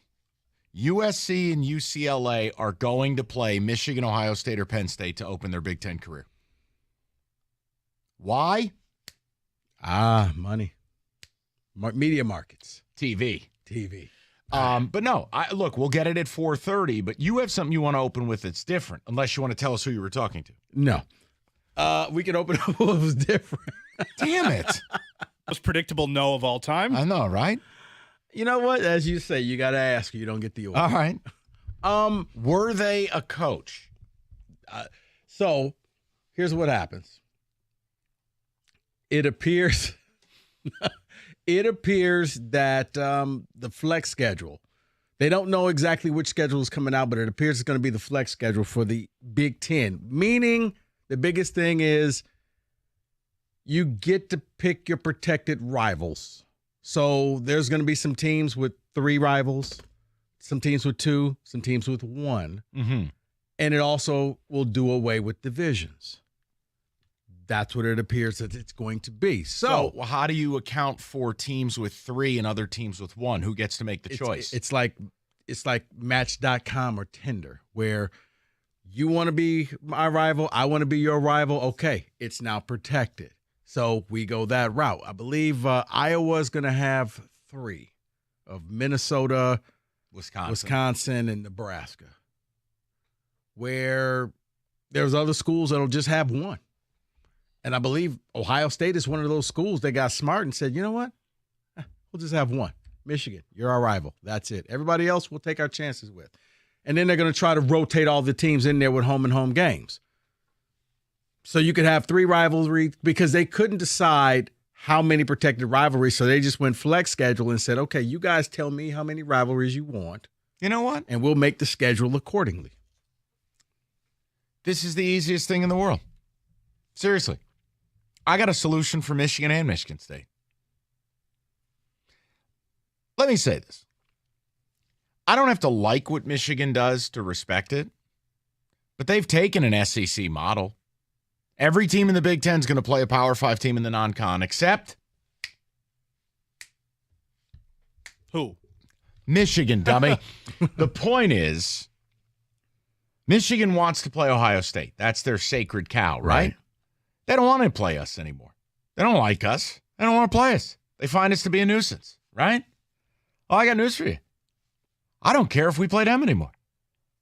After getting railroaded last year the way we did, it doesn't matter what we do against these guys. And you know what? They're better than we are. So how about we just dodge them? Do what they do. Dodge any real competition. And you know who I'd like to declare as Michigan State's rival? Let me guess. Indiana. The old brass spittoon. It's a very proud trophy. Very prestigious. Oh, think about this. Realistically speaking, we've talked about it on this show. The rivalry is at a toxic place that it has really never been. It's always been about hate, but it's gotten gross, right? Who cares? I want to win games. Michigan doesn't really want to make us a protected rival. They'd rather just focus on OSU. Let them. I don't give a damn. For Michigan State, I just want to win games. Honestly. See, I think for Michigan, I think for both schools, man, it's almost that. I don't think either school really wants to play the other. You don't want to, but you have to. It's like inviting the in-laws. You got to just to keep the peace, but no, I don't have to. I don't really. If they don't show up, I'm good with that as well. But I think out of obligation, You want to be rivals? Yeah, kind of figured you were going to say. No, I don't. If you're telling me the conference is allowing me to select who my protected rivals are, why would I have two? I think smart money isn't taking one. Right. So if I'm Michigan State, why would I have Penn State as a rival as well? Why would I have Indiana as a rival? Why would I protect these games? Protect one. Here, call Northwestern. Would you like to be my neighbor? Right, I was about to say, that's it. Hey, Northwestern, we got a large MSU alums in Chicago area. We will fill your stadium every time. But see, the idea that they have left this up to teams, that is laughable. No, it was the debate. It's kind of like with the SEC. The SEC went into the final 11th hour trying to decide their schedule because half the teams wanted to play 9 games. The other half said 8 games. And finally they said, okay, you know what? We're going to kick it down the road. 8 games for 2024. We'll figure it out later. We're going to buy ourselves another year. For the Big Ten, I think that this schedule thing will change because you're going to see some teams who will take advantage of this and some that are like, why did we schedule all of these rivalry But this games? is my point, and I'll throw the number out, 248-539-9797. I'm not even kidding. If we look at this, does it behoove Michigan to play Ohio State and Michigan State every single season? 2 teams that hate their guts. No, doesn't help you. No, you could say, well, we're going to beat you. Do me a favor. Before you burp your takes into a phone, go look at how much you beat us since 1955 when we joined the Big Ten. Why don't you just go look at every other year you come to Spartan Stadium? How often do you beat us? How much of a sure thing is it? Why don't you look at in your own stadium? How often you've been getting beat there the last 15 years? Let me make a point to you. You're better off not playing teams who hate your guts. If you're a Michigan State fan, let's be real about it. Sure, we love to hate Michigan, but reality is we have no idea where our program's at right now. And if the Big Ten is offering us the ability to, what? Protect a more winnable game. How's it really any different than Michigan being the only team refusing to schedule a Power 5 team in the non-con? Why is it Michigan State? Why would I ever claim Penn State as a rival? At a minimum, if I'm going to protect one rival, I'll protect Michigan. Penn State's out. That's not a rivalry. It was a forced rivalry when they joined the Big Ten. Right, but I think it's one of those where everybody has to have one, and Penn State is like, fine. Not my problem. Now, in my world, Penn State wins. We'll take Michigan State. That'll be our one game. We're guaranteed to play them every. That's my whole point. We don't have to agree to it. Why would I ever agree to keeping Michigan? Why? What does it matter anymore? The only thing you're going to hear is tradition. But see, tradition is why the Big Ten does not make the national title game and win, because we care more about the little trophies than the actual major trophy. It's fair. Biggest rivalry in college football right now is Alabama and Georgia. And they don't play each other. They make sure that game only happens, I think, once every 10 years. Other than that, somehow or another, it was a random schedule. And you know what? We'll see you in Atlanta. That way, you're 11-0. You're 12-0. We're 12-0. Winner goes, loser goes. They've set it up. Goes back to what I said with the coach that I talked to in the Big Ten. Everything that the SEC does is about winning the national title. Even coming down to scheduling. They'd rather the 8 games so you could play an extra easier game so you could pad your schedule. So what do you think we're going to see at 4:30 structurally? Structurally, that 4-team divisions? No, I don't think it's going to be any divisions. I think they're just going to come up with just one division, and the top 2 teams play in Indianapolis, which is going to be difficult because you're basically telling all those other like the Big Ten West, you don't have a shot anymore. We're tired of supporting you. We're tired of acting like you mean something. Well, hold on now. Wait a second. If the top 2 teams are Michigan and Ohio State, that means you're playing back-to-back weeks? And you've just totally devalued one of the great rivalries in college football. Mike, you remember Leaders and Legends? Yeah. That was set up so that Michigan and Ohio State would play in back-to-back weeks. Yeah, but hold on. It never materialized. I understand that, but that was also 15, 20 years ago. Right. Rico, in the here and now, if you're a Michigan fan, if what Rico's saying is correct, I don't know if it is or it isn't, but let's just talk about it for a second. Do you really want the possibility of your game, which right now is winner take all? Factually, right now, unless something changes drastically. Most years, Michigan and OSU, it is winner take all to go to Indy.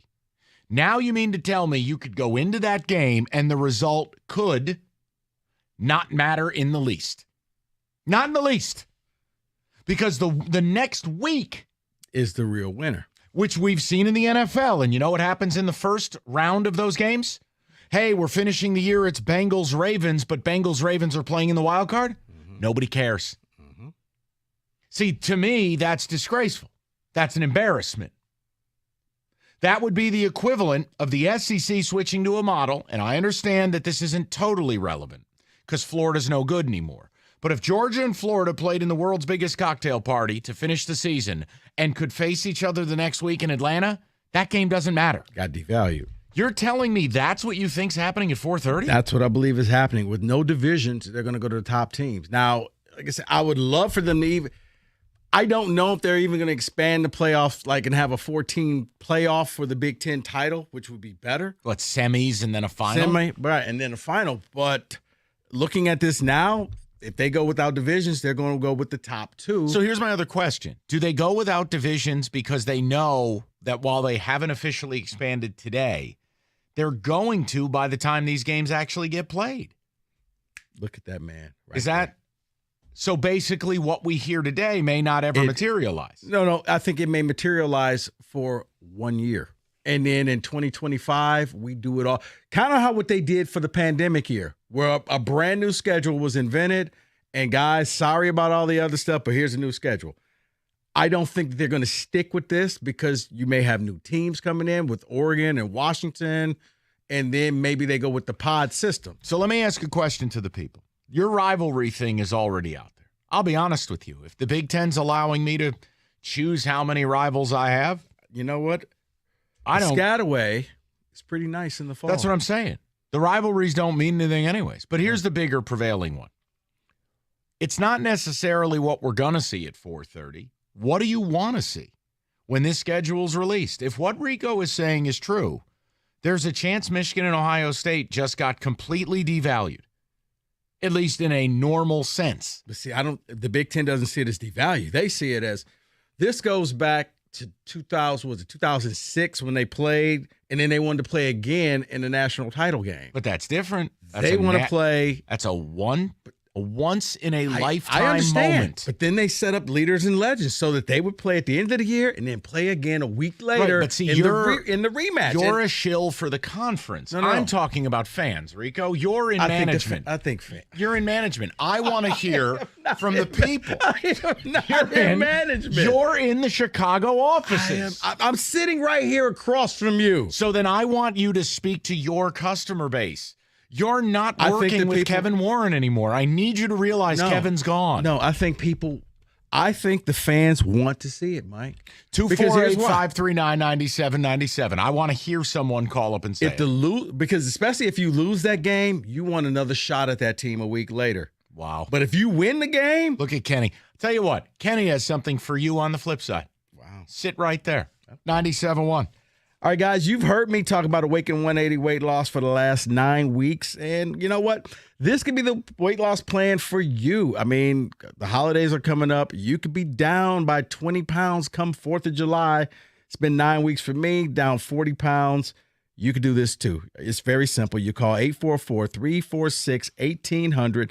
You schedule an appointment with your coach, and your coach will tailor a plan. Not a plan for me, not a plan for her, but a plan for you to help you get to the desired weight that you want to be at. And this is no fasting diet. This isn't calorie counting and restrictive diets on pills. No. You're going to eat food, but they're going to help you do it in a way that the weight will just fall off. So 844-346-1800. 844-346-1800, or you go online at awaken180weightloss.com.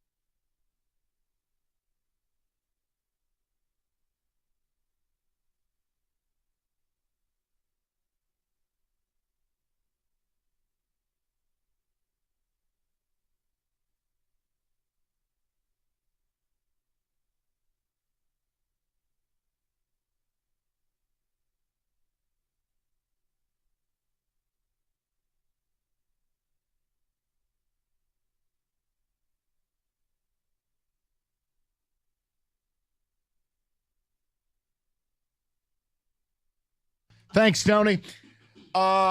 Still trying to figure out who Rico was speaking to with the intel. But, Kenny, you had something for him because we're about 2 hours from this really weird schedule reveal, USC, UCLA, Big Ten, but also what do divisions look like? Are there divisions? The idea that teams have a different number of protected rivals. And then Rico potentially, I'm not saying you're breaking news, but it is something you've heard, is that Michigan and Ohio State could play for the Big Ten title a week after playing each other?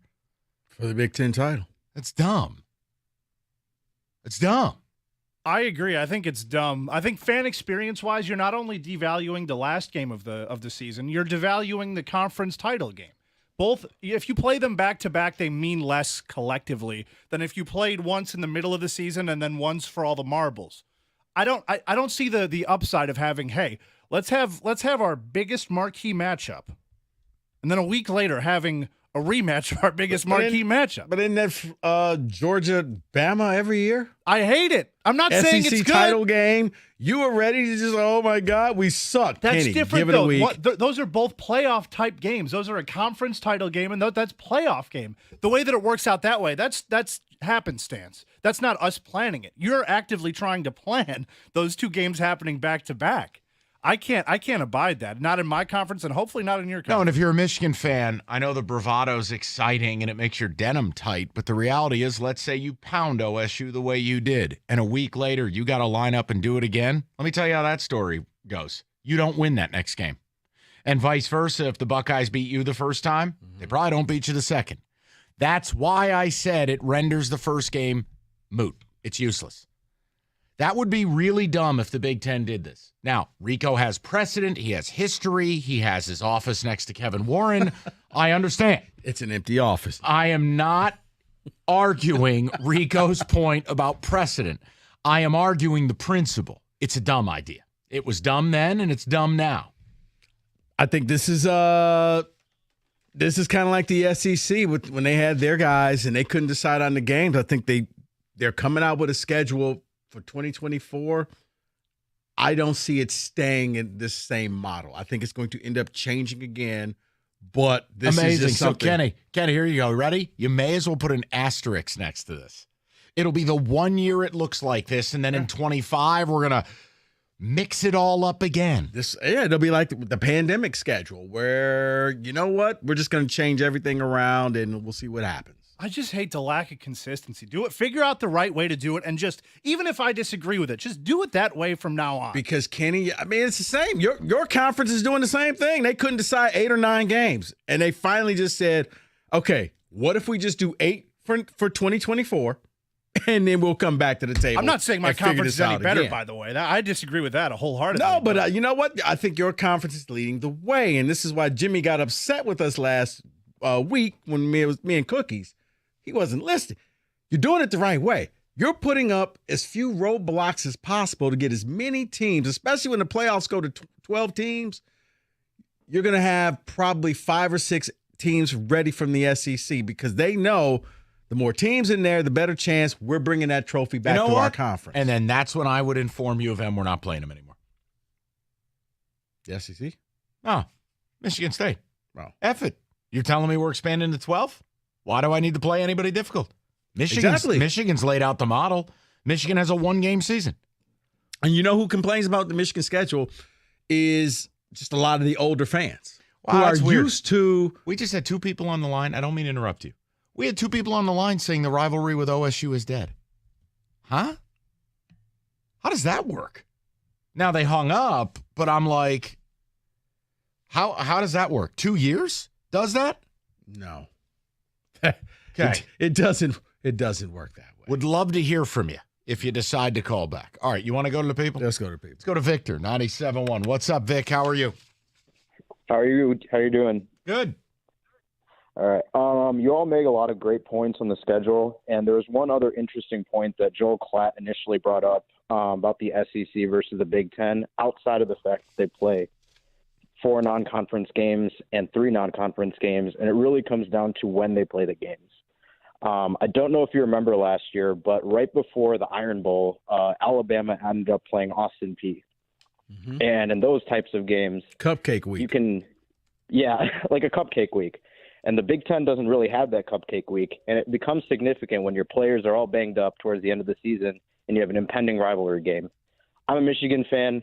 Seeing Blake Corum go down in Illinois made me think that if we played like an Austin Peay type game, would he be healthy for the Ohio State game, and does he get injured?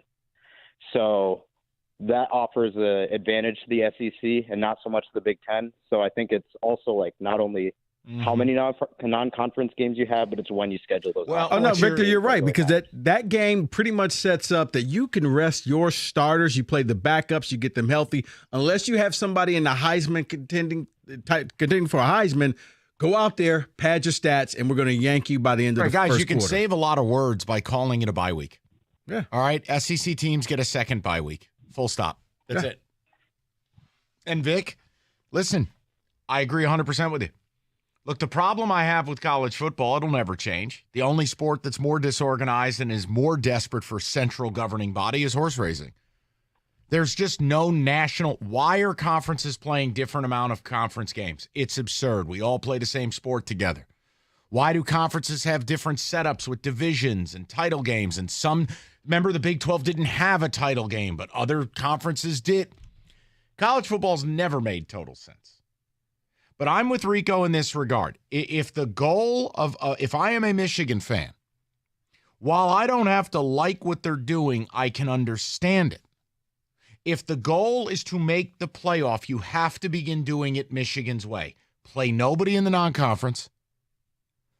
I would protect one rival. There's no reason to have the Michigan State game. We're just talking about making the playoff. Right. And Michigan fans will get all haughty about this, but the reality is you do lose to us. It's not a game you want to play, right? It's nasty. I'm just saying, if I'm Michigan, I want it exactly how it is right now. The only guaranteed difficult game I have is OSU. Now, whatever happens with crossovers and differences, we're going to play Oklahoma in, I'll believe it when the game kicks off. Your non-conference, the last couple of years, and then this year, guys, you're doing it the SEC way. Yeah. And in the Ohio State game, you may have to play them again 7 days later. See, I'd hate that. And if I'm Michigan, you'll hate what I'm about to say. If I'm already clinched, I'm laying down in that game.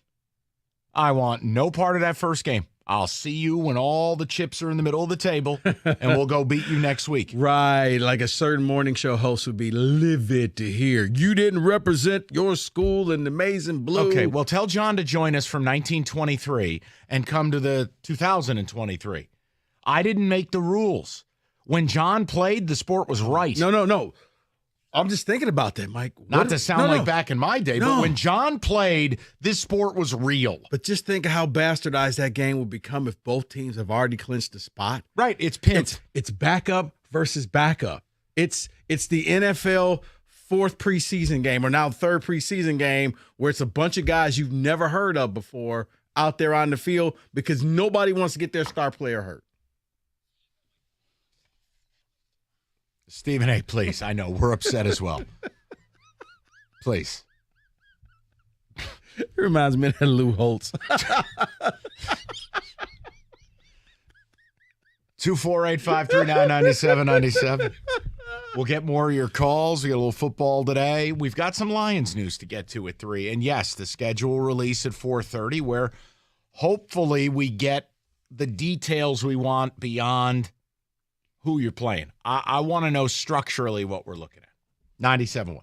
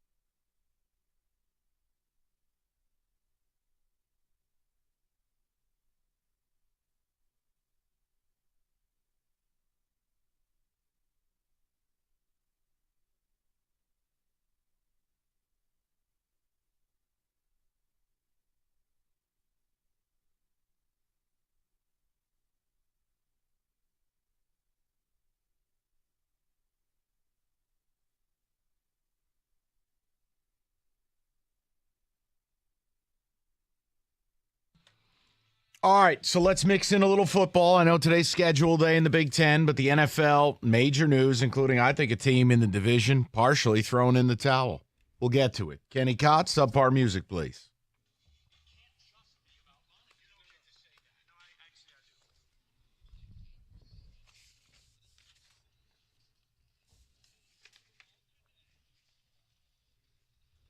News of the day today. Vikings planning on cutting Dalvin Cook if they can't trade him by the end of today.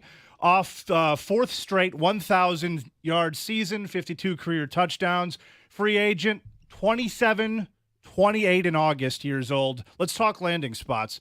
Schefter said Dolphins, Broncos are two of the likely ones.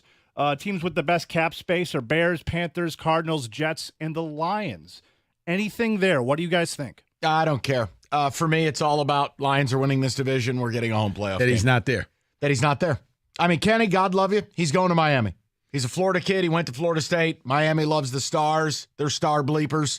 Dalvin Cook will be their running back. Great. Next. See, Minnesota just gave away their second best player on the whole team. And they're not going to find a trade partner. No. And once again, I want to remind you, this is the year of the Lion. We are winning this division. We are getting a home playoff game, and Kenny's wearing a cummerbund. That's my takeaway from it. Rico? Well, it leads me to think that Minnesota must have something that they feel is just as good as Dalvin Cook. Also, Kenny, to answer your question, maybe Sean Payton and Denver. I think that that's something Payton with Dalvin Cook could rejuvenate his career out there with Russ and let Russ cook with Dalvin. There you go. Dalvin Cook. Russ cooks with Dalvin. There you go. Right there. So problems with the upcoming EA Sports college football game. College Football Player Association is arranging a boycott after the football game is only offering $500 to each player. No royalties whatsoever. Are the players acting too aggrieved here, or what side of this are you on? So it's a one-time $500 fee. Each player, no royalties. The idea. You know what? I quit. Honestly, like maybe it's just on the heels of the Keon Coleman podcast, where he termed his time at State a 2-year stint or whatever it was, or a 2-year sentence. We've just lost cabin pressure. 99.9% of college football players do not matter. Mm-hmm. They are nobodies. No one will ever know their name. No one will ever know what they look like. The idea that you're getting $500 out of ether, I think most guys would be happy that they're in the game. It's fun. The royalty, I think, comes from if you made the cover. If you made the cover, okay, right? Maybe you're actually using my image on this cover. If they put you on a screen, right, a loading screen, that's different. But this whole idea that $500 isn't good enough for the backup punter at Ball State, I'm done. I'm done with all this. And here's the other thing. A lot of players who argue about this stuff, Kenny knows that down the line, I'm not going to be making any money. I'm not going to be in the NFL. Because if you are that guy, if you're him, you know, I'm headed to the league. Why do I care about this little video game that happened when I was in college? I'm going to be making millions of dollars down the line. So this is probably for the player who kind of knows after college, this is it. I'm going to be bouncing around the XFL and the USFL and Canada just trying to scrape to get by. But no, if you... Sorry, Rico. Breaking news live in a football today. Whether or not the Belmont Stakes run scheduled on Saturday will come down to Governor Kathy Hochul, however you say her name. Everybody hates her. Hochul. The air quality in New York and the tri-state area continues to be an issue. We don't know if we have a Belmont Stakes Saturday. I'm leaving. You can't. You shut your mouth. Mike. Just put masks on the horses and we run. Little space bubbles. Rico, you know aliens. Yeah, put them in like a fishbowl with an oxygen mask. In the whole route for radio, yes, I would love to see that. Horse racing has such a bad rap as of late. You can't afford anything to happen to any of these horses because you ran them in poor air quality. No, you can't. And I'm just saying I'm not allowed to have anything nice. I don't have Ellie Dela Cruz. And down the stretch they come. And down the stretch they come. Wait, the horse says passed out. No, you can't I think run. he's dead. I know you can't run. I was just hoping it was going to blow out of town. Well, F Canada. Next on In Horse Racing today, the NFL, to combat recent player gambling issues, have called upon the GOAT, Tom Brady. He's taped a message to players in the gambling policy video. You mean the same guy who was a part of a huge con and scam known as FTX? We're not talking about that, Mike. I'm making a point. I don't want anything. You can't tell anybody what to do with their money. The guy who scheduled the side deal to go to Miami. Oops, everybody found out about it. Yeah. Well, he's in the video telling all the players it's a privilege to play in this league and not to ruin the integrity. Really? No, not to ruin the integrity of the game, says Tom Brady. What is your reaction to that? It's a little hypocritical. A little? Yeah.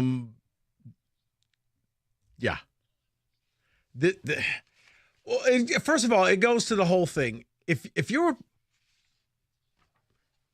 okay, wow. If you're a player, do you really need to be told, don't gamble on your own sport? It's not like they are tons of examples. You've seen players, and just recently, getting kicked out of the league, and you still need to be told this? It takes Brady to do it. But Brady giving that message, that only the NFL could get away with that. Could we put horses in space helmets? Like you have a NASA T-shirt on.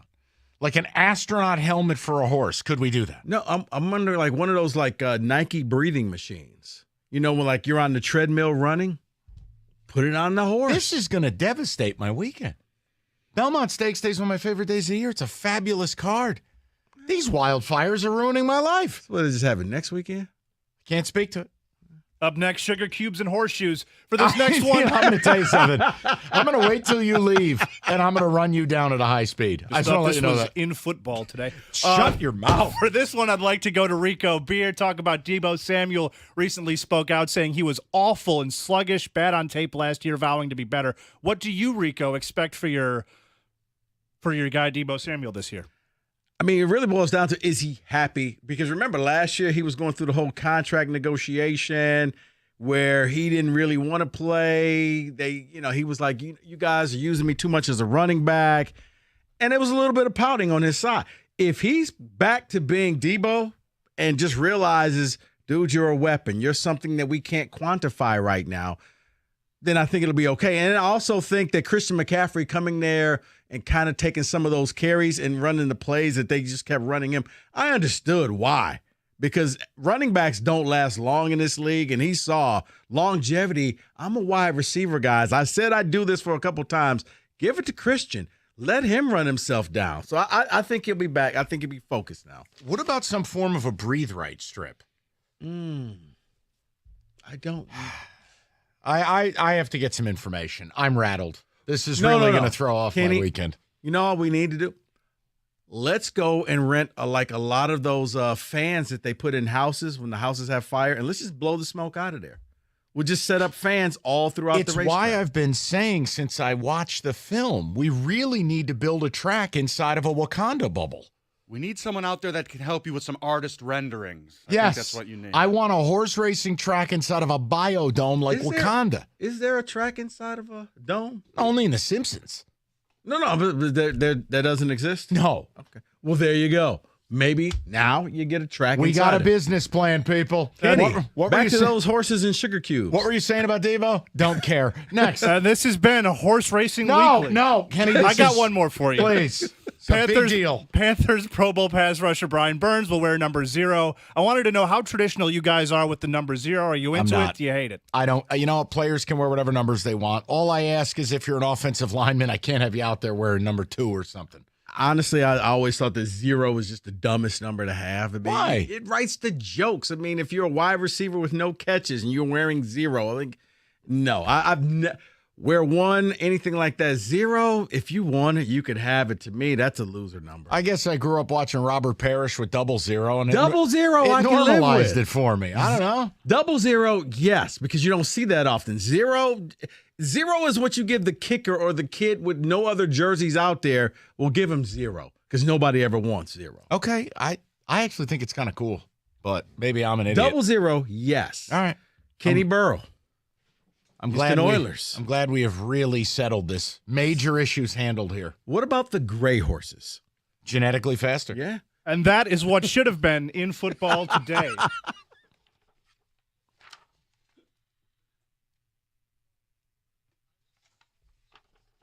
Stoney, please. Summer is here. And if you're traveling and doing your thing, maybe you're interested in a new vehicle, Moran Buick GMC will help you with exactly that. The 23 Acadias are in stock, new stock arriving daily.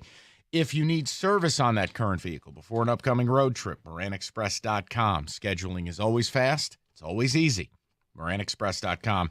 You get the certified service appointment, you get the free loaner vehicle. It's that easy. Stop on by Moran Buick GMC, where you always get the best price, period. It's on Telegraph, just north of Eureka and Taylor, or MoranExpress.com. It's Moran Buick GMC. We are professional grade.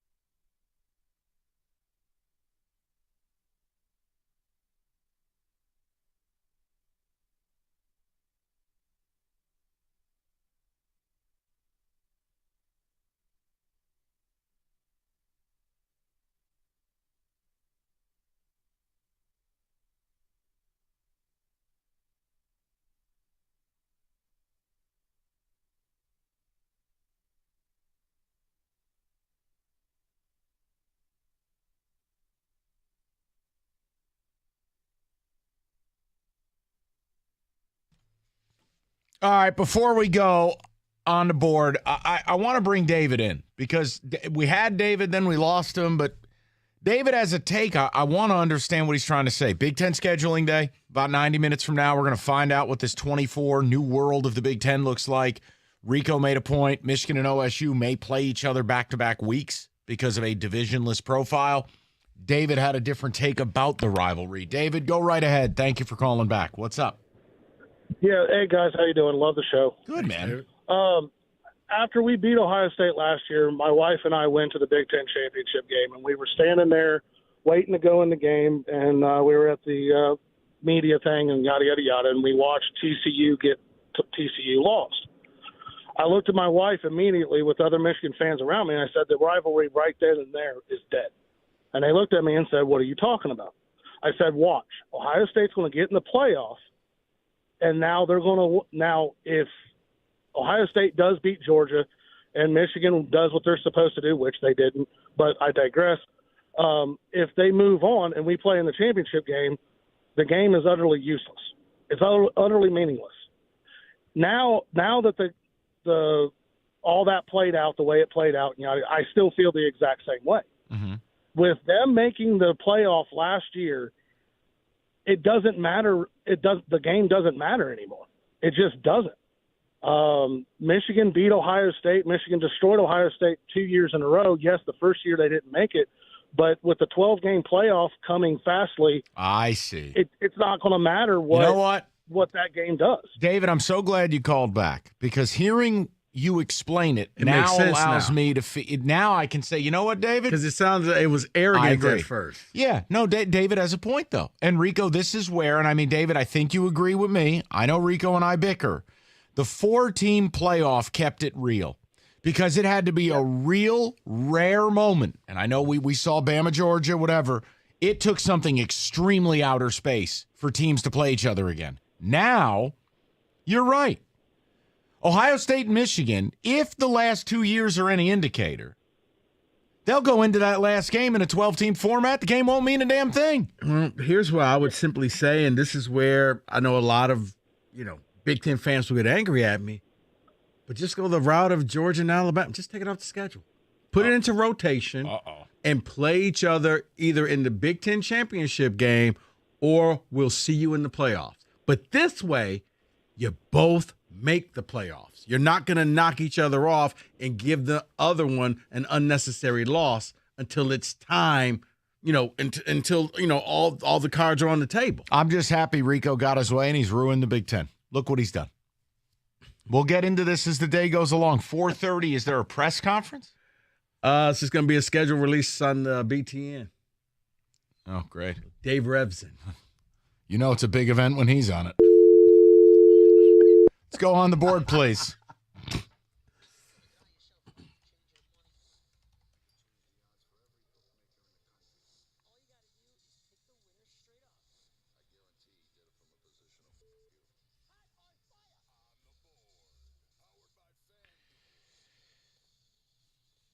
Boy, we couldn't have got that more wrong yesterday. Very rare we just get something that's that stinky. That was stinky. Yeah. I was shocked the Heat just got pummeled. Rolled in there. I mean, I'm happy they did, because I hate the Miami Heat, but honestly, that was a bad basketball game. Paul didn't show up to work today. Typical Miami fan right there. Look, little dicey today, guys. You don't have Stanley Cup. You don't have the NBA Finals again till tomorrow. Yes, you do. You have Stanley Cup today. I thought you didn't play again until like Tuesday, No, the way they've been Thursday. scheduling these games. It's today. All right, what do you want to do? You can lead off, because to me, isn't baseball where your head's at? If it's not the Stanley Cup Finals, it has to be baseball. Go right? ahead. So I'm going to take it back to my roots. What got me here? I'm going to say. What's that, Arkansas? No. Vegas, Florida, 5.5 goals. You take the over. It's -128. The reason it's -128 is because the over is hit the last 2 games in a major way, so I don't mind doing it here. You don't know what you're going to get out of Bobrovsky. He might be done for. But either way, the 2 good offenses, I don't see why you'd ignore the over here. I mean, or you could do series odds at plus odds if you like the Panthers so much, +420, which I still don't hate. They have 2 home games back to back. You really They're not dead yet. You don't. All right. So if you, what was it before the series? Do you remember? Florida was more of an underdog, or actually less of an underdog. It wasn't crazy though. It was like +120 or something like that. I mean, there's value there if you think they can do this. Yeah. What scared me was the way they got run off the ice in game 2. But now they're at home. Get right. Let's figure it out. Bobrovsky in front of his home crowd. All right. That means something. All to right. me. He's going with the over. What do you want to do? Baseball's canceling games left and right. Air quality. What do you want to do? Air quality in Atlanta is pretty good. So I'm going to go with the Braves Mets. Verlander on the mound for the Mets.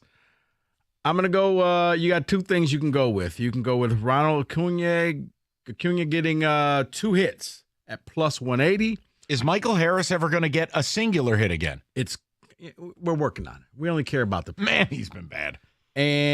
Or you can just go with Acuna hitting a home run at plus 285. All right, Kenny, he wants goals in the hockey game. Rico's rooting for bombs. It all makes sense. We'll have the NBA back tomorrow, and away we go. That is on the board.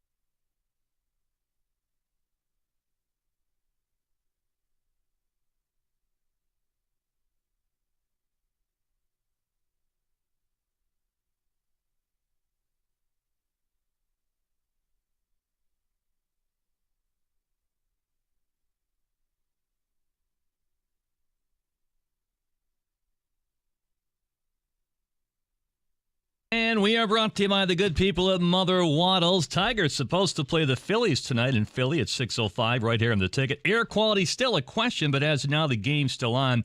Jason Beck of MLB.com just said the air is still not good there, but is not as bad as yesterday. If they do play, it's Tyler Horton for Detroit, Zach Wheeler for the Phillies, and Nick Maton hitting cleanup.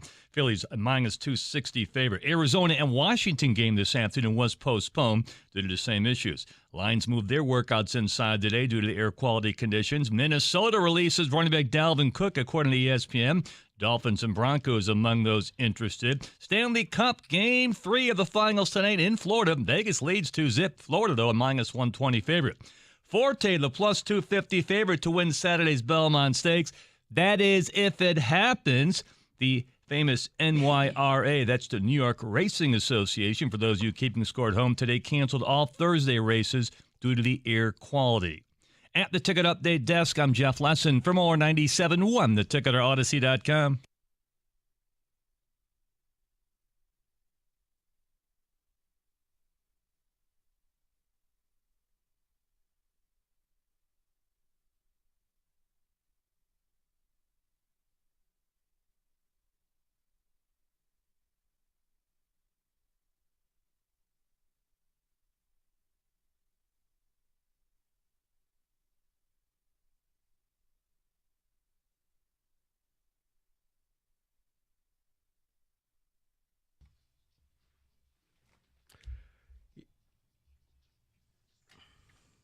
You know what, Kenny? Stoney, please. As Mike was saying, I want to hijack for 1 second. Kenny, we are sitting with greatness. We're sitting with royalty. We are sitting with a man. I can no longer hold the title of being ahead of my time. That's this guy right here. This is a setup of all setups. Now, he's upset over what's going on with his little horses in the race. I'm worried. I'm not upset. But he said something earlier in the show, and it may have gone past you and the audience. Remember what he said, how they were going to start off USC and UCLA? Yeah. Little information's leaked out. Oh, Mr. Ahead of his time. Let's go. I don't know the times, but Brett McMurphy has put out some information that he has gotten. Michigan will be playing a game at USC. Oh, fight on. Ohio State will be at UCLA. Awesome.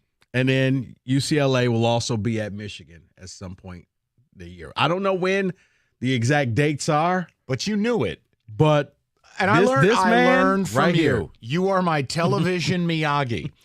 You have taught me the ways of the networks. There was no way USC and UCLA would start their Big Ten tenure not playing the two biggest brands that this conference has, which is Michigan and OSU. Yeah. Now, I will tell you, if I'm a Michigan fan, I'm going to that game. Like the first, that's at the Coliseum. Mm-hmm. That's like the debut. I trip don't know. to La La No, Land? I don't know the date. Who cares? I just know that it's going to happen. That's awesome. But man, if you're Michigan, you got at USC. Looks like Wisconsin's coming to the crib. UCLA's coming to the crib. So the schedule, would you get a little leak here? A little bit of a leak. Okay. So also coming across the wire, Michigan State will be playing DeVry. You know what? It's Chalk that up. It's a That's W. a win. Right. I'll take it. It's a win. So we're about an hour and a half from the official release. They just want it more. Just means more. Yeah. But we wanted to get some NFL in the mix here. Look, I think it's super cool that Michigan's playing USC or UCLA. I would like State to play one of them because it beats playing Purdue at Ross-Ade, but I guess we'll wait and find out. But I wanted to bring this up. You see the Jared Goff stuff? Yeah. Now, I dig this. So Rico initially had a topic, which was, look, Dan Campbell made a remark the other day. Jared Goff is better now than when he was with the Rams. And I think that's easy for a coach to say because he plays for you and you sign the checks. But I happen to agree with it. But when you put it next to the Jared Goff comments, he was asked about Jameson Williams and the offseason and, J-Mo and the Lamar stuff. And I thought Goff handled it really, really well. And the value in it is this is Jared Goff's team. Like, Jared Goff stood up there and goes, look, it's simple. He likes Lamar. I like lots of receivers, but I love J-Mo. And he even made the comment, you guys must be pretty bored. That's what a team leader does. That whether he was upset by it or not, he's not going to tell you. And you'll never know. He'll handle it internally. And this is Jared Goff's team. Like, this is, I just feel like all the offseason being done, all of the Costa army and wanting a different QB and a rookie, we're past it. Rico, as we look at it today, the Minnesota Vikings have released Dalvin Cook. That does not make them a better football team. It makes them, in fact, worse. This is your division. This is your quarterback. This is Jared Goff's team. It's yours for the taking. I don't think it's ever going to be as easy as it is this year. Now, I'm not going to go ahead and anoint them the way that you are. Already anointed. Because I've seen the preview of the 30 for 30. And, yeah, I'll wait to see what happens. I don't want to go down that road. But you're right. This is the year for that with Dalvin Cook being gone. What sold me on this is, I think, like it or not, Lions fans, this is your quarterback of the future. This is your guy. And I don't, honestly, unless they go out there and go 0-6 or 0-17, he's your guy, because the leadership that I saw, you were off, Mike. But for people who were at the OTA, right? J-Mo ran the wrong route. Him and J-Mo were not getting along that day. Not like angry, but on the field, like routes were not going. Oh, J-Mo was dropping, and he got angry. Ben Johnson has to come in and call a quick little powwow. Hey, guys, come here. And then those two and Goff and J-Mo are off walking alone, but you see reportedly Goff being demonstrative with his hands and, really taking control of the situation. That is when I said, that's your quarterback right there. That's your leader. This is his team. You can sit here and root for Hendon Hooker or say, well, we're going to find. Your quarterback is already in town, folks, and he's going to be here for a while. And that's where I've been trying to convince people for a long time is Jared Goff is going to have to play his way out of a contract, not play his way into one. I think this is just a matter of if they get off to a good start, if Jared Goff's doing his thing, they don't have a slow start to the season, it wouldn't shock me in the least if we're sitting here in a mid-October afternoon show and they've gotten an extension done with Jared Goff. But I love what I see. I love the fact he was demonstrative. Yeah. Here's the news, kid. I got a couple $100 million in the bank. You're a kid with one catch. Of course, you're not going to, you wouldn't be comfortable with Goff saying nothing at that. No, I like the fact of, hey, this is my team. Ownership. I rock the sea. Okay? You're going to listen to what I have to say. If you, like you say, you want a long career in this league, because guess what? You're going to be gone for 6 weeks, and I'm going to find another receiver. Without you. We're going to win with or without you. Right. And that's still a concern, is that he'll have thrown, by the time J-Mo comes back, better part of 175 passes to people not named James Williams. Yeah, but if you know what? If you're a Lions fan, you don't care. So if you're winning, you don't care who's making the catches. Correct. But Goff, listening to what they said, because at first I was like, oh, come on, Campbell. This is just the hyperbole. But then I started really thinking about, he is better. Rico, because with the Rams, it was pretty much – stand here, it was McVay. He was the architect. Here, this is all on Goff. And their season, Mike, if you think about it, went the way of Goff. When he stopped throwing picks, they started winning. When he threw picks, they lost a ton of games. Last 10 weeks of the season, no turnovers. Right. No, I wonder on a day like today, where you see your quarterback doing all the right stuff. The Lions, it's very quiet. There's not a lot of noise. The J-Mo thing is what it is. We can't change it. The Vikings release Dalvin Cook. I just sit here and I go, compared to 2 years ago when these guys took over, look at where they are. Rico, I have said for a while, and I know Costa's probably cringing, I'm very comfortable if they sign this guy. You're right. He's got to play. He's got to go full. He'd have to Baker, play his way out of it. Mayfield, Right. or the Jets quarterback, the rookie that they had. Sam Darnold? No, not Sam Darnold. The Mark Sanchez. No, the one that they just had. Oh, Zach Wilson. He's got to go full Zach Wilson. Baker Mayfield, do something, and Yeah. just you play so badly, your team turns on you and says, Coach, we can't win. Kenny, have you gotten very comfortable with the idea now? I think it is just a given. He's getting an extension and soon, provided he doesn't play his way out of it. Like, he's your quarterback. I worry Lions fans are not comfortable. I am comfortable. I think this team has done all the right things, checked all the right boxes.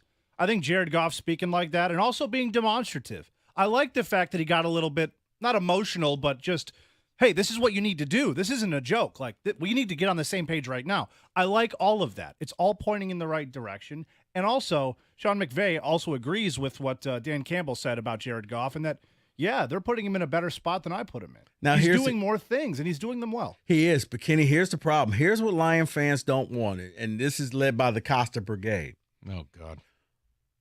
Because Goff is your quarterback, you'll never have that superstar quarterback. You'll never have your Jalen Hurts. You'll never have your Patrick Mahomes. You won't have that guy that people from all across the country will tune in to see if he's going to do something special. What you're going to be doing is you're going to be turning Goff, who is a game manager, into your franchise QB. Game managers aren't sexy. People in Detroit, they want that guy. They want something, and that's why a lot of people are just not, they're afraid to embrace Jared Goff. And right now, Rico, you might be right, but if we win the division, if we get a home playoff game, all that goes right out the window. It doesn't matter who's throwing the football. No, but it's also lining up perfectly. Look, he probably needs this time to fully cement himself. He's taking ownership of this locker room. He's taking ownership of his offense. And when you look at it, Kenny, they do have the time. Now, I don't love waiting because it's going to cost you a lot more money. But at the end of it, Kenny's right. That even if people sit here today and they don't value the OTA display with J-Mo, they don't value his quotes to the media. Let's say they're not sold after his 24-game run here. Okay. All of that goes away if he plays well this year. Yeah. That's it. Yeah. This truly is the last chapter, because after this, if you don't trust the guy and you don't want him here, then you're on the fringe. I'm not telling you he's perfect. I'm not telling you there won't be games I don't cuss him out. But this is your guy. It's who you have. It is. And this is why when people are like, well, OTAs are meaningless. Yeah, a lot of the stuff on the field, yeah. But I look at the grand picture. It's like spring games. Like, there's certain things you can glean from that. Well, those are useless. But this is one where OTAs, like, I saw leadership. I saw something there. Now, whether you make the catches or stuff on the field right now, you're going up against air. Okay? It was concerning he was missing people. That was the deep passes. That's concerning because that's something he was supposed to fix. But I did like the fact he gained a lot of credibility that day when he just took over and said, look, dude, this can't happen, okay? We got to get on the same page. We got to make this happen, and I need you to be better. Now, I don't know what was said, but when the OC has to step in there and then you go off to the side, that's what you want to see in the quarterback. But it's just unfortunate because he won't be that guy like you see in other people. He won't be a marquee type of player that you just see his face and people know who he is. Don't need it. I don't need it. No. But that's what Detroiters want, Mike. Detroiters are you know what's funny, though? For a superstar. Yeah, but Detroiters are ass backwards. Because then I say that about the NBA, and they sit here talking about going to work and all this boola. They say that, but deep down, why do you want stars? And No, it's no. like, well, that's what you need in the NBA. I don't think you need it in the NFL.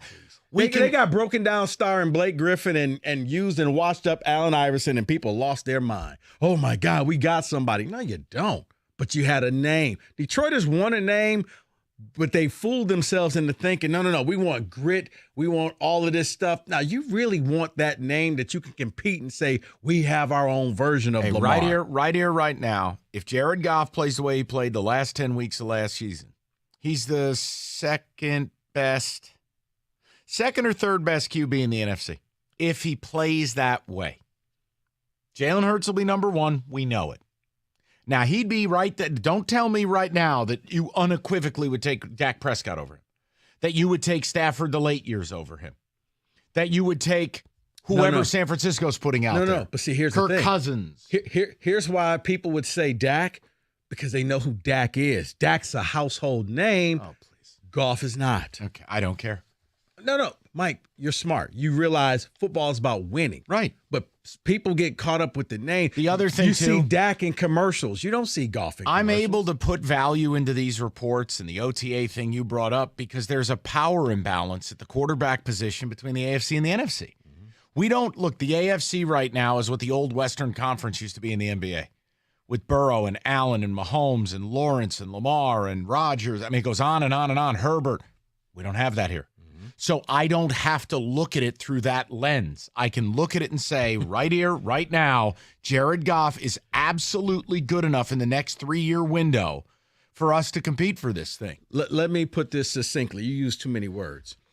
Geno Smith is a top 5 quarterback in the NFC. Think about that. He wins. That was like 7 words. I'll try to be better. 97-1. All right, guys, you've heard me talk about Awaken 180 weight loss. What are you waiting for?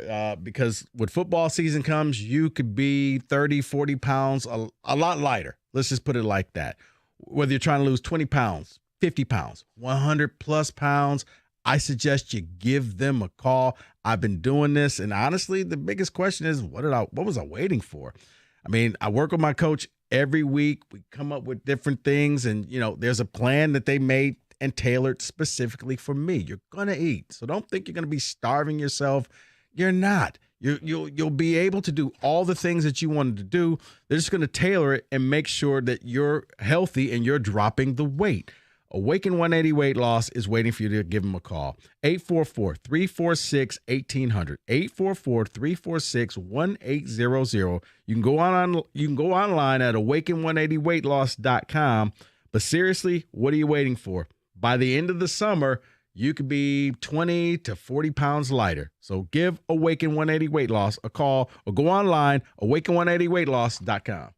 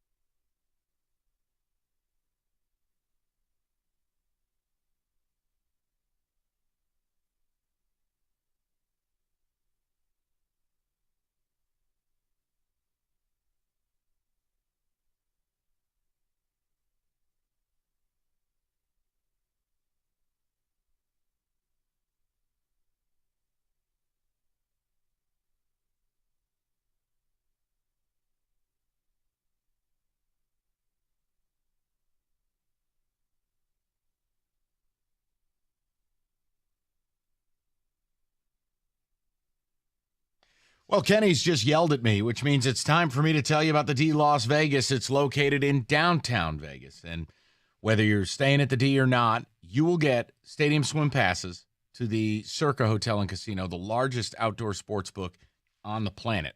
I'm pretty sure I'm accurate in saying that. Guaranteed it's the largest outdoor in America.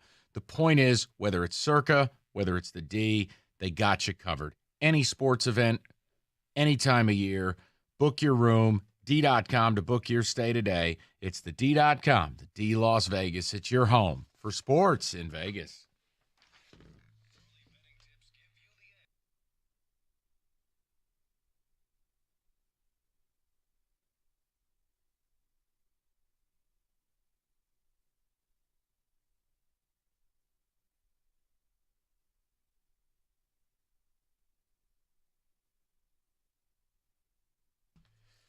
About an hour from now, Rico he's going to be hosting the Oscars at 4:30. The new Big Ten takes shape, 4:30 announcement. The schedule sounds like Michigan and USC are going to open the thing up in L.A. Sounds like it. We'll Could see. be Ohio State at UCLA. And Michigan State playing Southern New Hampshire at a satellite campus. Very exciting. Michigan State versus Specs at LTU. Exactly.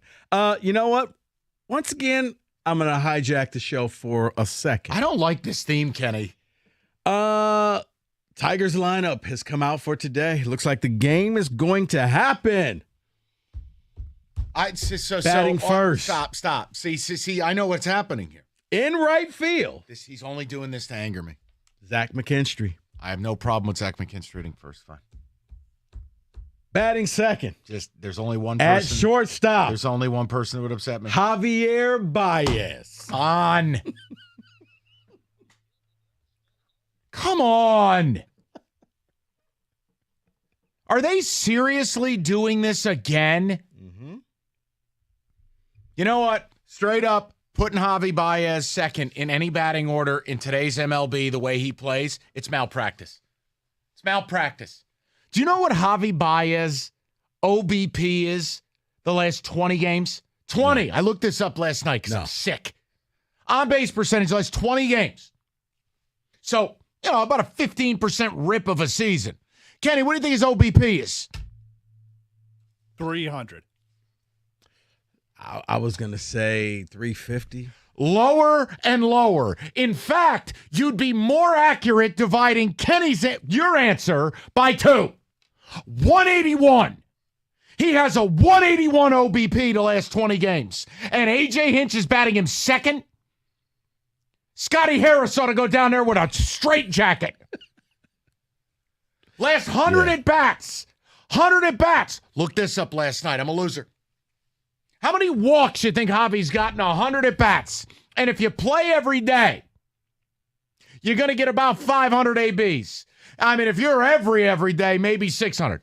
How many walks in the last 100 at bats for Javi? 7. 5. Here's a hint. The number is one more than penis you have. 2.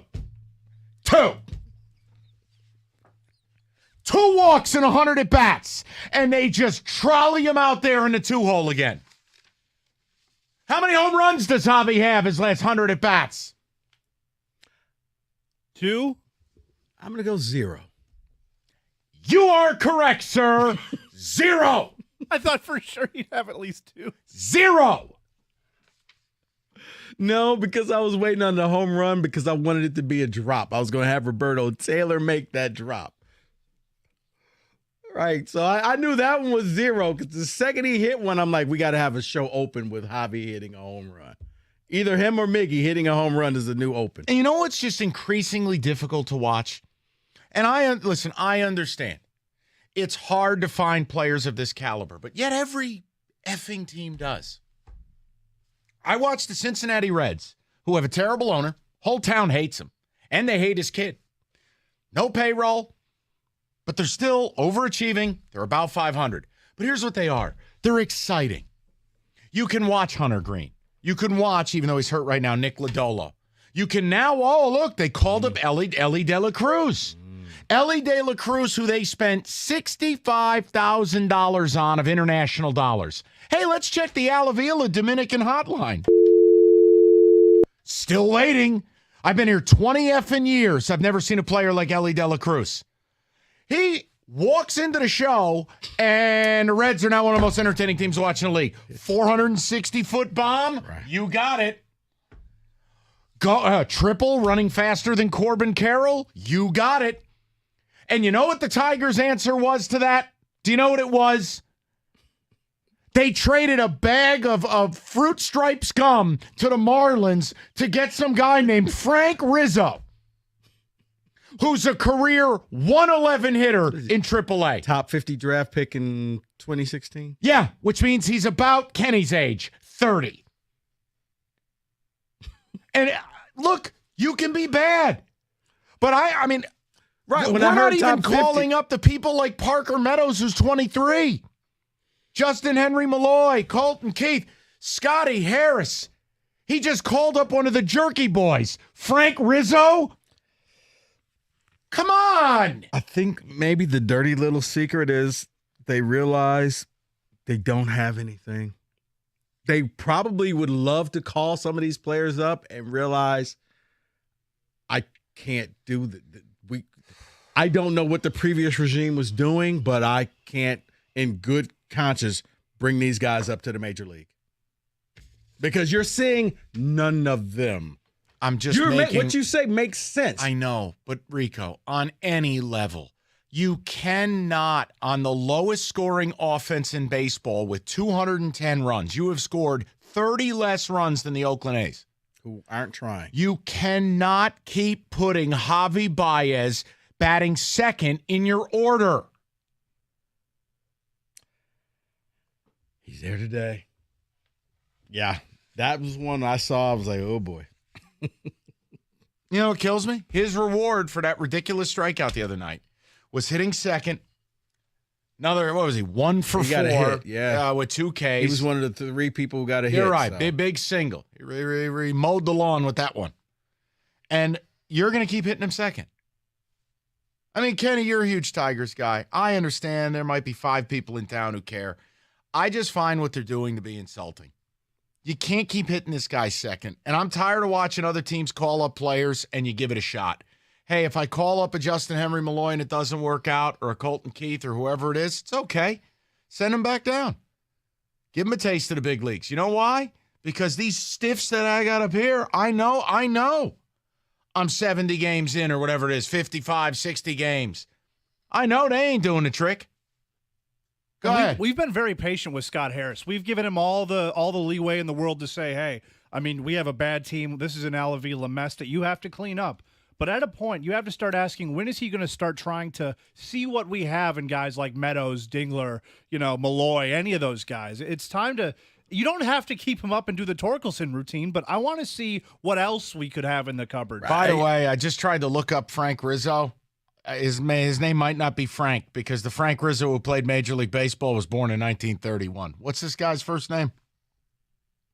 He would be a little old. Pete Rizzo? What is it? What's this guy they traded a bag of artichokes for? Yeah, that would be Joe Rizzo. Oh, sorry. Yeah, I was going to say Pete Rizzo, Frank's Chief grandson. Content Officer, Bitcoin Magazine. What's this guy's name again? Joe Rizzo. Joe. Look at this guy. Are you kidding me? I look like I'm related to him. All right, Joe Rizzo. Let me pull up these hot numbers. I'm pretty sure he hits like 150. By the way, this guy's 5'8", 190. What's he going to do? Look at these numbers. You cannot be serious with this. This is what Scott Harris is doing for me. This guy at AAA Jacksonville was a negative 1.8 WAR player. He'll fit right in. Maybe he sees the zone well, Mike. I mean, if you're calling this guy up just because you need a body so they can bring someone up from the farm team, I'll live with it. But it's really tough. I'm watching bad organizations. At least they got something to show their fans.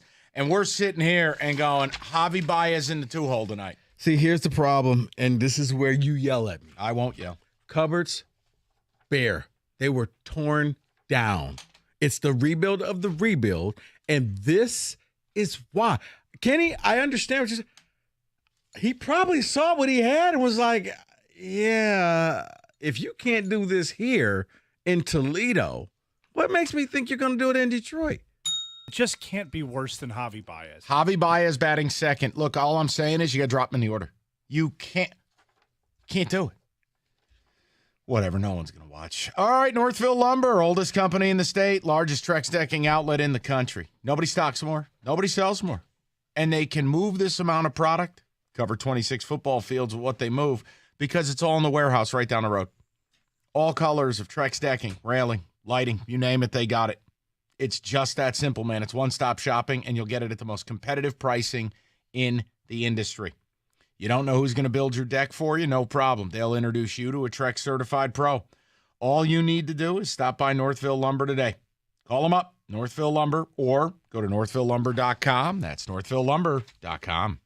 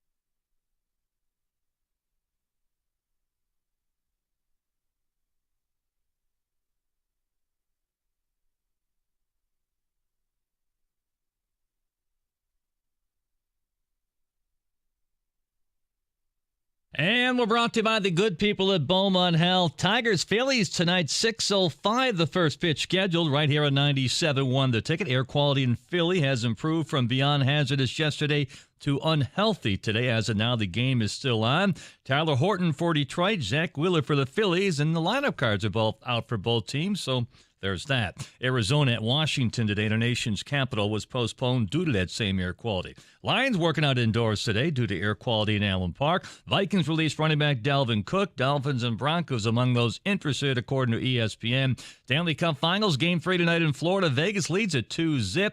Forte, the plus 250 favorite to win Saturday's Belmont Stakes, if it does happen. New York Racing Association today canceling all Thursday races due to the air quality there. And Michael Block, the club pro that finished tied for 15th at the PGA Championship, then said the only difference between his game and Rory McIlroy's is distance off the tee. Well, he failed to qualify for the U.S. Open, and then today, he's 2 over par through 5 holes. At the Ticket Update Desk, I'm Jeff Lesson. For more, 97.1 The Ticket or Odyssey.com.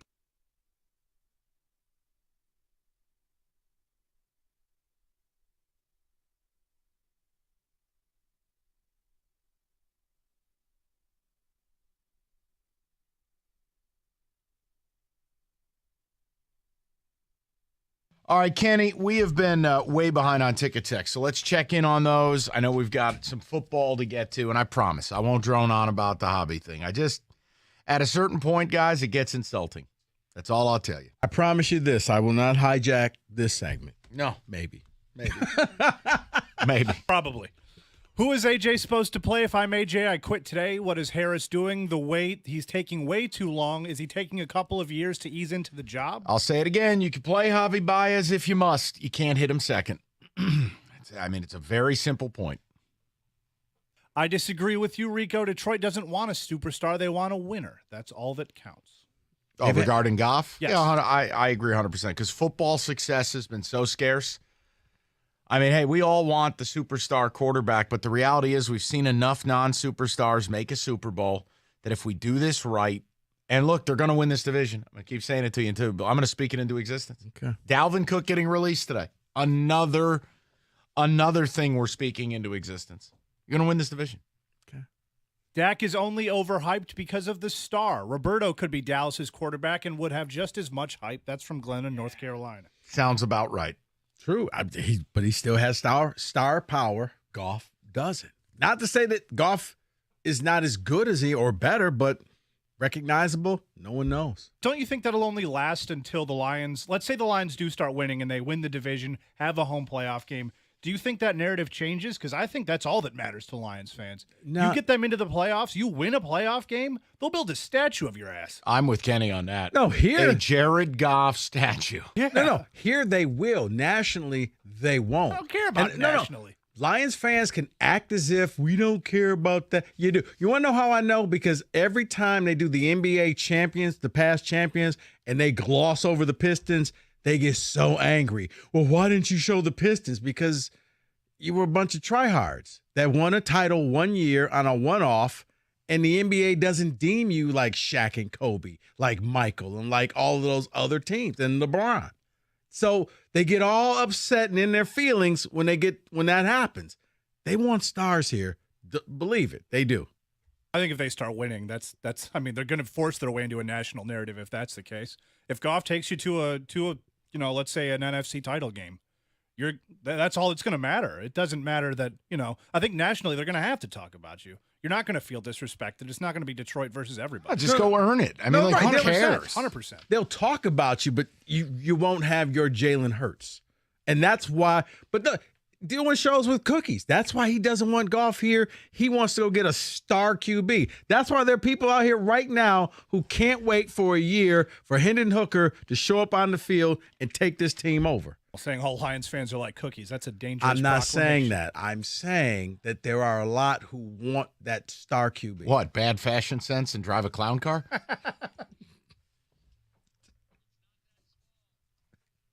Amon-Ra is a superstar enough. Give me Goff. I'm fine with that. I think as long as you got stars at other positions, you can make it through. Oh, by the way, quick note, I know college football, about 45 minutes to the Big Ten schedule release. Sounds like Reggie Bush is out on the Big Noon Fox kickoff. I know. Moving, doing the show with Sharp now? I guess a contract dispute. I don't care. That show stinks. Well, unless he takes over game day for another host that I don't really care for. I'd love that. Oh, old laugh track? Yeah. Oh, please. Desmond's awful. Absolutely awful. Go ahead. I mean, I like Woodson I'm fine with until he starts waving the flag. Woodson's at least okay. Desmond's an atrocity. Yeah. I don't understand how Desmond's on television. It's unbelievable to me. This one just says statue of Burger King hands, which I find funny. What if they just did a Goff hands? We have the fist, and then we have the Goff tiny hand. It looked like a garden gnome. and you put an oversized Super Bowl ring on it. And I got just the place for it. We'll knock down the Motown Museum. Okay. Stop it. I just want to make sure you're paying attention. Yeah, I'm paying it. Kenny, one more. You know what? Do I more. need to break the... no. No, hold on. Kenny, and anything on Baez or otherwise, speak now or forever hold your peace. Oh, yeah, there's a couple on Baez. Baez batting second again is a joke until he starts producing. Bat him 7 through 9. That's the move. And again, I would compromise and say you could hit him 6th. You can't keep doing this. So my question is, why is AJ doing it?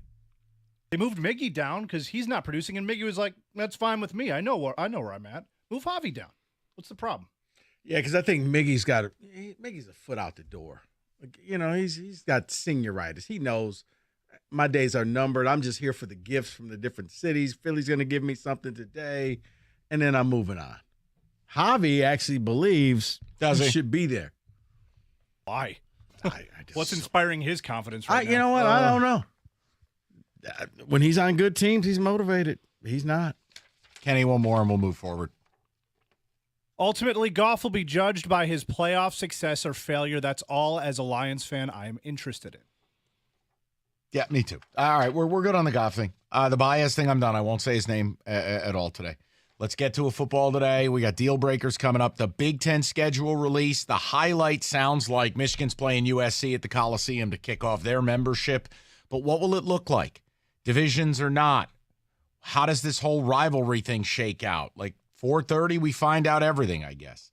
All right, Old Nation Shandy, it is back. It is summer. As Rico put it the other day, hey, the sun is out. Yes, that means it's Shandy time. And Old Nation, they make the best Shandy in the game. It's not mass-produced. It's not half-assed. It's not one of these big box store deals. OldNationBrewing.com. That's OldNationBrewing.com. Wherever you buy your beer, ask for Old Nation by name, the complete lineup, the M43, the B43, and yes, summertime delight, the Shandy.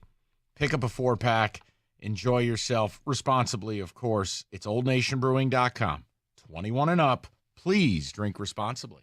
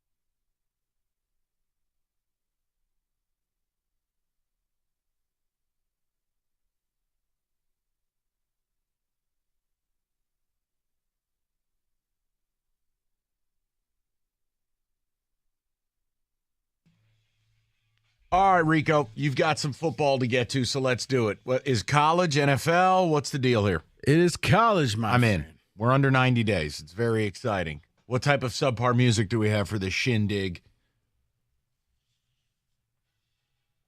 Yep, that'll do it. Pretty awful. All right, Rico, what do you have? Honestly. Good Mike, God. you know what? We spoke about it. This is the value pick when it comes to picking the champions in the Power 5 conferences. According to the betting odds, we'll start off in the ACC. Would you like to take a guess of who is the betting favorite to win the ACC? Well, the favorite's probably Clemson. The value would be Florida State, right? Kenny, you want to take a shot at this? I was going to say Florida State. Florida State is the favorite right now. Over Clemson? Plus 160. Clemson is plus 180. Wow. And they have to go to Clemson on September 23rd. That's pretty much going to decide your ACC champion early in the season. Look, I'm super excited to see Klubnik for a full year. You know, the Uiagalelei thing was a disaster.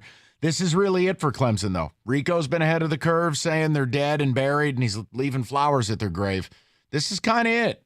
Clemson either bounces back or you don't get to be meh several years in a row. No. You don't. So, all right, I'm down, but I still. What about North Carolina? No. No? They don't play a lick of defense. Okay. And I love Drake May, but come on, man, you're not going to win games 55-52. All right, they're plus 800. For a reason. Kenny could start at linebacker. Let's go to the conference that probably has the best QBs in the game, and Pac-12? nobody's going to be able to watch them on TV. The Pac-12. It's on the shopping network? Yeah. True TV. And Hallmark. Coming up after 106 in Park, UCLA versus Tulane. Right after the Stanley Cup final, you can watch a Pac-12. Hey, all right. That's enough of that. Go ahead. Guys want to take a guess? The favorite should be very simple. USC at minus something. SC or Oregon, probably. No, not USC. there's only one team in all of the Power 5 that's minus. USC is plus 180, followed by Oregon, plus 325, Washington, plus 350. Now, Washington would be the one that I would put money on. You love Michael Penix I more do. than oxygen. Utah, plus 500, and then your boys, the Beavers, Oregon State. That's Uiagalelei's new home. Yeah, plus 900. Look, for me, it's just very hard to not take USC. I understand Bo Nix is back for his 10th year, but one problem with Bo Nix, him on the road, he stinks. Caleb Williams, I don't know, man. He might be what for the Heisman? How do you find another player to pick for the Heisman than Caleb Williams? The only thing that would hurt him is the whole back-to-back thing. That's fair. It's like first ballot in baseball Hall of Fair. Fame. Well, Babe Ruth didn't get it. Like, it's only going to be Archie, and that's it, back-to-back. So that's what's going to hurt him. Bunch of dead baseball writers as the point of an argument. And I can't argue, Rico. That's terrible. God. All right, let's head. This is fairly easy. Let's go to the Big Ten. It's Michigan. Michigan is plus 175. I take it right now. They've broken Ohio State until OSU finds a way to answer. And look, you have an established quarterback with J.J. McCarthy. They're breaking in a new one who I've never seen play. Plus at the games at your place. Now, here's the thing, and you always say Vegas knows something. What do they know, Rico? Why is Ohio State plus 200? Slightly under Michigan. I've seen all types of things like basically predicting Ohio State to win. I don't understand. I don't either. I'm with you. Look, I'll just say. But this is one of those like, does Vegas know something we don't? I respect the hell out of what Michigan's done the last 2 years, and they have the recipe. Look, I think it's easier for you and I to identify this because there was a time where Michigan State found the recipe to beat Michigan consistently, and it wasn't talent. We've never had more talent. Right. Just like I don't know that Michigan has more talent. What they have is a mental edge. Yeah. They have a mode of attack. A formula. I cannot pick Ohio State to beat Michigan until it happens and I'm wrong. I've stayed with Michigan on this the last 2 years. I'm going to do it a third year. I think they're going to win the Big Ten. I think they're going to go to the playoff. To me, the value is Penn State, plus 650. Oh, Drew Aller. James Franklin. It's Drew Aller. But you're right the quarterback. value-wise. You're getting 3-1 compared to those. Okay, if Drew Aller's special, maybe Michigan has to go to Happy Valley. Right. If it was a night game, whiteout, I'm a little closer to you on it, but I understand your point. By the way, MSU not featured. Well, I brought those numbers up just in case you want. Plus 25,000. Wisconsin's plus 700. Iowa, that's Michigan West now, plus 800. Michigan State, plus 10,000. My God. Just a bit outside. It's like hobby swing. It's so embarrassing. But who has the most pillows? You know what, Kenny? It's not nice. Just for that. SEC. I was going to save the SEC for last, but I'm not now. No, let's go to it. The SEC. My take a guess. My guess would be Bama because Georgia's breaking in a new quarterback. That But just so are replaced they. A bunch of people. Yeah, but back-to-back titles, man. You can't. That's an unsustainable pace. Okay, but hold on. Time out. Here's the thing. Georgia's lost so much to the NFL the last 2 years. I get if Bama's the favorite. But I can't tell you Bama's quarterback situation is any better or worse than Georgia's. Alabama, plus 240. Georgia. Georgia is the only team in the Power 5 that is minus. Wow. They are minus 110. Is People that don't care. No, that's fine. Is that Bobby Vandergriff going to be the QB? Brock Vandergrift, yeah, that's the idea. That's the Is thought. he the guy or who's He's the other? guy. He's my guy. I don't know who the other guy is, but he's the guy that you're hearing the most smoke out of coming from Georgia. I'll be fascinated. The quote is, let's not outthink the room. The Georgia quarterback room is loaded with talent no matter who succeeds. Bennett, Georgia's defense played at an elite level. They have Brock Bowers, one of the best players in the country, coming And back. let's also notice they hammered the transfer portal. Now, I know one of the kids may have already been kicked off. Did Ra Wilson get kicked off, the kid from Miss State? I believe he did, yes. He got himself in trouble, but you went and got Lovett, Mizzou's best receiver. Look, they're both going to be good. I got to see some quarterback play. And look, I'll lean Georgia. Is Milrine or whatever that kid, is that going to be a Bama starter? I believe so. Oh, he stunk last year. All right, well, but yikes. To me, God, we have to listen to Kenny for another year? Christ. Pillow fight. Shut up. The value to me is Jaden Daniels, LSU. Fair. I think LSU can. I thought that Brian Kelly was going to be a joke. I think he's going to turn this thing around. LSU plus 450. Finally, the big. Hold on. I just, for my own personal edification, take me to the sip. What are my guys? Oh, Ole Miss? Yeah. Okay. Ole Miss is. I just got to hear it. Not good. Ole Miss is. Plus 1,000? No, plus 4,000. Okay. All right, then. You're better than Florida. That's not saying much. You're better than Arkansas. Also, again, low bar. All Tennessee is a little ahead of you. Go ahead. Joe Milton. And finally, the Big 12. Now, this one's confusing. It is Texas, isn't it? That's the favorite, but you're looking value. Texas, right. Texas is plus 125. It has to be Texas or Sarkisian's got a real problem. I can't go to Oklahoma with Venables. TCU's got a lot of retooling to do. I can't go there. Okie State, I don't even know who the hell's playing. It's not Gundy's kid at quarterback again, is it? What do we got? Who's the value pick here? Value pick, Kansas State. Kansas State's a plus 500. Boy, does Kleiman do a good job there. Boy, does he do a good job there. Quarterback Will Howard, looking for a breakout campaign for him. So Kansas State is that value pick. Plus, I got a few bonus things. As long as it's not that cursed backup who cost me the game against TCU, Bobby Poopley or whatever his name was, One that of those bum. rare moments I was so happy I got to be at the Valini compound. What the hell was that guy with Bob Dupley or whatever? I mean, he comes in the game.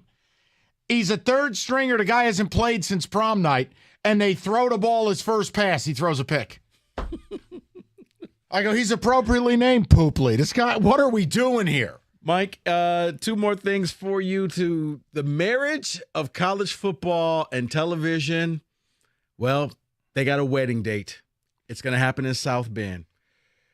Jack Swarbrick, the AD, stepping down in 2024.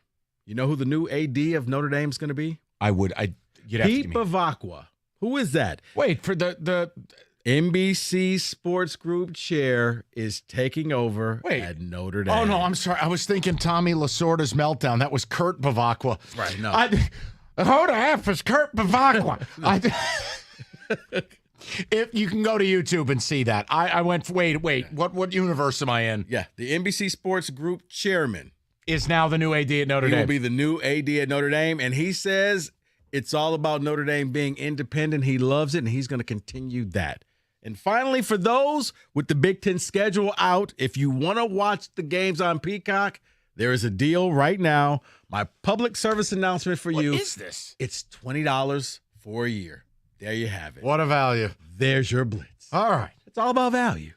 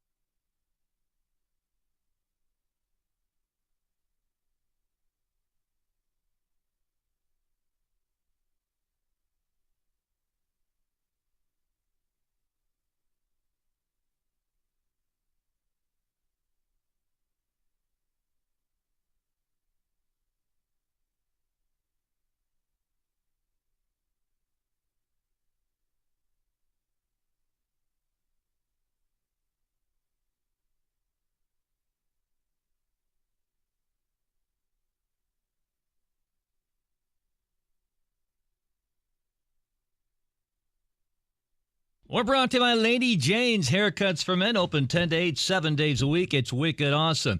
Maybe not everything is hunky-dory between the PG Tour and Live Tour.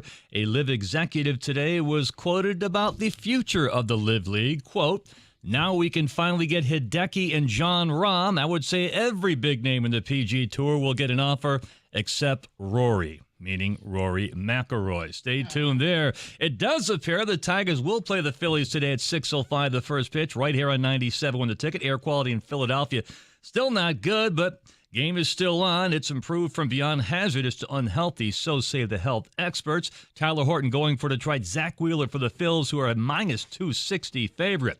Lions have moved their workouts inside today due to the air quality. By the way, how bad is the AL Central? The first-place team, Minnesota, which lost today, would now be in last place if they were in the AL East.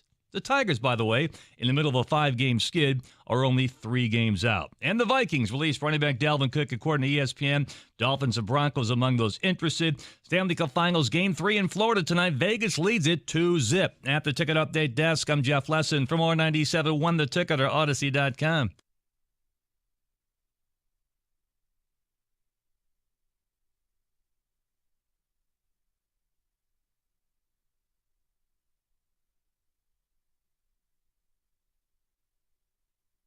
All right, so we are about 20 minutes from schedule release. If you're a Michigan fan, it sounds like you're going to be welcoming USC to the league out in L.A., which, I mean... You get USC and you get UCLA at the crib. I dig it, but I'm also old school and yelling at clouds because I actually like playing teams. Yeah. Versus, Mr. Moonves over here, who it's all about the media market and how do I get to the league. Evan Jenkins not going to be joining us for Deal Breakers today. He is on a conference call. Excuse me. Okay. So with that, let's do it. Life, sports, nonsense. It's Roberto's opus. It's time for Deal Breakers.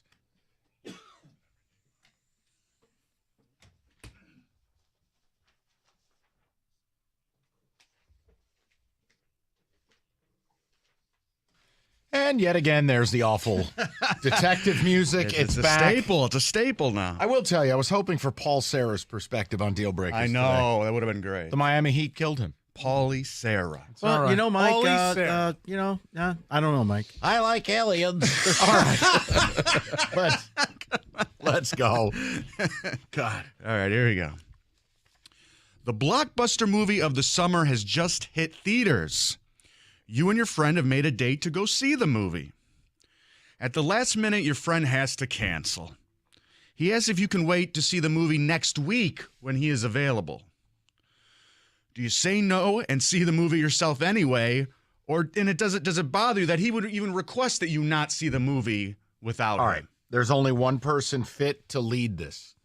It is our own Gene Siskel. That's why our I put own it on Roger Ebert. It is R.L. Beer. Nobody that I've ever met in my lifetime. Now, my dad loves movies, but nobody loves going to the movies like the man to my left. So, Rico. Still trying to reconstruct a movie theater at the house. Wow. Speakers. Yes, because you can't get that anywhere else. But to answer your question, as I've gotten older, I can now wait. But it used to be a time where, certain movie came out. We all put it on the calendar. You knew. So this had better been life or death if we were going to miss seeing this movie. But now, if you're telling me, can you wait a week? All right, we can wait a week. Like 7 days, he's saying. Yeah, Isn't the stronger strategy to wait a week anyways so you weed out all the losers? And see, that's what I have learned is if you go the opening night, it's jam-packed, it's loud, you got to risk movie talker guy who just can't shut up throughout the entire movie. Those people should be jailed. So, yes, we like to go a week think about later. It's like a Marvel one. You're itching. No. Itching to see it. You're dying. You stay off social media. You don't talk to anybody. I avoid you and tell you, Roberto, don't tell me anything. And then, Mike, to add to what you say, you go to the matinee showing because there's nobody in there. It's like being in the theater all by yourself. Stoney. Not relevant, but Kenny Cott, you're a movie guy. I couldn't tell you the last time I've been to a theater. The opposite actually is into movies as Rico is the exact opposite. For You don't. me. So hold on. Kenny doesn't go. I don't go. I don't go either. But you like movies. I didn't know you didn't go to theaters. I never go. I don't want to be around people. Yeah, I could wait a year. It doesn't matter to me. I purposely wait until I get to watch it at home. Absolutely. You don't get the same experience. Oh, nonsense. You don't. Well, you know what? With the sound system and everything. And here's the other thing. Go to Paulson's. You'll be fine. Okay, you know what? Until they make the whole 3D thing, you can't see that at home. 3D? You put on the visor? It's not a visor. What has he got, that Oculus thing? Have you never seen a movie in 3D? No. Oh, Mike. No, as the technology guy, I haven't done it in like 10 years. It's like 4K. Some are 8K. Oh, yeah. Wow. Oh, boy. All right, next. I can't take anymore. I'm fast. I got to go see a 3D movie now. Why, they do that at the Peep Show?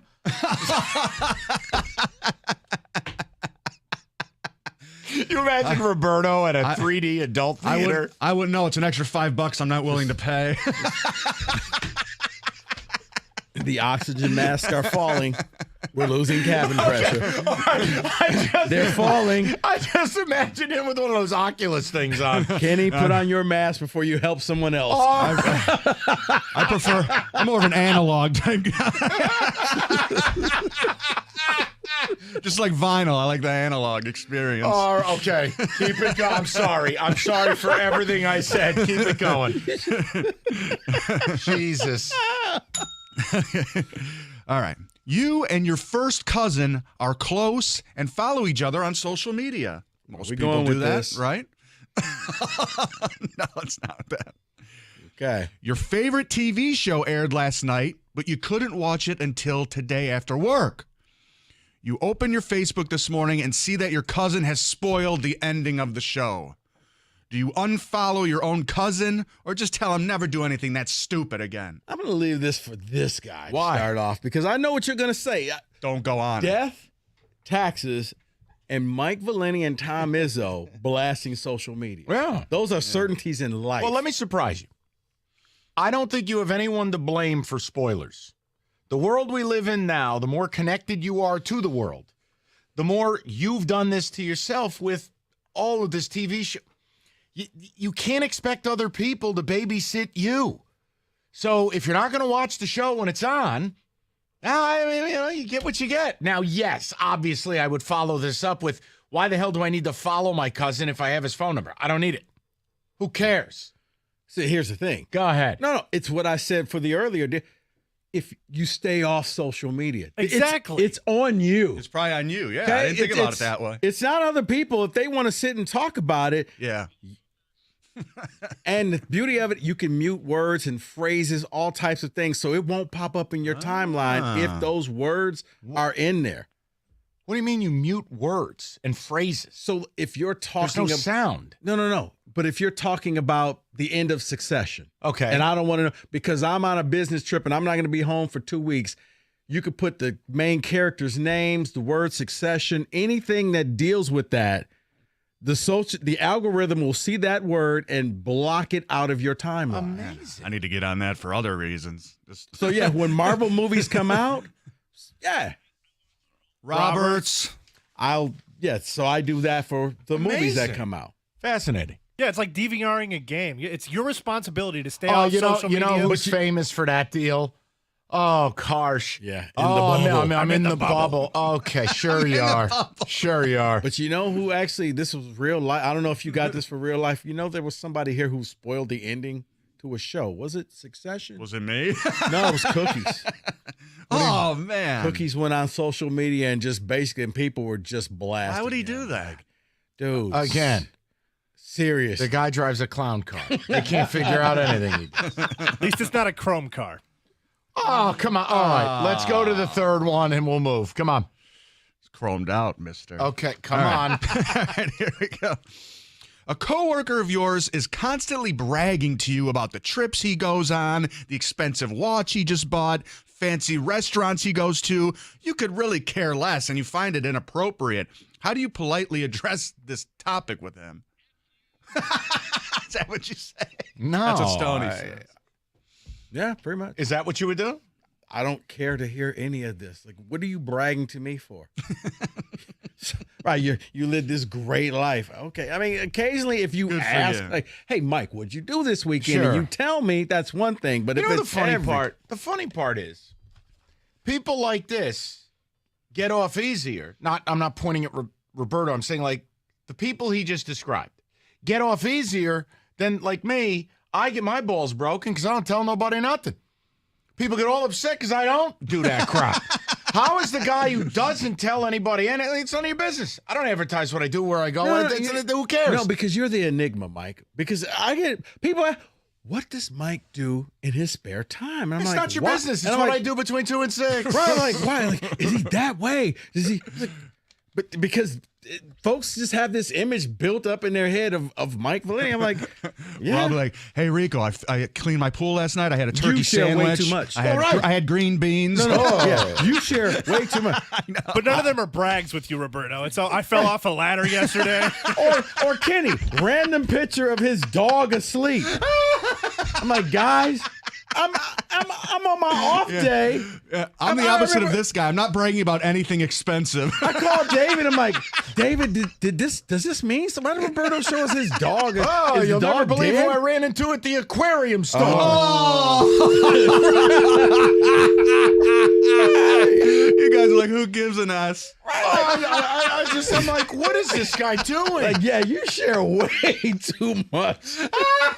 The whole point is I'm working on it. People who overshare is just you nod and you move on. I don't know. They clearly need attention. Because if you even acknowledge them, that opens the door. You're done. That they now can tell you everything. You're It's like, done. Oh, no. You're absolutely done. where you're almost like, no, don't ask. Oh, it's too late. We have a couple people like that in this building, but purposely I make sure that they don't like me, therefore they don't talk to me. It's perfect. I don't care. No, I hope you're enjoying your life. It all I works just out. don't want anything to do with it. Right. It's perfect for me.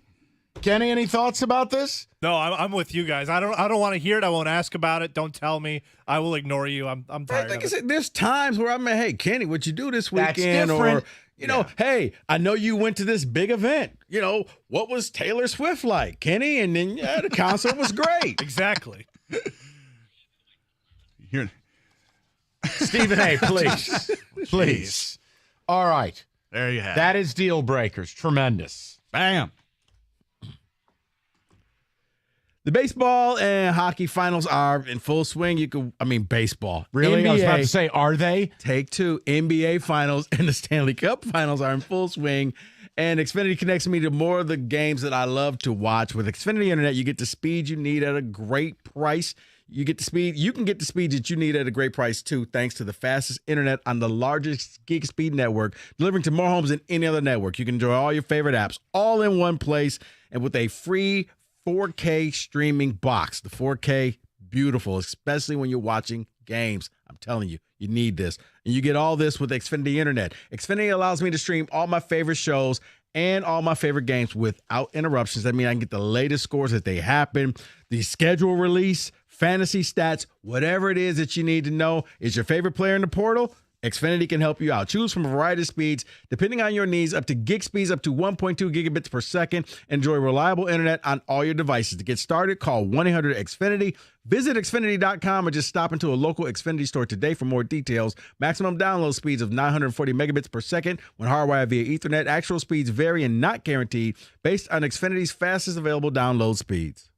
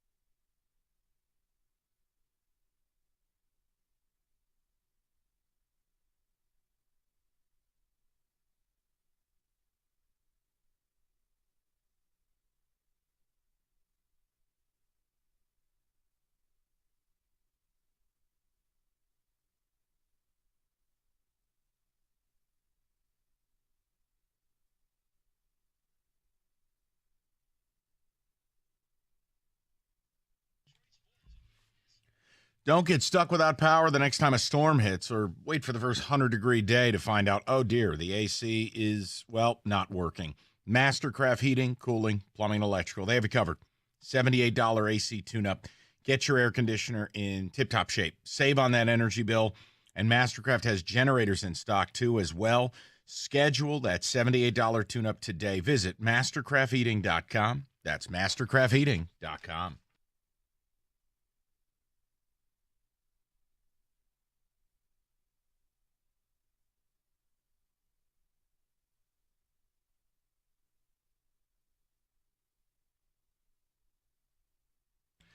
All right, about 10 minutes away, we'll get the new Big Ten schedule out. 2024, the fate of divisions, probably gone. Sounds like Michigan and USC will kick this thing off in L.A., which is great. I love big brands. I love games that I give a damn about. L.A. is what? A big media market. There you go.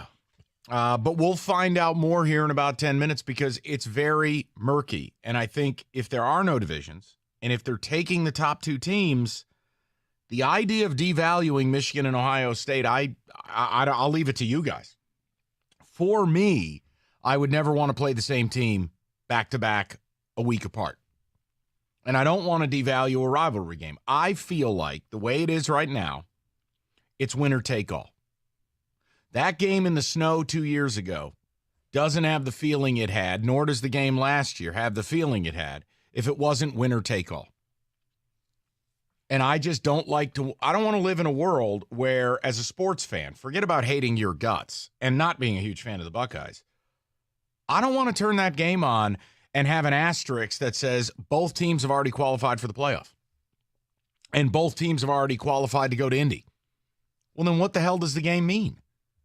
It doesn't mean a thing. So I will not like that if that's what we're getting here at 4:30.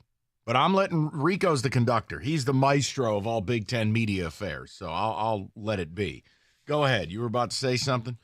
No, I'm just getting more details. It looks as if it's kind of almost, if I'm reading this correctly, it's like basketball where they kind of pick the schedules each year. It sounds like if you play, let's say you have a home and home with Purdue, and then after that they fall off your schedule.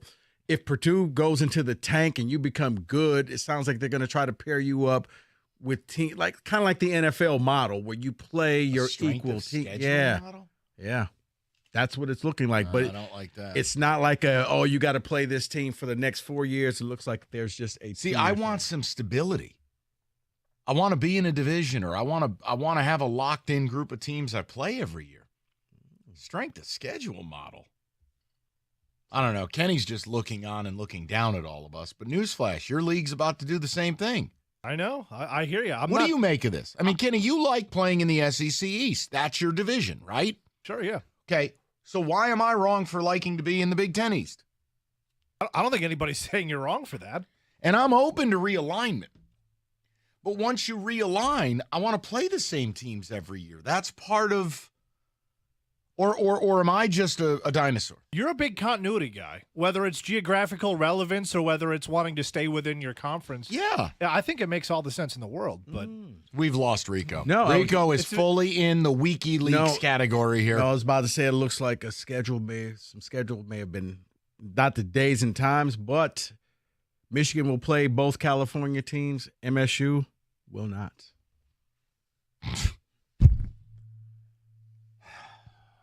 If this is correct, you get you're on the road in Maryland, Michigan, Nebraska, Penn State. Oh boy. Yeah, let me hear this home slate for ticket holders. This ought to be rewarding.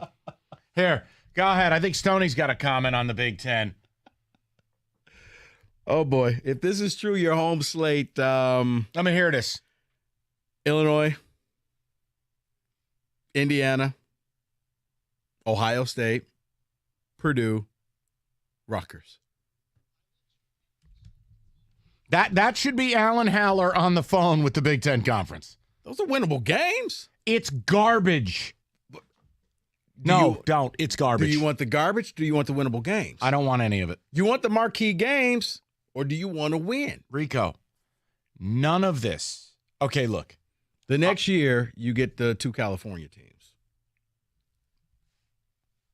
You'll be on the road at USC, and UCLA will be at Spartan Stadium. Well, okay. Anyone else in listener land confused about what any of this is? Hi, Evan. No, it leaked. So it leaked the opponents, but I yeah. think you're reading it backwards. The light on the schedule is the home. Oh, and the light dark is the home. away. For No, it 24 says away and 25. games for the light. Somebody start I'm talking. seeing Don't it look at from me. Adam Rittenberg and ESPN, but Rico is correct. 24, Michigan's going to play USC and UCLA. Right. Look, my point was separate what Michigan fan wants or thinks from what Michigan State fan wants and thinks. It's two different things. Right. Now, for Michigan, we complained about their schedule. For Michigan, you're looking at Illinois, Ohio State, Rutgers, USC. And then at home, they will have Maryland, Michigan State, Minnesota, UCLA, and Wisconsin. Which means there's no way they're playing Texas.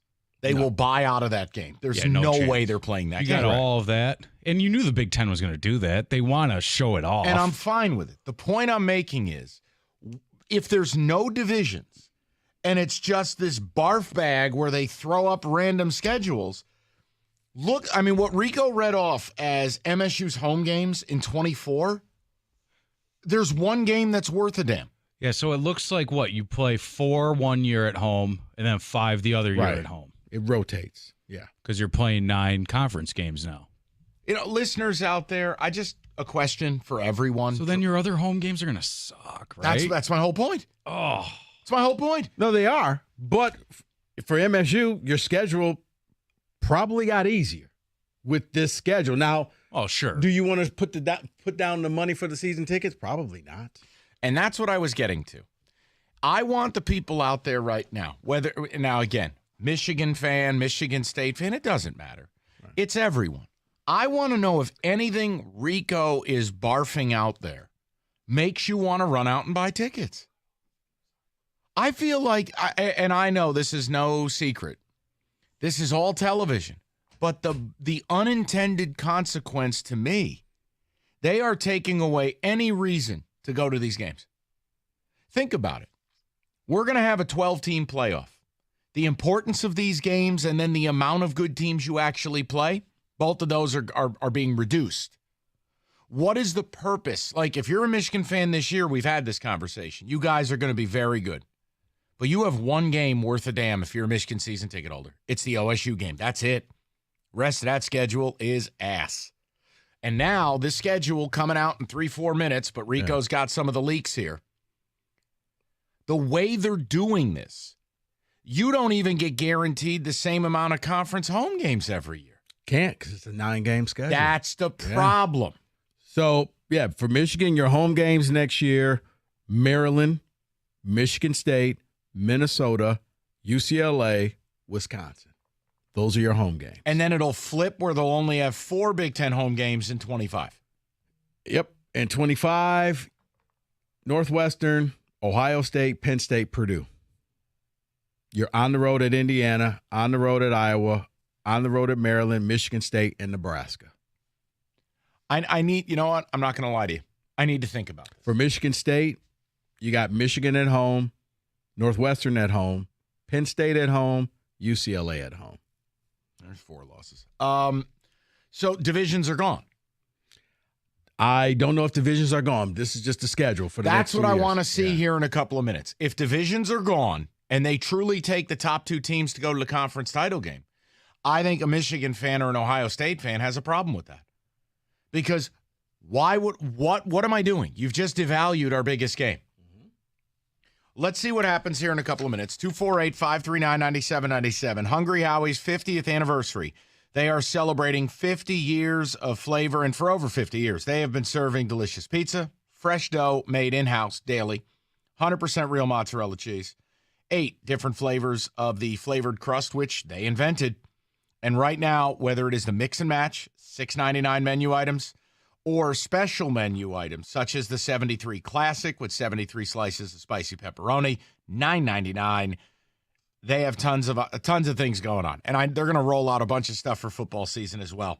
So no matter what, if you're busy, you don't feel like cooking, consider Hungry Howie's. $6.99 mix and match, $9.99 on the 73 Classic. Now, for a limited time only, at Hungry Howie's.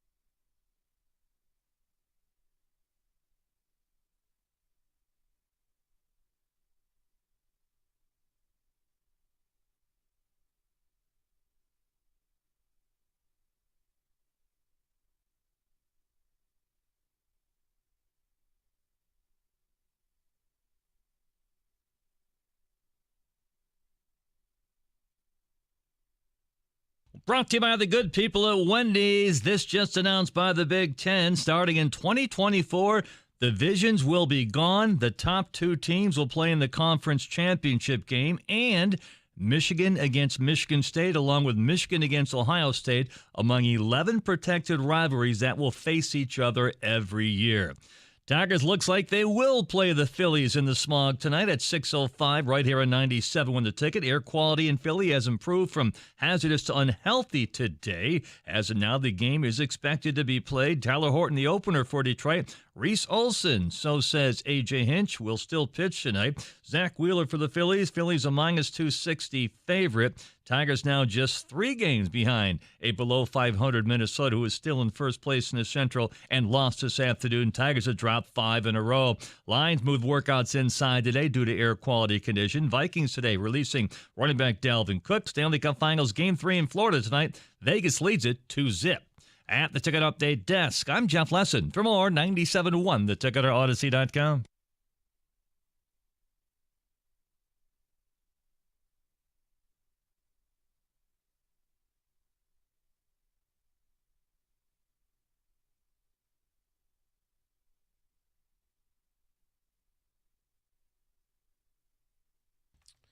All right, the Big Ten schedule is out.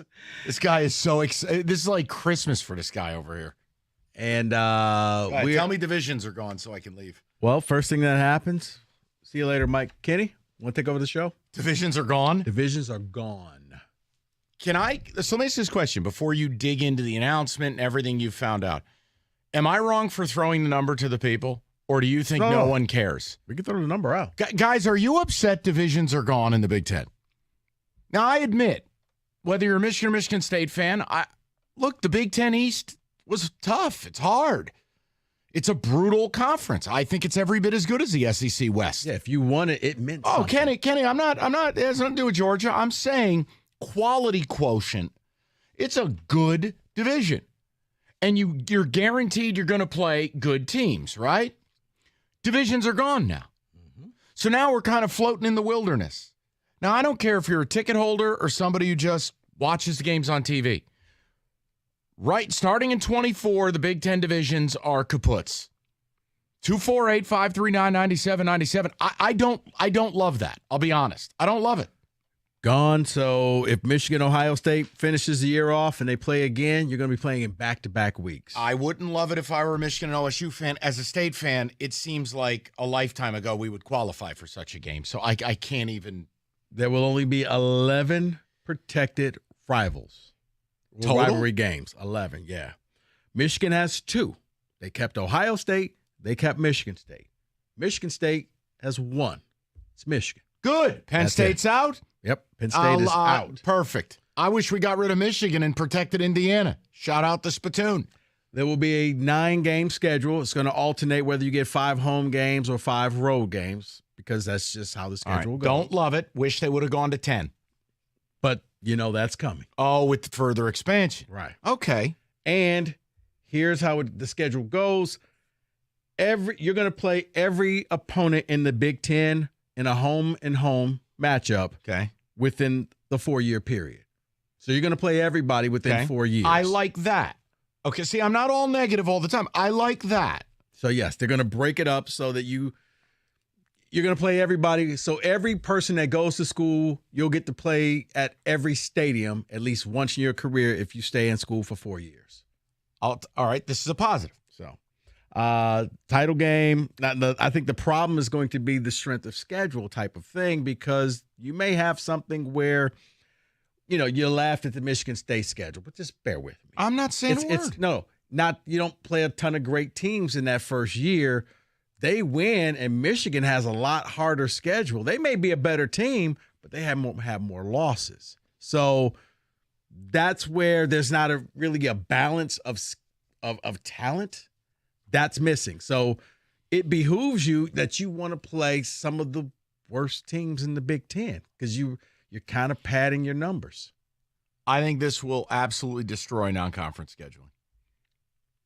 Well, as of now, at least MSU put out theirs that they're keeping their non-conference schedule. For the next but we've 2 already years. shown that MSU is a collection of idiots, so it really doesn't matter. Just saying, but Michigan, I can't see them playing Texas with the schedule that they have now. Hell, I'll be the first one to tell you Michigan should buy out of that game, considering the schedule they rolled out. Here's me, King's Party, saying. Because here's Michigan's schedule next year: Illinois, Ohio State, Rutgers, and USC on the road. At home, Maryland, Michigan State, Minnesota, UCLA, and Wisconsin. I am telling you right now, on the record, I'm not knocking you. In fact, I'm advocating you should buy out of that Texas game.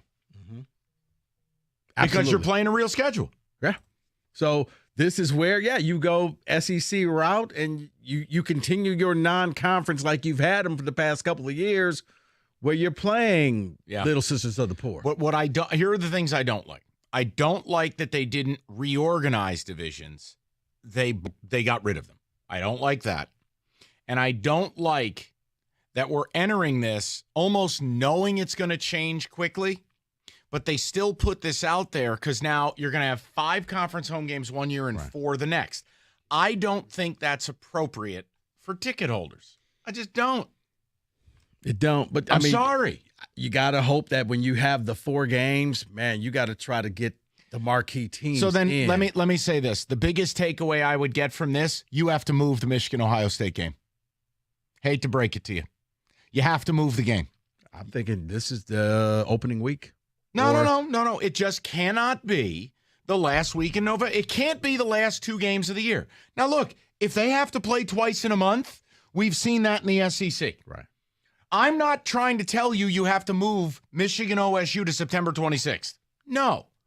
But, guys, the blessed thing, I would love Jansen's thoughts on this because John played in the game. John is if you think I'm a traditionalist, John is like John Dutton Sr. I think you have to move the game for it to make sense. The game has to matter in the regular season. And if I play you again, it's going to matter 7 again. days. Right. Because here's the thing, as we said, if both teams have already locked up the championship spot, you're going to see a game that nobody wants to be in. You're not going to get your quarterback, running back, any of your star players. They're opting out of that game. I think you got to move the game to sometime in October. That's fair. And before you laugh at me, I like Red River Shootout where you kicked a year off. And before you laugh and go, Sparty. No, I want you to think. Even some of you that are outright cretins, I want you to think about this. It is helping your rivalry if you move this game up in the schedule. It's helping what it means.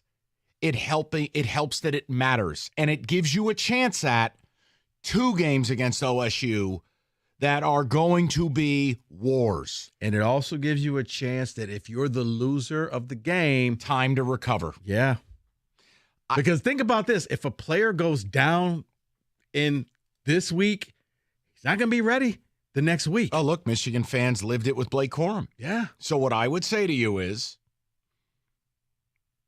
the game has to be moved.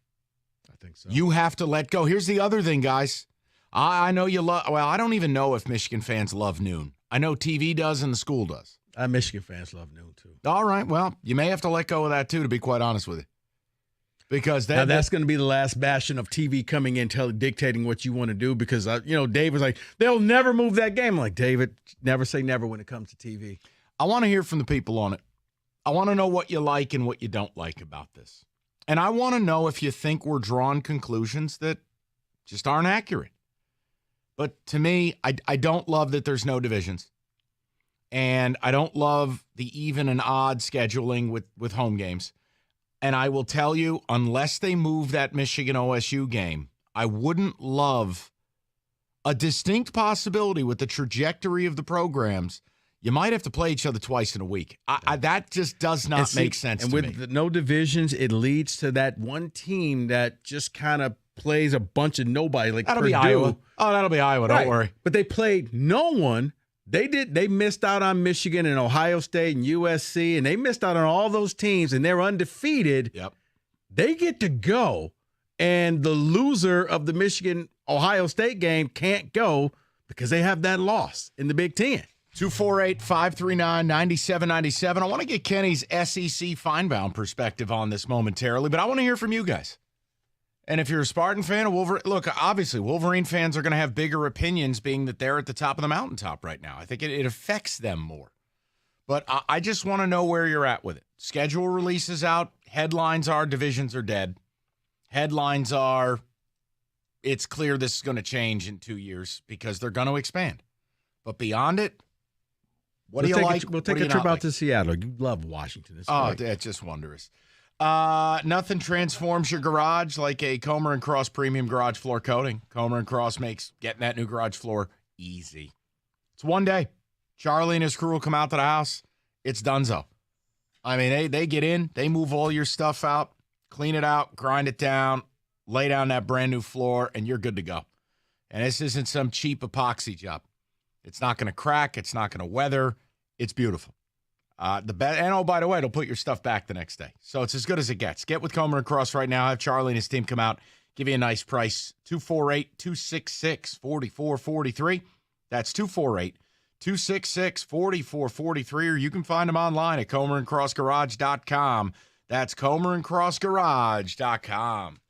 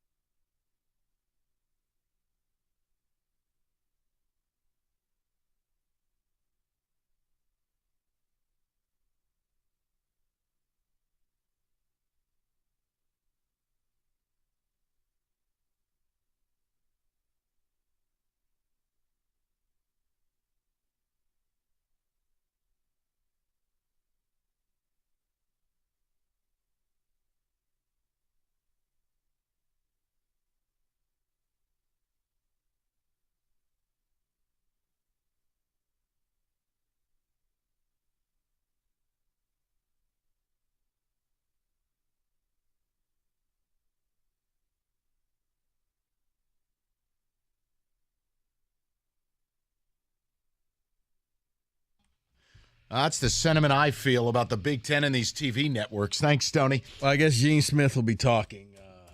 What? Excuse me? Gene Smith. What?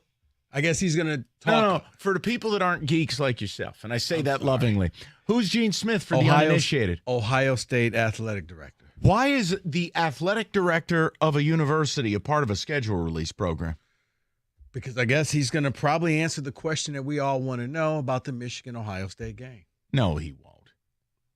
I will say to you, they need to move the game for your own sake. And that's not me being some prickly pear Sparty. I'm being serious with you now as a football fan.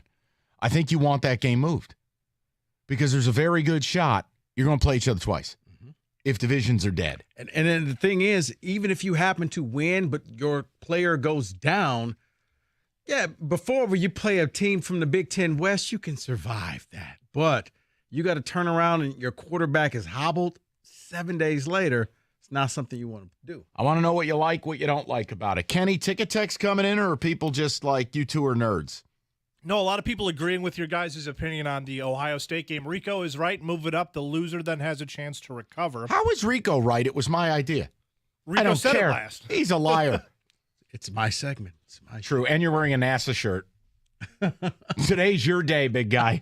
UFO reports, schedule releases. This is Rico. This is Rico's.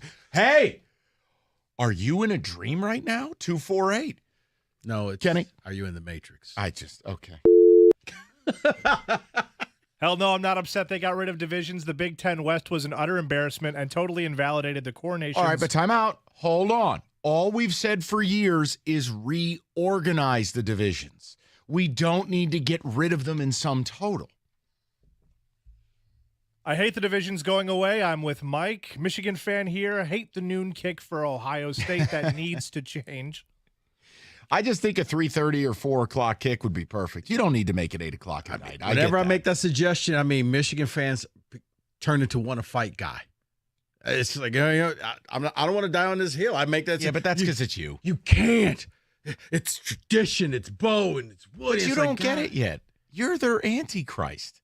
You're right. Do you know how much better they like me than you? That's sad. Isn't it?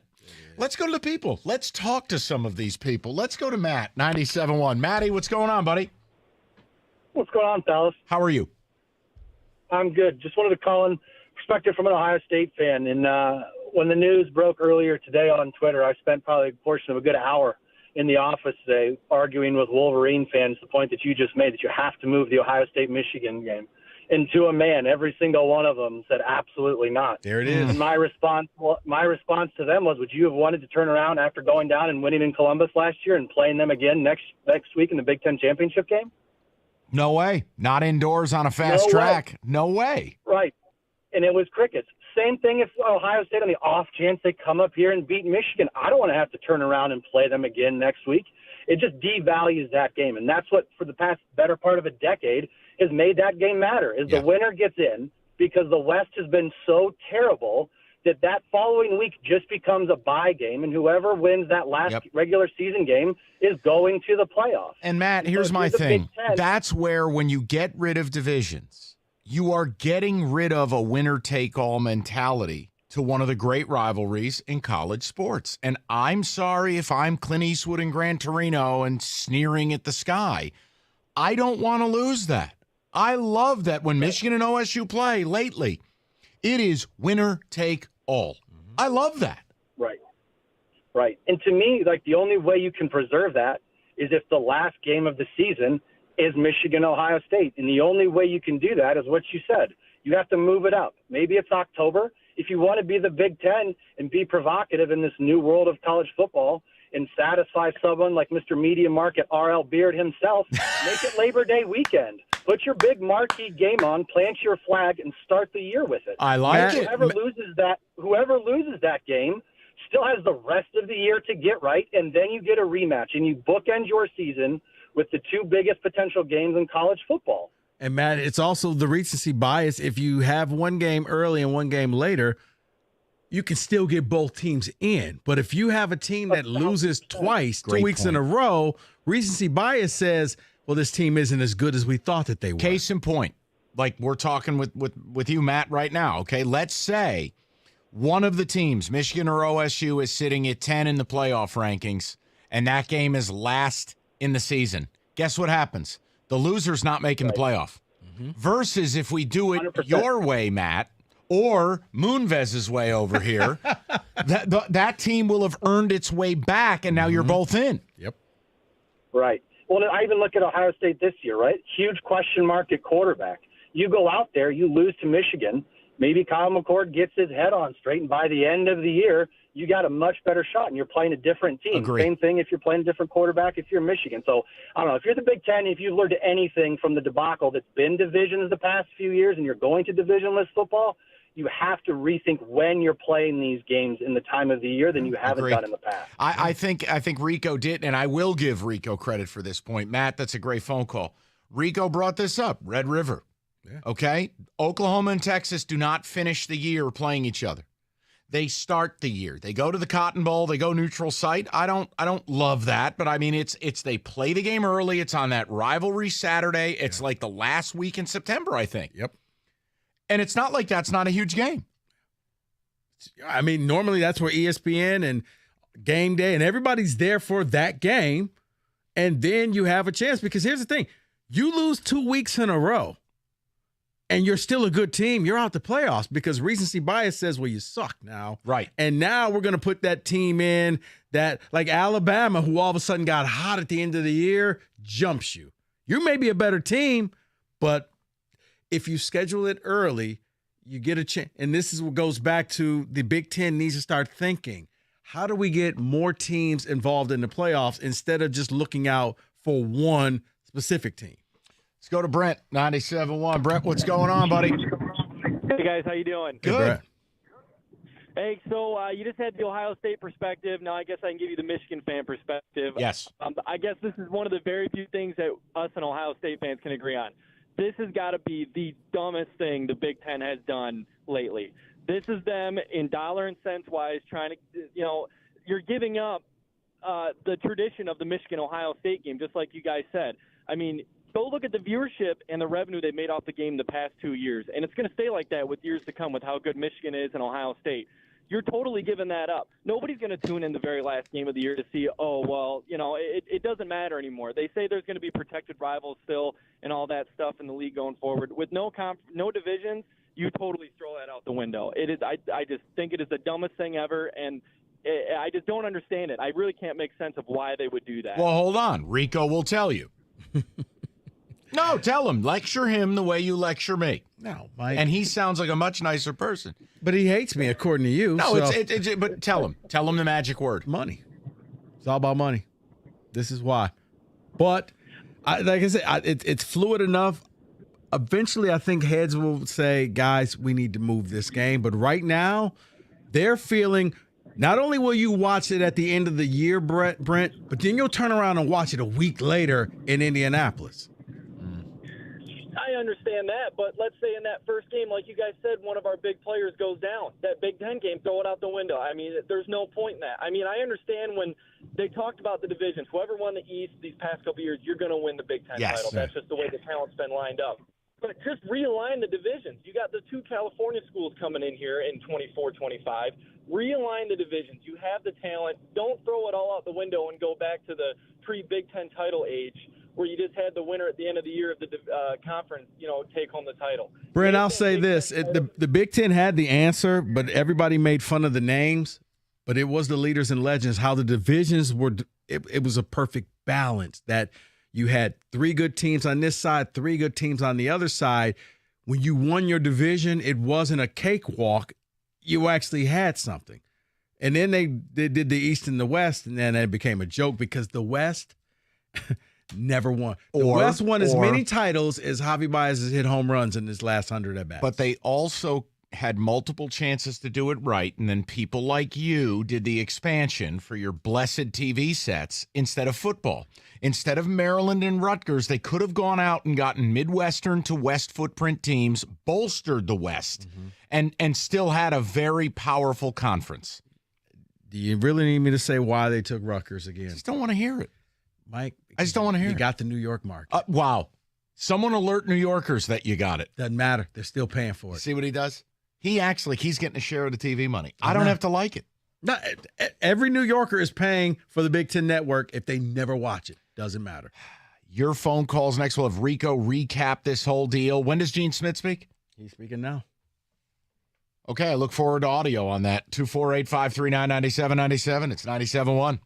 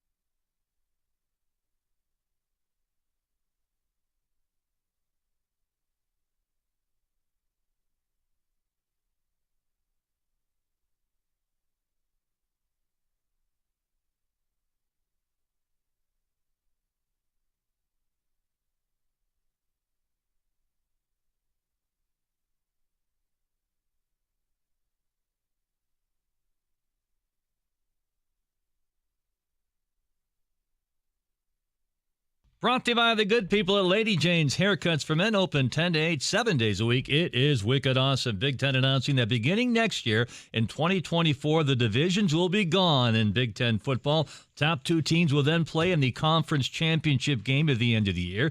Michigan State and Michigan, along with the Michigan-Ohio State rivalries, will be among the 11 protected rivalries. That means they will play each other every year, and there will be a 9-game conference schedule. Tigers looks like they will play the Phillies at 6:05 today, 5:40. Our broadcast right here on 97.1 The Ticket. Air quality in Philly, not great, but no longer hazardous, now just unhealthy, so they're going to give it a go, apparently. Tyler Horton going for Detroit. Just the opener, so says manager A.J. Hinch. Reese Olson will still pitch in the game. Zach Wheeler for the Phillies, who are -260 favorite. First place, Minnesota, would be in the last place in the AL East. The Tigers in the middle of a 5-game losing streak. Thanks to Minnesota losing this afternoon, only 3 games out. Lions moving workouts inside today due to the air quality in Allen Park. And the Vikings released running back Dalvin Cook. At the Ticket Update Desk, I'm Jeff Lesson. For more 97.1 The Ticket or Odyssey.com.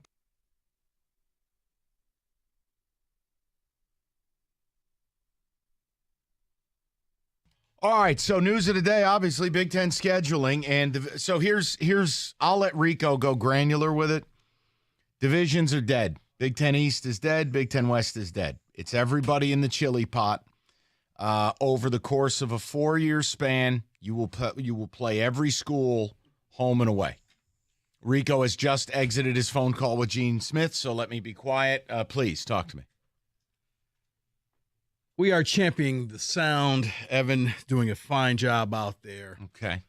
You want the spoiler alert, or you just want to wait to hear? Well, I think the people hopping in their vehicle after a long day of work aren't in the mood for teasers. I think you just need to, in the words of Stoney. I'll give it to you at 5. Why don't you just put out for the people, okay? Stoney demands it. The Michigan-Ohio State game, not going to get moved. He said he talked to Ward about it, and Mike, you'll like this, for the betterment of the conference and for the TV deal, they're going to leave it in the same spot. I think that is stupid. I know I'm paid to articulate things in a more nuanced fashion. That's stupid. I'm just to let you know, other athletic directors are bending the knee for TV and for the conference. Right. They said that they discussed the idea and said, yeah, it goes back to the leaders and legend days. But, yeah, it's a possibility that they could play each other 2 weeks in a row. Well, perfect. There's where you start with the people leaving their workday, because I think they're asshats. Okay? I think it's ridiculous. So, yeah. Go ahead. You can play the sound. Let me hear it. I'm just making a point. If you want to make the rivalry game as important as possible and you want your game to be special, it makes no sense in an era of 12-team playoff to arrive at that game and know you're both in. The game will mean nothing. And recency bias will hurt you, because if those are your 2 losses back-to-back, they're going to say, well, who have you beaten? Now they're going to take your schedule and dissect it and say, well, this team's not good and this team's not good. You basically beat a bunch of nobodies, because when you played Ohio State or when you played Michigan, you lost both times to them. So we got it, Kenny? Here's what Gene Smith, Ohio State athletic director, had to say.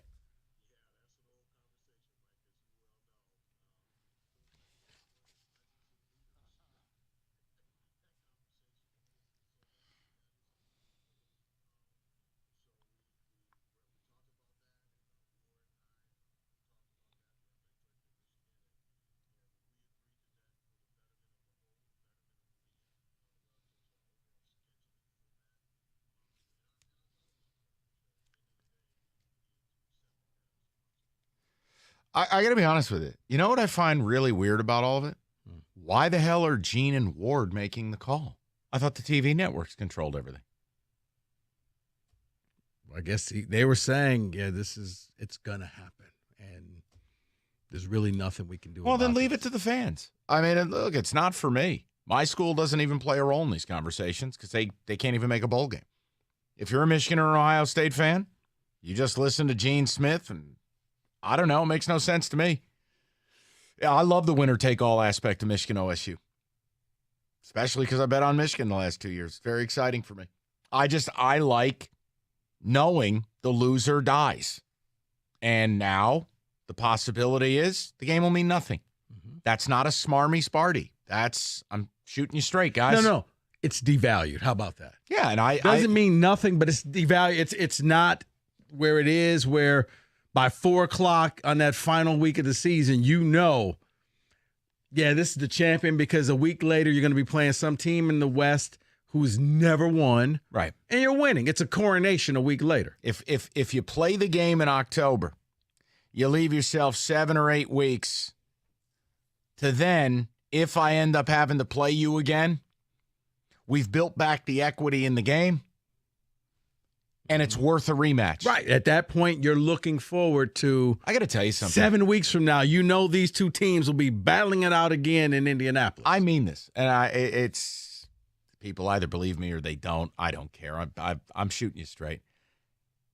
They're killing my love for this. They really are. Well, I'm not a Wolverine. I'm not a Buckeye, but I'm a sports fan.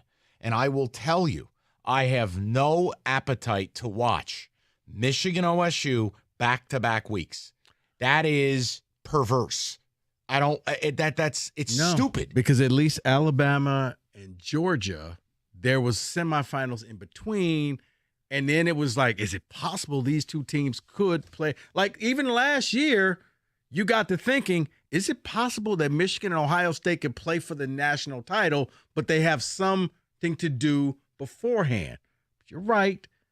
And I think recency bias will also hurt, especially if you lose it. Maybe you may not make the playoff. This is one where I think that the Big Ten should really consider moving this to a different time period to make sure, because as you stated, it would build up the excitement to know that 6 weeks from now, they can meet again, especially if it's a good game. Yeah, I'm just at a point where I feel like the people making the decisions don't know what they're doing. Well, I also figured that answer would really send you over the edge, because he said, it's because of the conference and the TV. We decided we got to do it. But I love how he's putting himself up on the cross, and it's like, wait, you're not sacrificing anything. You're sitting there. In fact, you're doing exactly what you and your 80-year-old fans want to do. All I'm trying to do is modernize it. Right. And in fact, this is where is why no one can call and argue with me, because every fan listening knows, even if they hate my guts, I'm right. I'm trying to build the game up in this new era of greedy pig TV rights. I'm trying to make sure that the game still matters. But I think the person making the call was president of Fox Sports. I don't think they wanted that game moved. And my point to you is, they don't know what they're doing. Right. Rico, I'm sorry. I know you love your TV executive friends. They don't know what they're doing. I'm sitting here saying I totally agree with you. Yeah, but it's more fun if I just argue with you. Go ahead. No, you understand what I'm saying? Right. It's like... But I believe when he's saying the TV, Fox paid $1 billion for this deal for one game, and one game only. They wanted first pick of the final game, Michigan-Ohio State. If you move that, it's like, I don't know what to do. What they moved the game on us. What are we supposed to do now? It's like, because they want the build up all year. I mean, think about it. Last year with Joel and Gus, they built that game up from week 1. Right, and that's fine. The point I'm making to you is you get 2 buildups.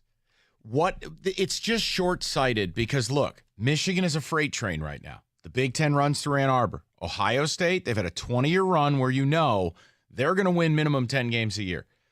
If you get to that last game, now if it was still the 4-team playoff era, you might convince me we could pull this off, but we're going to 12.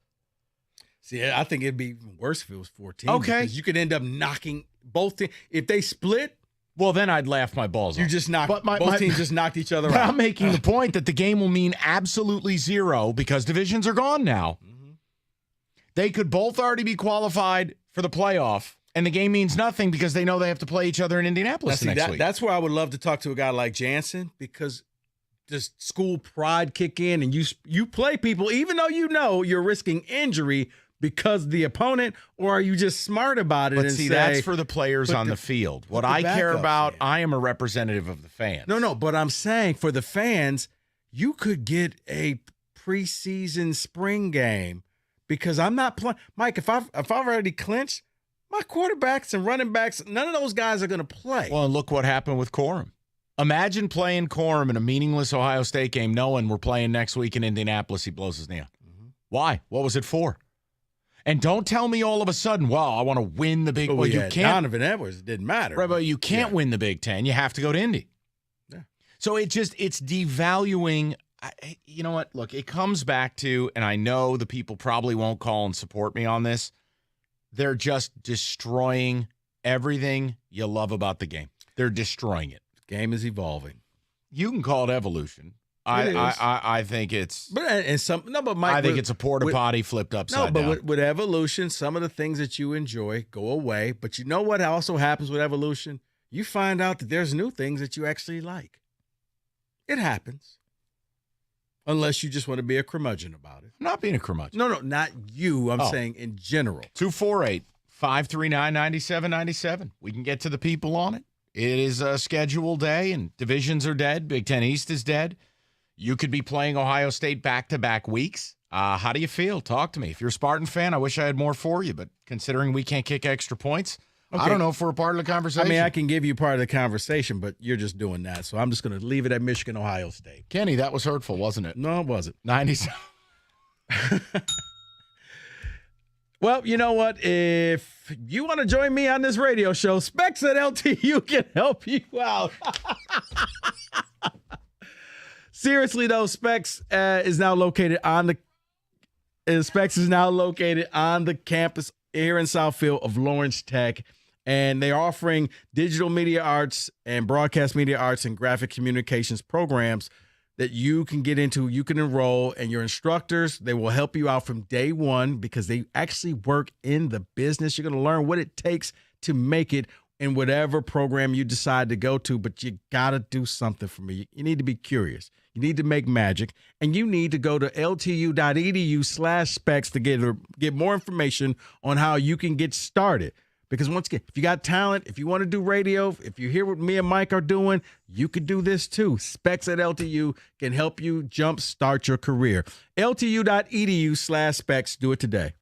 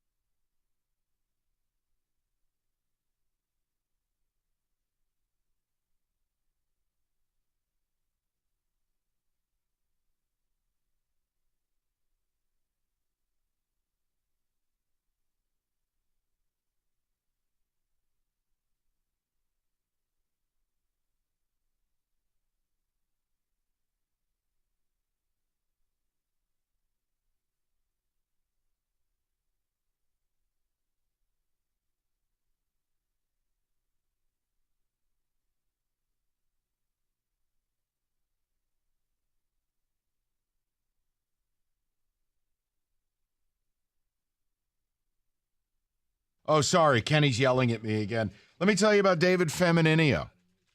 Excuse me, gentlemen. We have business to attend to over here. David Femininio, getpaid.com. If you know someone injured, here's what they're getting. Communication, the best legal team in the game. And when you get David, you pay nothing until he wins. So if you are injured or if you know someone who is, call David Femininio, 855-65-CRASH, or simply go to getpaid.com.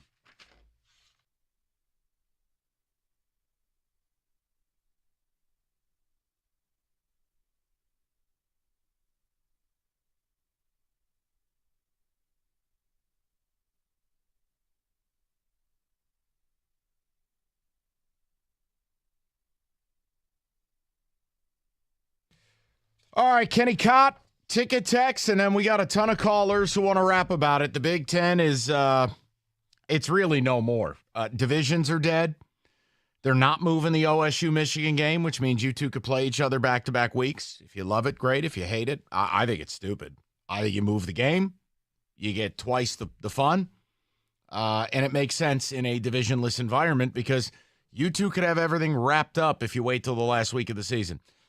Plenty of other conferences. The games are early. It's not a big deal. Nothing the Big Ten is doing makes any sense. Well, it does, Mike, when you realize that the Big Ten, I think it's probably the one conference that loves their conference traditions more than anybody And you know else. what they don't love? Winning. No. Totally agree with Okay, you. I thought you were about to fight me on that. I'm like, No, what? I totally agree. They care more about the little trophies than the actual national championship There it is. trophy. They're hayseed.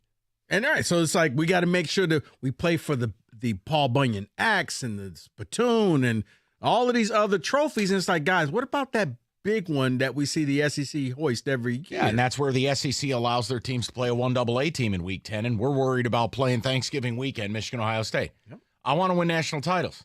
Laugh all you want, but, I mean, that is the goal of why you play the games. Kenny, what do you got? And I'll get to the people. Mike, the loss of divisions basically told me the Big Ten is now run by the networks and the conference officials and schools are just puppets. Oh, I couldn't agree more. And that's where I understand. You get into a partnership with the networks, they get a say. But what you don't do is just allow yourself to be pimped out. They get more than a say. Well, that's wrong. But when you start adding zeros to the table, Here we go. And, All right. and all here's right. the other thing that Rico's a part of the PIF now. I think the other thing that they're banking on is that the Michigan Ohio State game becomes part of a semifinal. Oh, super. Because you know who else plays the final week, right? No, I have no idea. USC and UCLA. Oh, the Battle of LA, the best uniform game in America. Right. So I think in the back of their mind, they're hoping we have a semifinal game that the two winners of those games will now meet in the championship game. I am just quickly falling out of love, buddy. Go ahead, You know, Kenny. I'm just going to be quiet. No, Go you're ahead, Kenny. fine. You're fine. I'm angering you. I'm upset. No, you're not. They could potentially meet in the 12-team playoff as well, so 3 times in 1 year. You know what, Kenny? This one's for you. How stupid is that? And don't tell me it happens in the NFL. This isn't the NFL. What makes it special is you get one shot at that hated rival. Oop, no, I was not giving myself a bell, and that wasn't some great opinion. My hand hit the bell. I'm sorry. You earned it. You earned it. Let's go to the people. God, and the Belmont Stakes might get canceled. Let's go to Mike, 97.1. Mikey, what's going on, bud? Hey, good afternoon. Good afternoon. Just how many traditions are we going to put on Rico's funeral pyre here? I mean, I want to, as a Michigan fan and as somebody who watches Michigan State and Penn State, loves that too. Like, I want to have the big game on Thanksgiving, and I want to go for 2 because we can't go for 3. I want to rip out Ohio State's heart and stop it on the ground. And if we're doing that in October, it's just not the same. And if it's not the same, what are we doing? I mean, But hold on. So work with me. Let's say we do exactly what they're doing. How are you going to feel when whatever you accomplished on Saturday, now you got to line up and play them again because what you did meant nothing. You were already clinched. You're right. It's an absolute waste of all of the emotion and all of the pent-up items that you get for the entire season. So, I mean, at this point, whatever clout that Michigan and Ohio State have left, I mean, you got to fight for realignment of the divisions. There's a year left before these changes go into effect.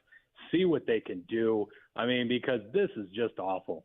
No, and I mean, Mike, I've made my point abundantly clear. I have said from the beginning, it did not make sense to take USC and UCLA alone. They needed to move swiftly and in a more complete, sweeping fashion. Now, if we had added Oregon and Washington, or if we had added other teams to get to 20, you have 2 10-team divisions, and we're good to go.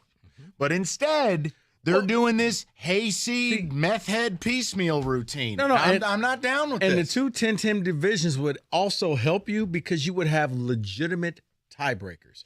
Because everybody in that division would have played everyone else, so you can know, okay, you didn't luck up because you happened to play 8 bottom-feeding Big Ten teams that year and beat up on them, and you're artificially ranked. Right. Really, everybody knows that a 2-loss team is better than you, but they don't have to play you on the field. Let's go to Sean, 97.1. Sean, hold on. What am I doing here? I almost hit the wrong damn button. Sorry, guys. Sean, what's going on?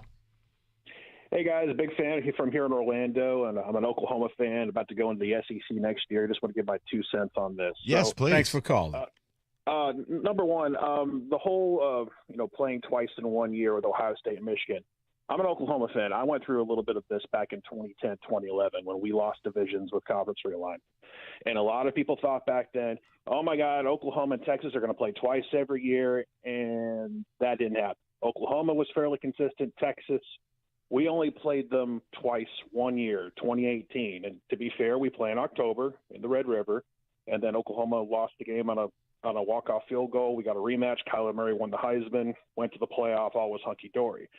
So I guess my point on that is it's like we assume that Ohio State and Michigan are just going to be, I'm not saying they're not going to be in the running every year, but to assume that it's both teams are definitely going to be in the Big Ten championship every year, I think maybe need to pump the brakes on a little bit. This is just experience from my end. But now I love what they're doing with the Big Ten with the rivalries because some schools only need 1, some schools need 3. I hope the SEC looks into this because as an OU fan, we only need to play Texas. I don't care who else we play. Georgia's got Auburn and Florida and South Carolina, all these teams they want to play. So that's from my perspective on this thing.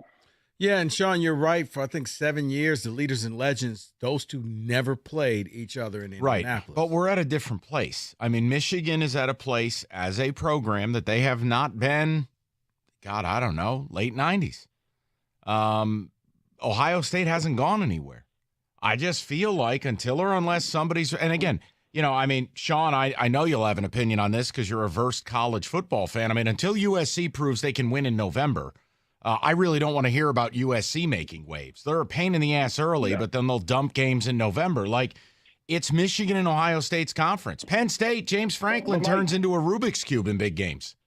But, Mike, we all know Jim Harbaugh is like 13 or 14 more scandals away from being fired, so we got to hold on to that. Please. I know. Yeah, hey, where are those level 1 violations? Don't worry about it. It was just a burger. Sean, please, thank God you live in Orlando. You have no idea what it's like up here. I would trade places in a heartbeat. It's horrible down here. Oh, Orlando's terrible. I just mean you don't have to deal with Michigan fans. Orlando is actually hell on earth.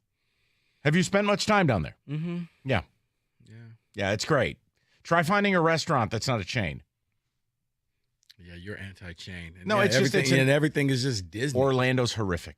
One of my best friends lives down there. I mean, everything's Disney. It's awful. Though, yeah, the Citrus Bowl is still funny to me. It's literally located in the hood.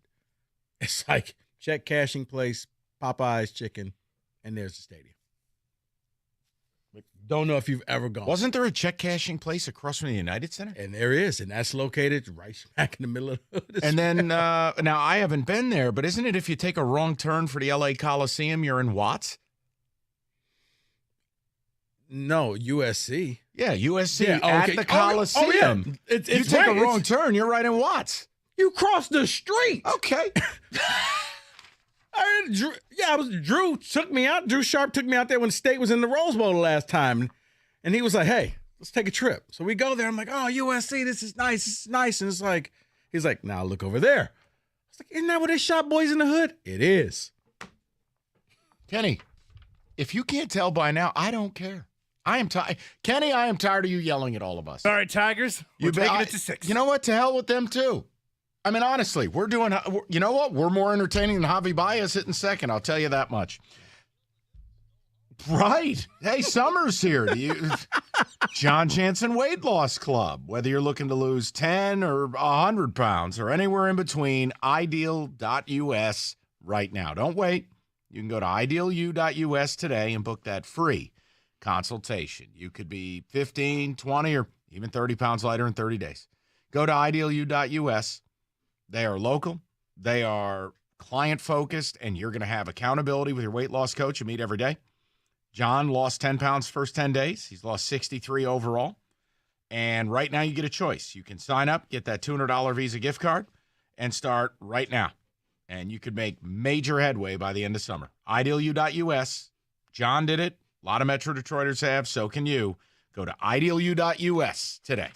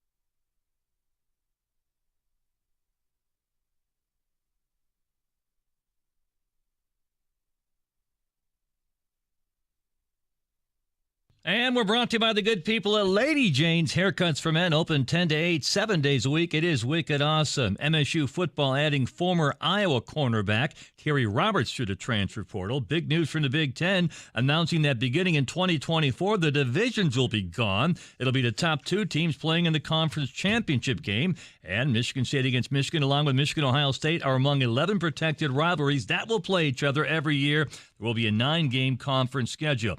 Tigers, Phillies, it's a go, it looks like, at 6:05. At 5:40 the pregame, right here on 97 The Ticket. Air quality in Philly, I guess good enough, even though it's technically called unhealthy. Tyler Horton going for Detroit.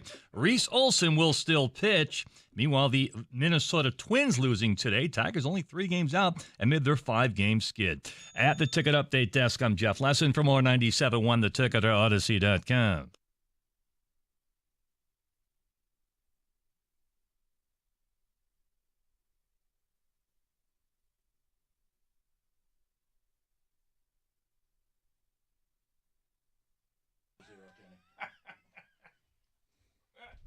Well, I tell you, people, Kenny got totally out of control today. That's all I'm going to tell you. This guy thinks he's Scorsese barking out orders. 540 on the nose, fellas. 540. Quality show today. We ought to get you one of those little director chairs for when David's not here. Christ. Rico, take a call. I can't look at Ken anymore. He's going to yell at me. Rob, you're on 97.1. Hey, fellas. So I wanted to comment on what Mike said, I believe, a couple segments ago. And I think we all can agree that college football has slowly but surely been eroding, correct, with the schedules and NIL and just everything that's gone on. I don't understand how you guys can, continue to say, like, it's eroding if you're encouraging Michigan to drop Texas next year. I don't understand, because that's everything. Sure, it's easy. It goes against. No. Because your schedule is so crazy next year, it behooves you to buy out. I'm not the one who expanded the playoff. I'm just telling you how it's got to be. Why is it crazy? Because USC and UCLA came aboard. They didn't exist a year prior. Right. I understand that, but, I mean, since when them playing Ohio State, Texas, USC, and UCLA, I think all fans should want that. I do want it on a selfish level. But what I'm admitting is that Rico got his way, the sport's forever changed, and now in Rico land, it doesn't make sense for them to play it. Rob, I love it. I wish they'd play the Vegas Raiders too. By playing so many, to lose now that there's not 2 divisions. Like, can't they afford to lose a game and still doubt it? No, Rob. To a Big Ten championship? You can lose a game, but it depends on who you lose the game to. But you can't afford to lose 2 or 3 games, and now you're putting yourself in jeopardy. One more question for you, Mike. USC, their game against Notre Dame now, that's been a yearly rivalry, one of the biggest ones in the country. You guys know I'm a big Notre Dame guy. What happens to that now? I'm going to tell you. I'll tell you what happens. You can be prepared to play that thing in September, or it's disappearing. And Rob, we're up against the Tiger offensive fireworks show. Settle in for a team that hasn't had more than 4 hits in any of its last 4 games. It's going to be very exciting. Javi Baez hitting second tonight. And yes, Notre Dame, USC, wouldn't be shocked if it disappeared. Why play it? And you're not playing it towards the end of the year? Whatever. Rico got his way. He ruined college football. I tried. Mr. TV Markets. Did it again. How you doing there, TV? That's his new nickname, TV. Like Mike TV from... You know what? I'll wear sunglasses next time. We're out of here. We will talk to you tomorrow at 2. We got some fun stuff planned for you. Enjoy Tiger baseball next.